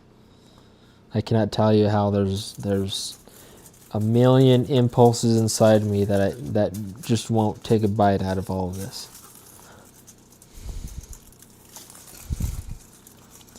Oh, it's there. It is there. Looks like we're still in the struggle. Still in the struggle. Struggling not to eat this just now.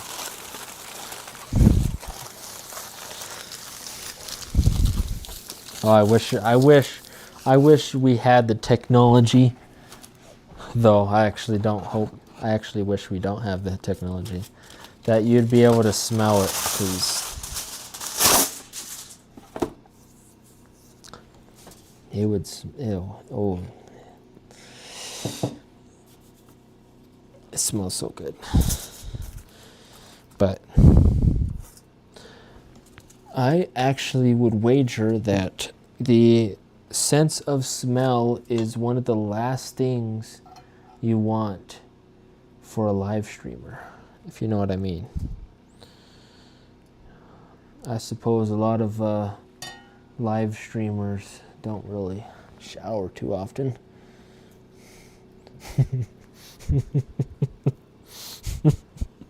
So, yeah. I don't think there's high demand for that technology.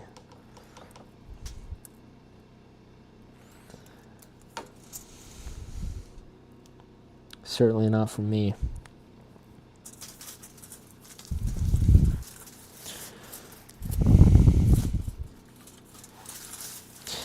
I know it's not even healthy to eat this late, but it's only one night. It's only one night.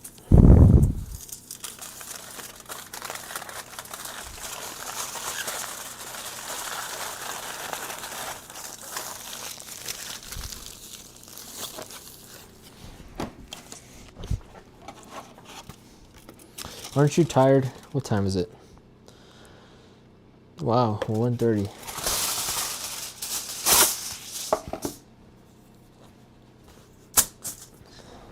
I guess I can make these a little faster.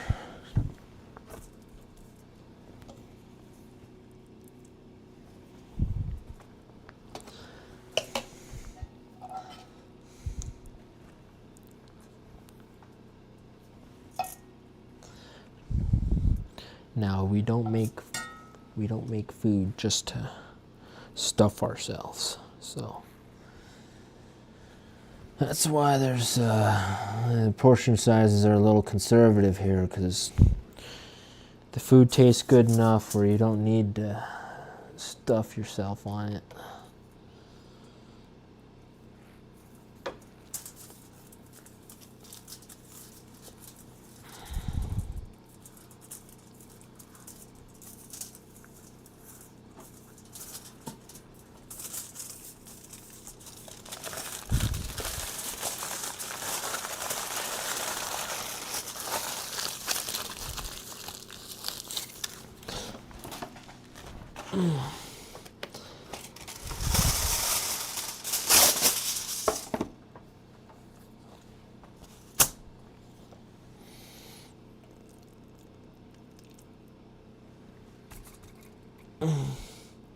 Yeah.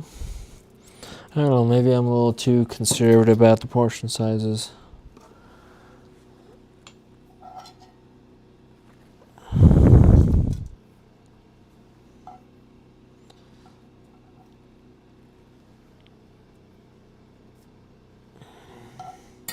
There was actually one time... Oh, I forgot the cheese. Don't tell me I forgot the cheese.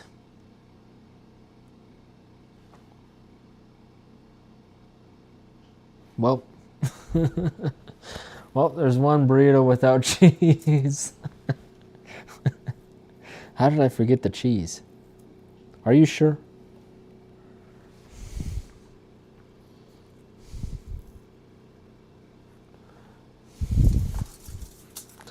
Well,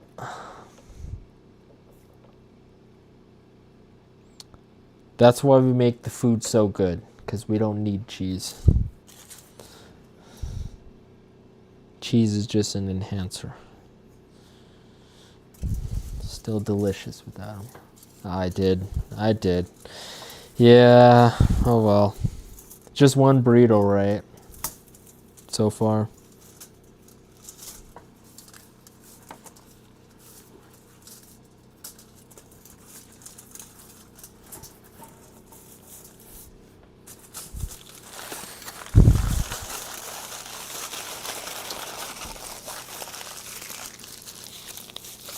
That's a crime. You're right, but what can I do?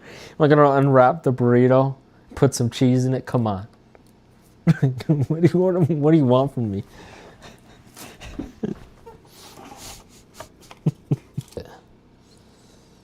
I think I do that at least once every other time I make burritos. Is I forget the cheese. I forget cheese. Now, if you're looking for cheese and you find that there's no cheese in your burrito, yes, you're going to notice, but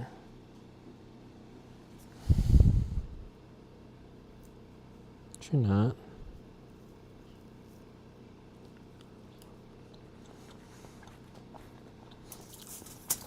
That's some good chicken. I topped the foil with cheese.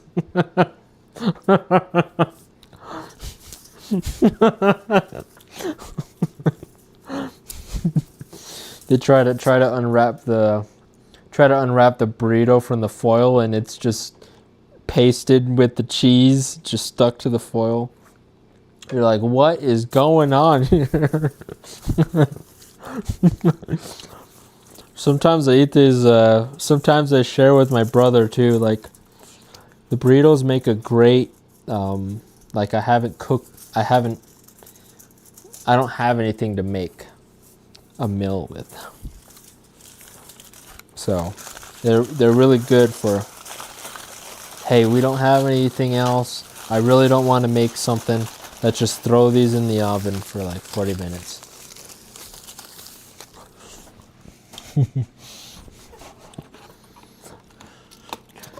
Don't tell me again. Okay, I'm gonna unwrap this one. If there's cheese in it, I'm gonna stop this live stream. If there's cheese in this. There better not be cheese in this. You're right, there's no cheese. There's no cheese in one. I told you mistakes were going to be made. Okay, we have cheese now.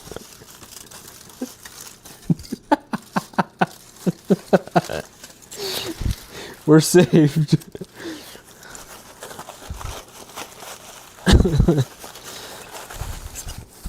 All right, now currently there's only one burrito without cheese.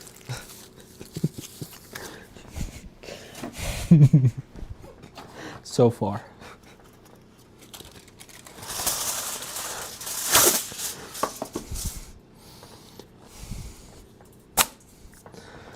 All right, no more mistakes from here on out.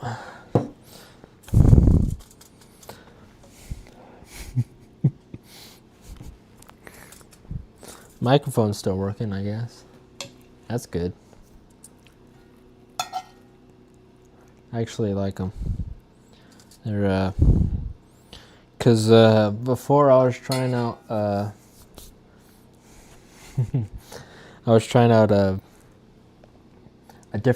wired microphone that clips onto your shirt,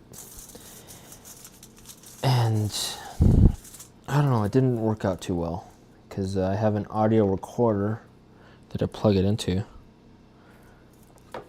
And it didn't. I'm not forgetting the cheese this time. See the cheese? The cheese is being placed in the burrito now. There is currently cheese. Let the camera show that there is currently cheese in this burrito.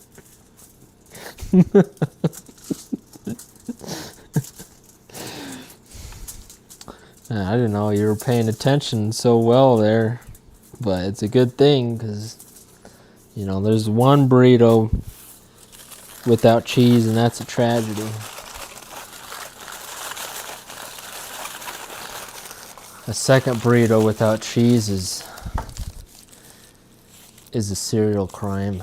I agree.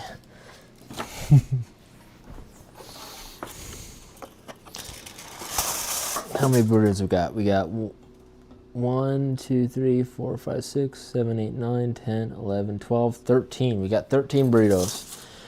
I did feel that last tortilla was a little crusty, and that's because I left it on too much. And even then, I was still able to make a burrito out of it, so it all worked out. How we doing on beef? Doing pretty good. Pretty good. Now, if we have leftovers, we can always just double stack the meat for the meal afterwards. So there's no big rush to catch up now. Oh, it's so good. Everything here is just so good.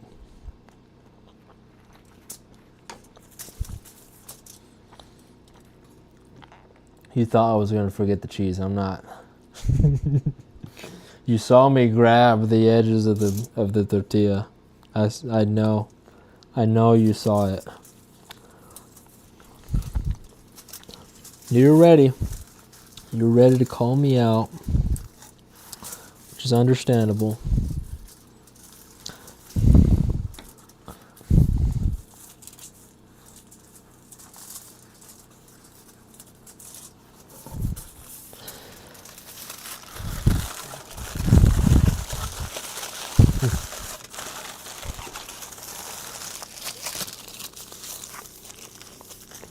Right. I don't know, this whole streaming business isn't too bad. It's a lot better when you have at least one viewer. But I remember those days. Tio was my sole viewer when I used to live stream.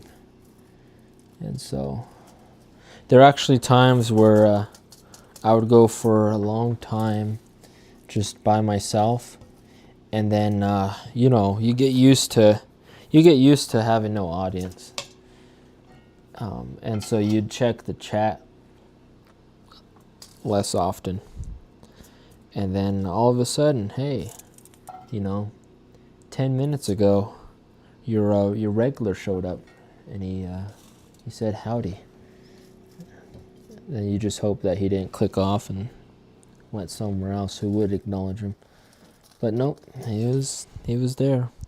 He just watched and waited, and he was just there, which was nice.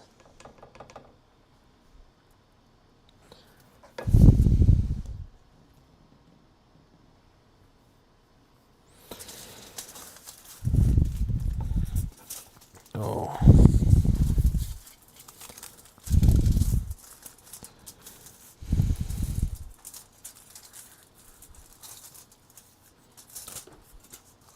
Yeah, so it was nice. It was nice having the last hurrah of snow there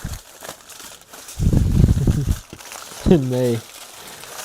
The driest winter in how long? Got a little spat there. I'm surprised it wasn't toward the end of May.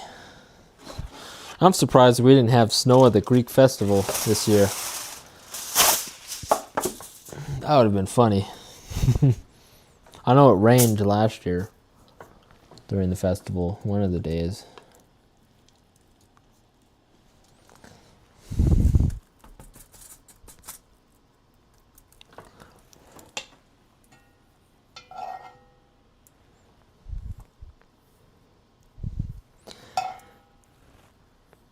It'd be funny to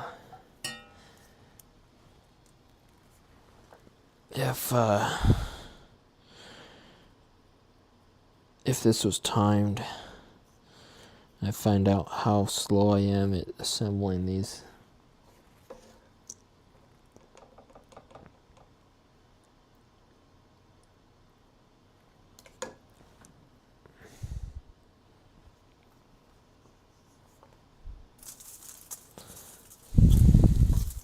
This is a small tortilla, so it's they're pretty stubby burrito.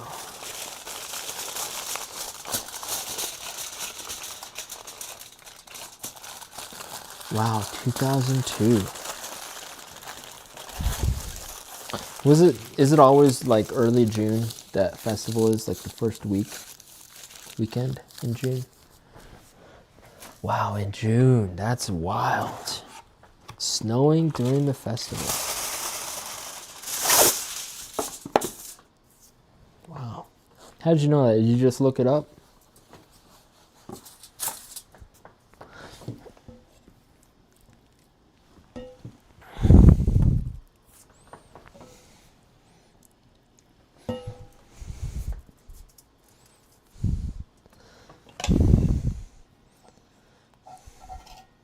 That's still amazing. Snowing in June.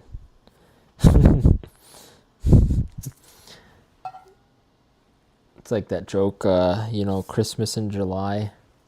July is supposed to be a hot month. And then we have June. It's snowing over here in June.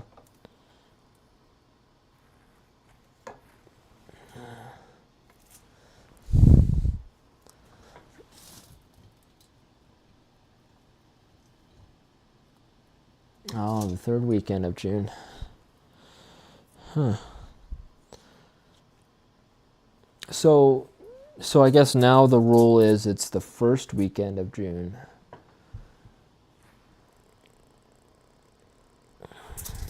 Oh, that's funny.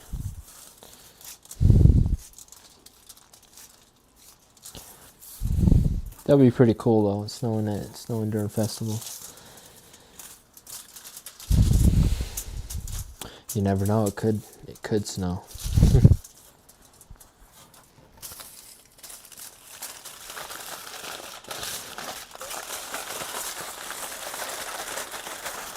But one thing I know for sure is that I want to record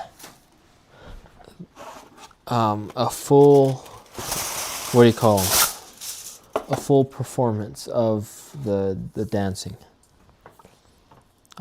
That's what I want to do this year, because I noticed that there's no video that I know of that has all of the dances and all of them in full. And I was hoping that the live stream would have it, but no. The live stream only captures one of the Goya performances. So that's one thing I want. That's one thing I want to do this year, is get a full performance, and no fancy zooms or pan shots. Nope, just straight camera there, not moving at all, just capturing the whole stage type of deal. I just got to figure out how to do that.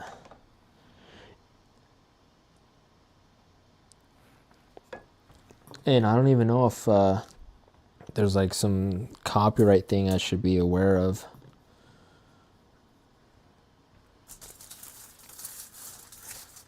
I hope not. Did I put chicken in this?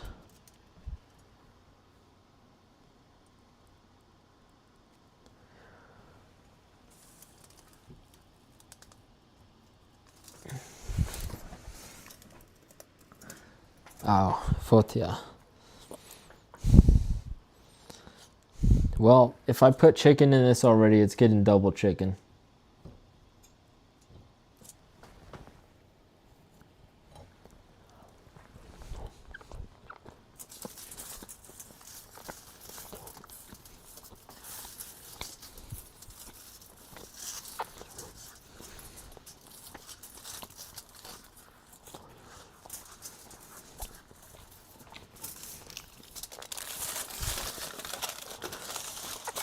So, this is completely wrong, incorrect thinking. But there's no chance this is true. But there's a small chance that all of this food is good because I'm hungry. And in reality, it's just decent. Not possible that it's true, though. Not possible. What do we got left? 1, 2, 3, 4, 5, 6. So we got 4 burritos left to wrap before I make my overstuffed tacos.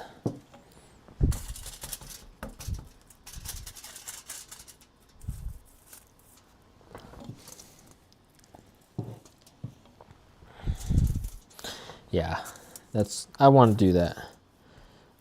Just full performance. I may have to have someone, because I don't know how tight security is, or if people are going to try to walk off with the camera, because I don't think I can just set it up in front of the stage. Like, not on the stage, but like in front of the stage. I don't know if someone would try to walk off with it. Because all they need to do is just grab the tripod and just walk away. And what am I gonna do? I'm too busy dancing to figure that my camera's not there anymore. So I may have to find recruitment to man the camera, so that I can at least just get. I just need one performance. I don't need all 3 days of the performances, just one. And hopefully one of the later ones, because I know that it's probably a better performance at least on Saturday, maybe on Sunday, as people get used to being on stage, and all the mistakes are ironed out by the first day's performance.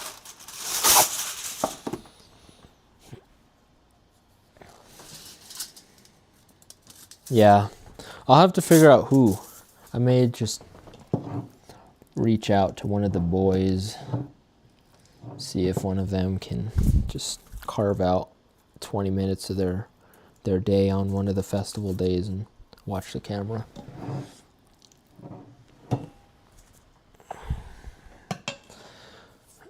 And then the next question is, which camera should I use? Probably just the action camera,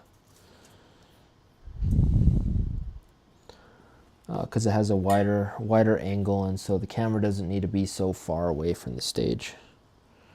And I think that'll be better too, because then I wouldn't have to worry about raising it so high on the tripod to get over people's heads.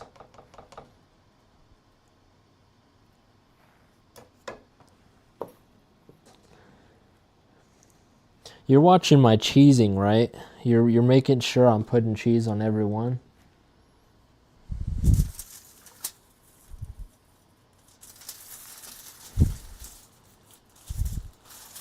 Because I haven't been thinking about that.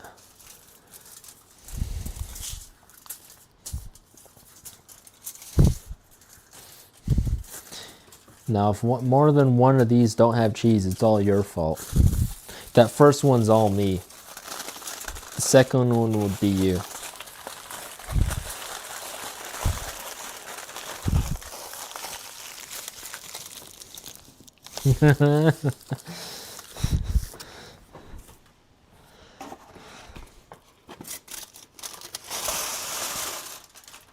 Oh, almost out of the aluminum foil roll. We got 2 more to go, I believe, hopefully.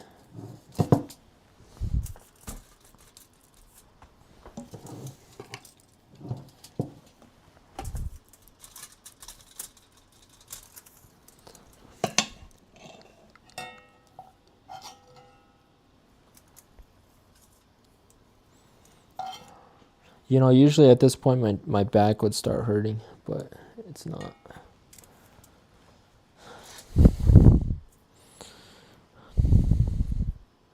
I don't know if there's a certain posture I'm making that is making the difference, but I don't know.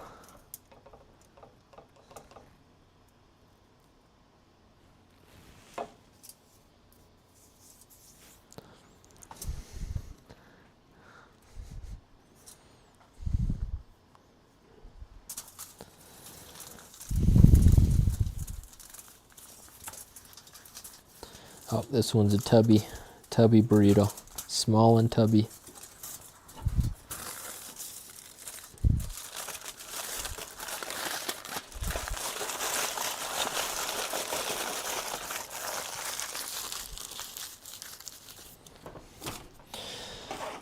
All right, last one in foil.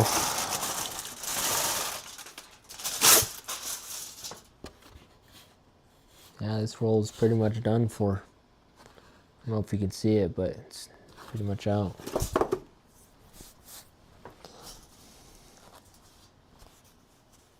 Oh, this one's a small one.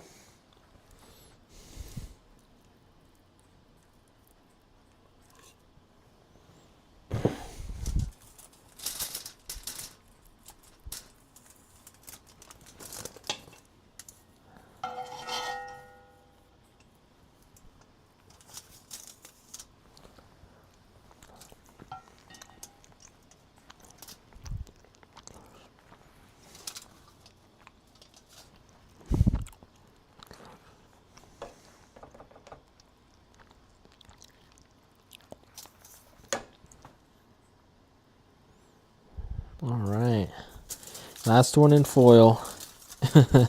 And it's so small. The tortilla is so small.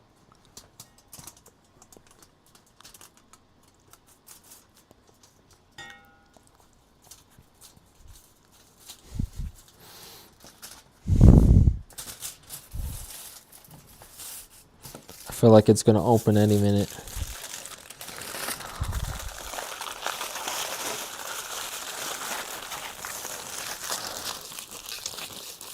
It's the last wrap one.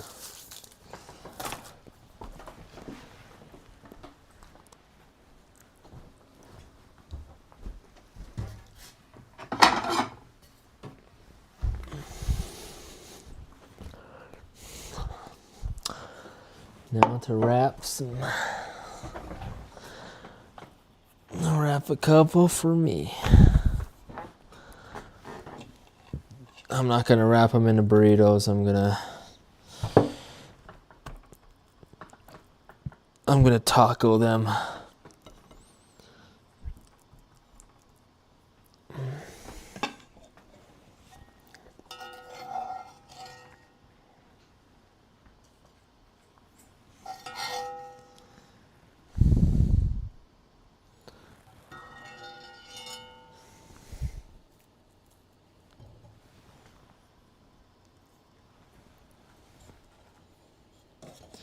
Oh, look at that. Got a little bit of chicken left. So I guess the portion's all worked out then. Oh, I know. I'm ready to eat. I am ready to eat. There's one.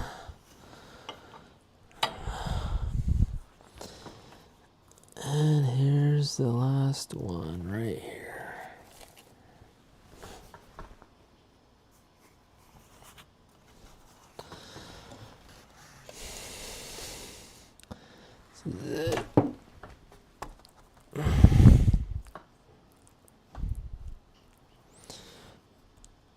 Let's get the last of the beef. Or is that too much? No. Yeah, this one's a big tortilla, so it's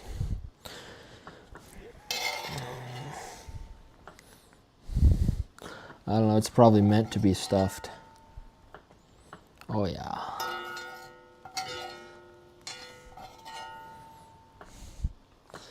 Yep. The last of the chicken. This one's gonna be a big boy.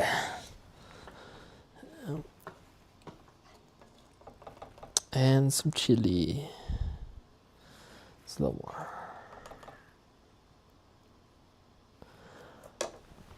And the last of the cheese.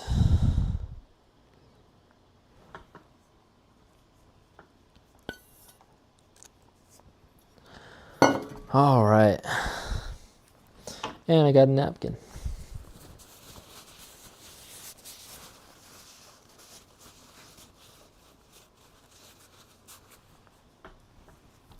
All right, so hopefully I can take my microphone and move it so I don't have to mute myself when I eat. But you'd still be able to hear me. Like if I put it there, so I'd see that I'm still audible, but hopefully the eating won't be so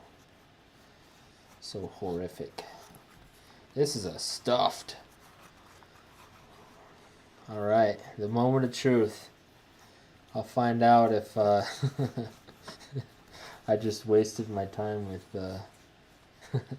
24 burritos. Get a nice bite. Nice first bite.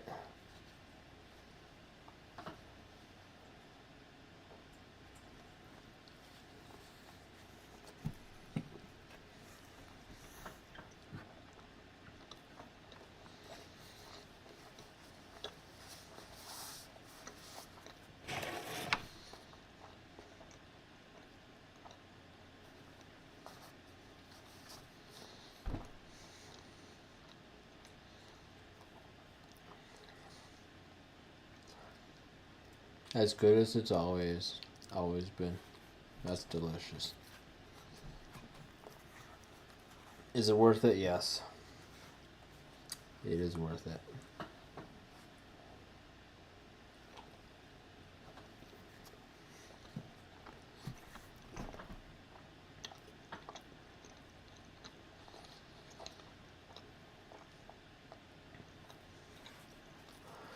I wish I could have some because this is so good.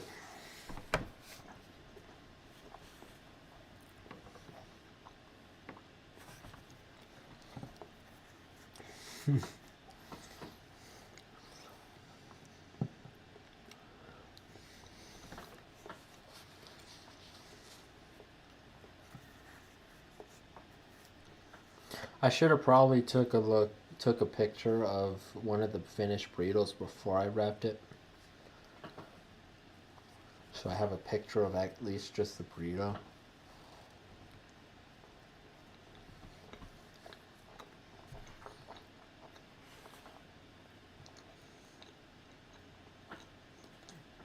It is tasty.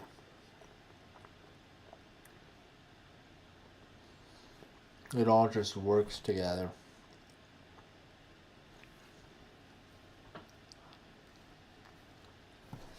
I know I'm biased because this is a combination I get all the time.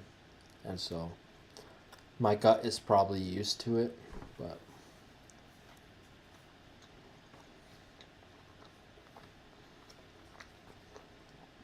now one thing that can be added is onions or freshly chopped onions are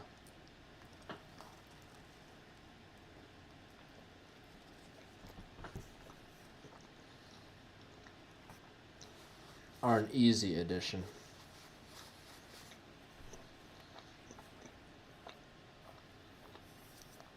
Adds a nice crunch to the burrito. But I guess you can top it with any vegetable you want. Sour cream, no. Sour cream's for losers.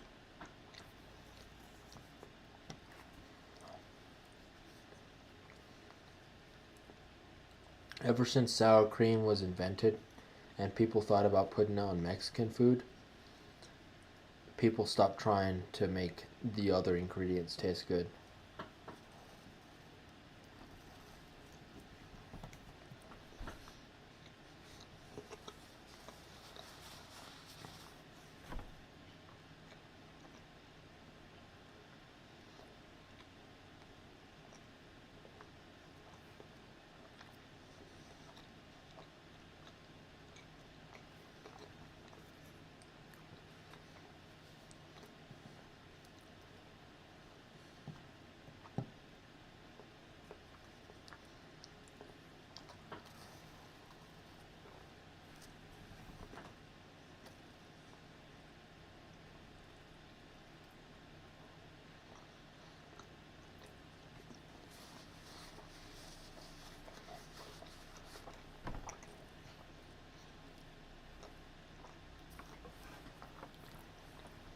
Lettuce and cabbage work, yeah.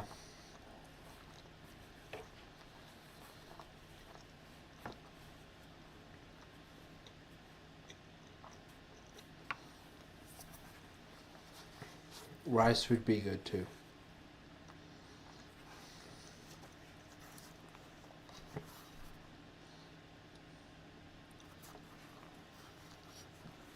I'm already stuffed. This is a big boy. This is a big boy. I don't know if I can finish this.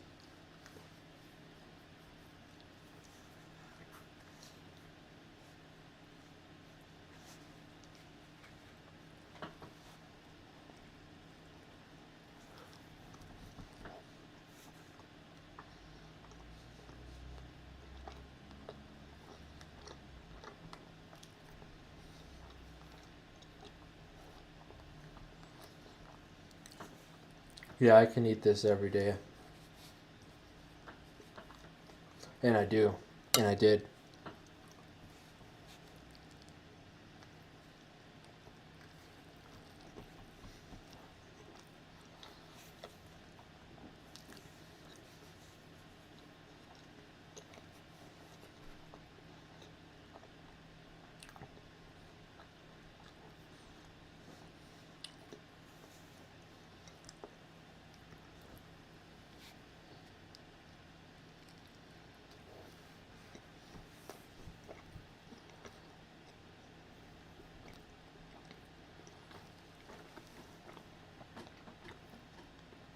Does that say 5 hours?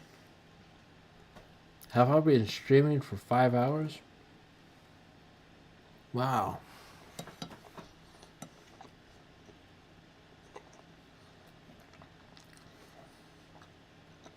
Wow. So I did finish at 2.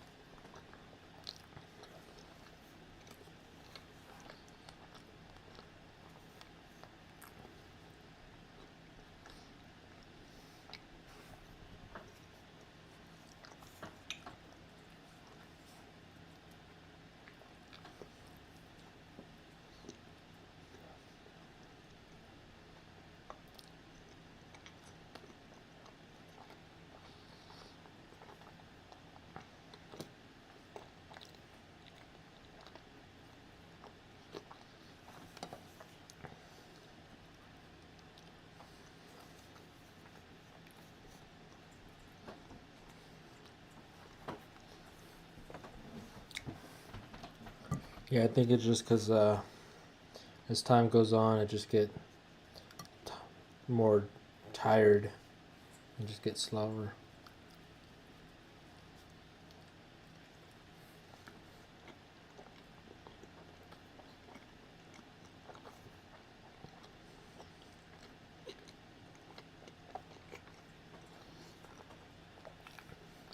I think I can actually get this done in 4 hours.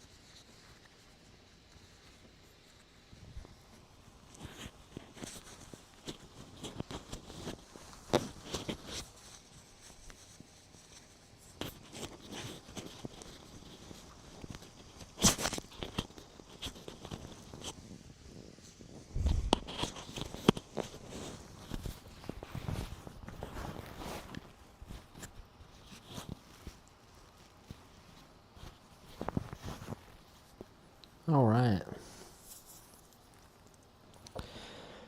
Now, the fun part. After it's been 5 hours and I just ate and I spent 5 hours working. What I want to do is just go in bed and mount into the covers, but I gotta clean up. Now, fortunately,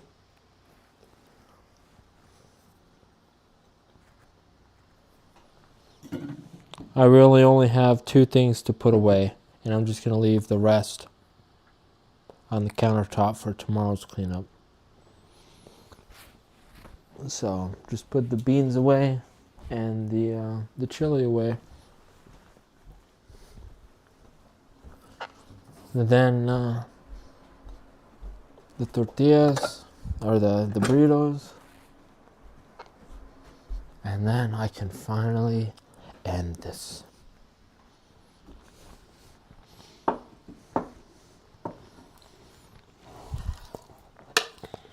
Still got quite a bit of beans left. Yeah, I think only a quarter of the burritos were beans, so I think that's fine. You know, half of the burrito being meat, a quarter of it being chili and cheese, and the quarter being beans. I think that's a fine ratio.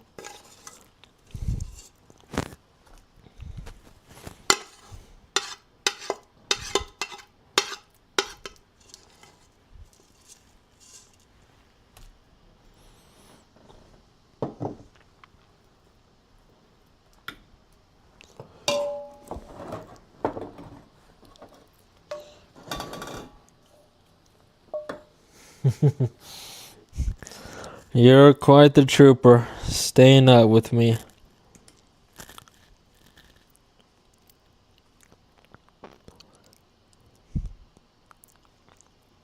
Definitely, even though I have a task to keep talking and make sure that this video is at least somewhat entertaining, even though I have that task, it's still, I don't know, it's still preferable over doing all this. Just watching a podcast, because, I don't know. It's hard to find good long-form podcasts that don't get boring in some big major parts.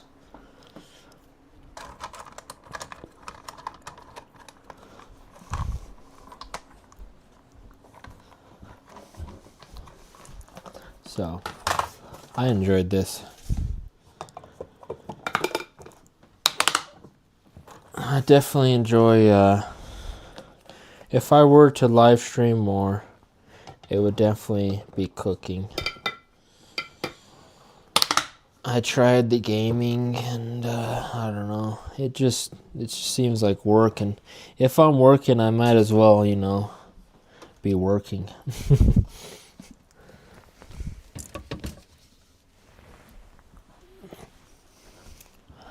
All right.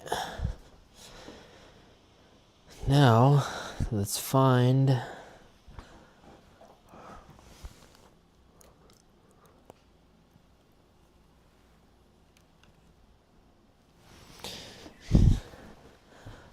some space in the freezer for these burritos. I'll try to bring you closer.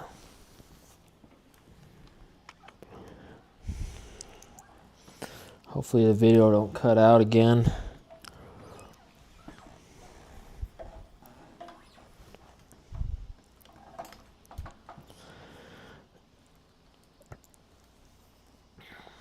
No, it did, didn't it? Yeah. Oh well. Let's reset that.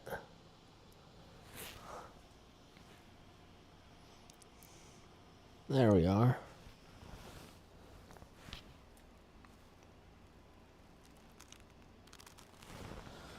Alright, let's find a place for these.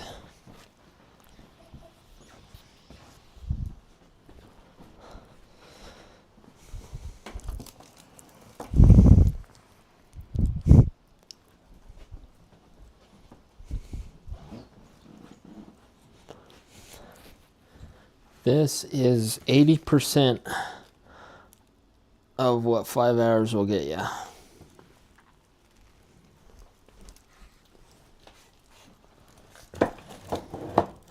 You can feed a grown man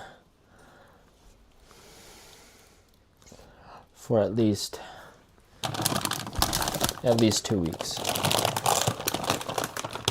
if not longer.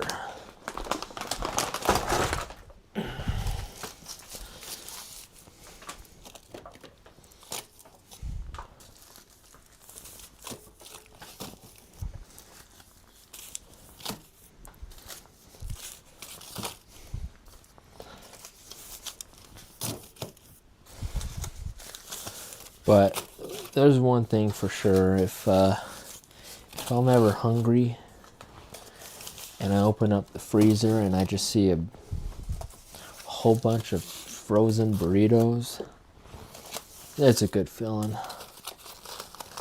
It's like, oh, because sometimes you just don't have the time to make something really tasty. And then you open the freezer and then there's just tastiness 40 minutes away in the oven. Oh, that's a good feeling.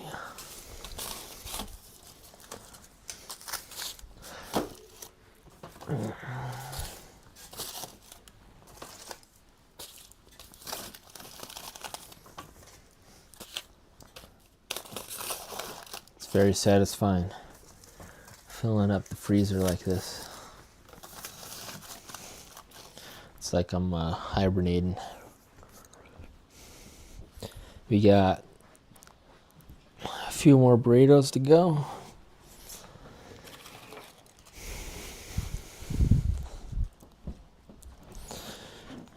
One thing I'm grateful for, other than being able to have this food, is that there's no real big hiccups on this live stream.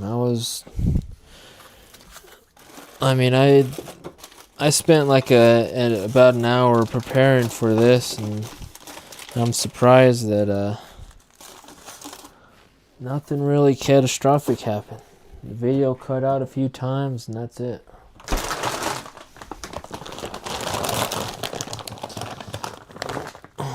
We might have a problem here.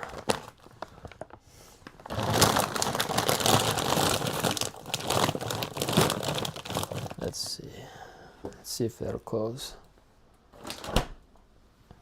We're good. We are good. All right, that's it. Everything else is clean up for tomorrow. It's paper towel.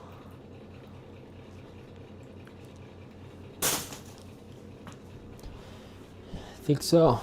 Yep. That is it.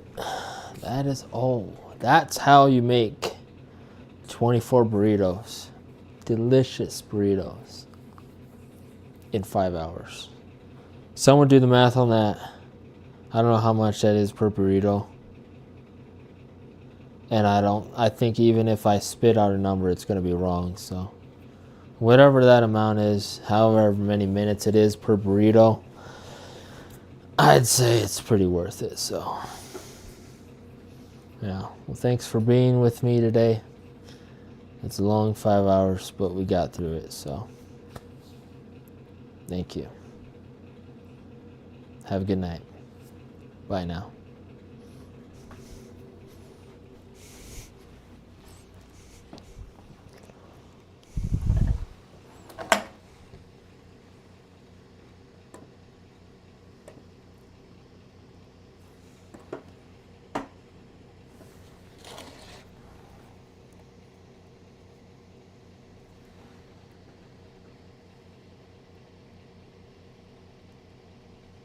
Thank you.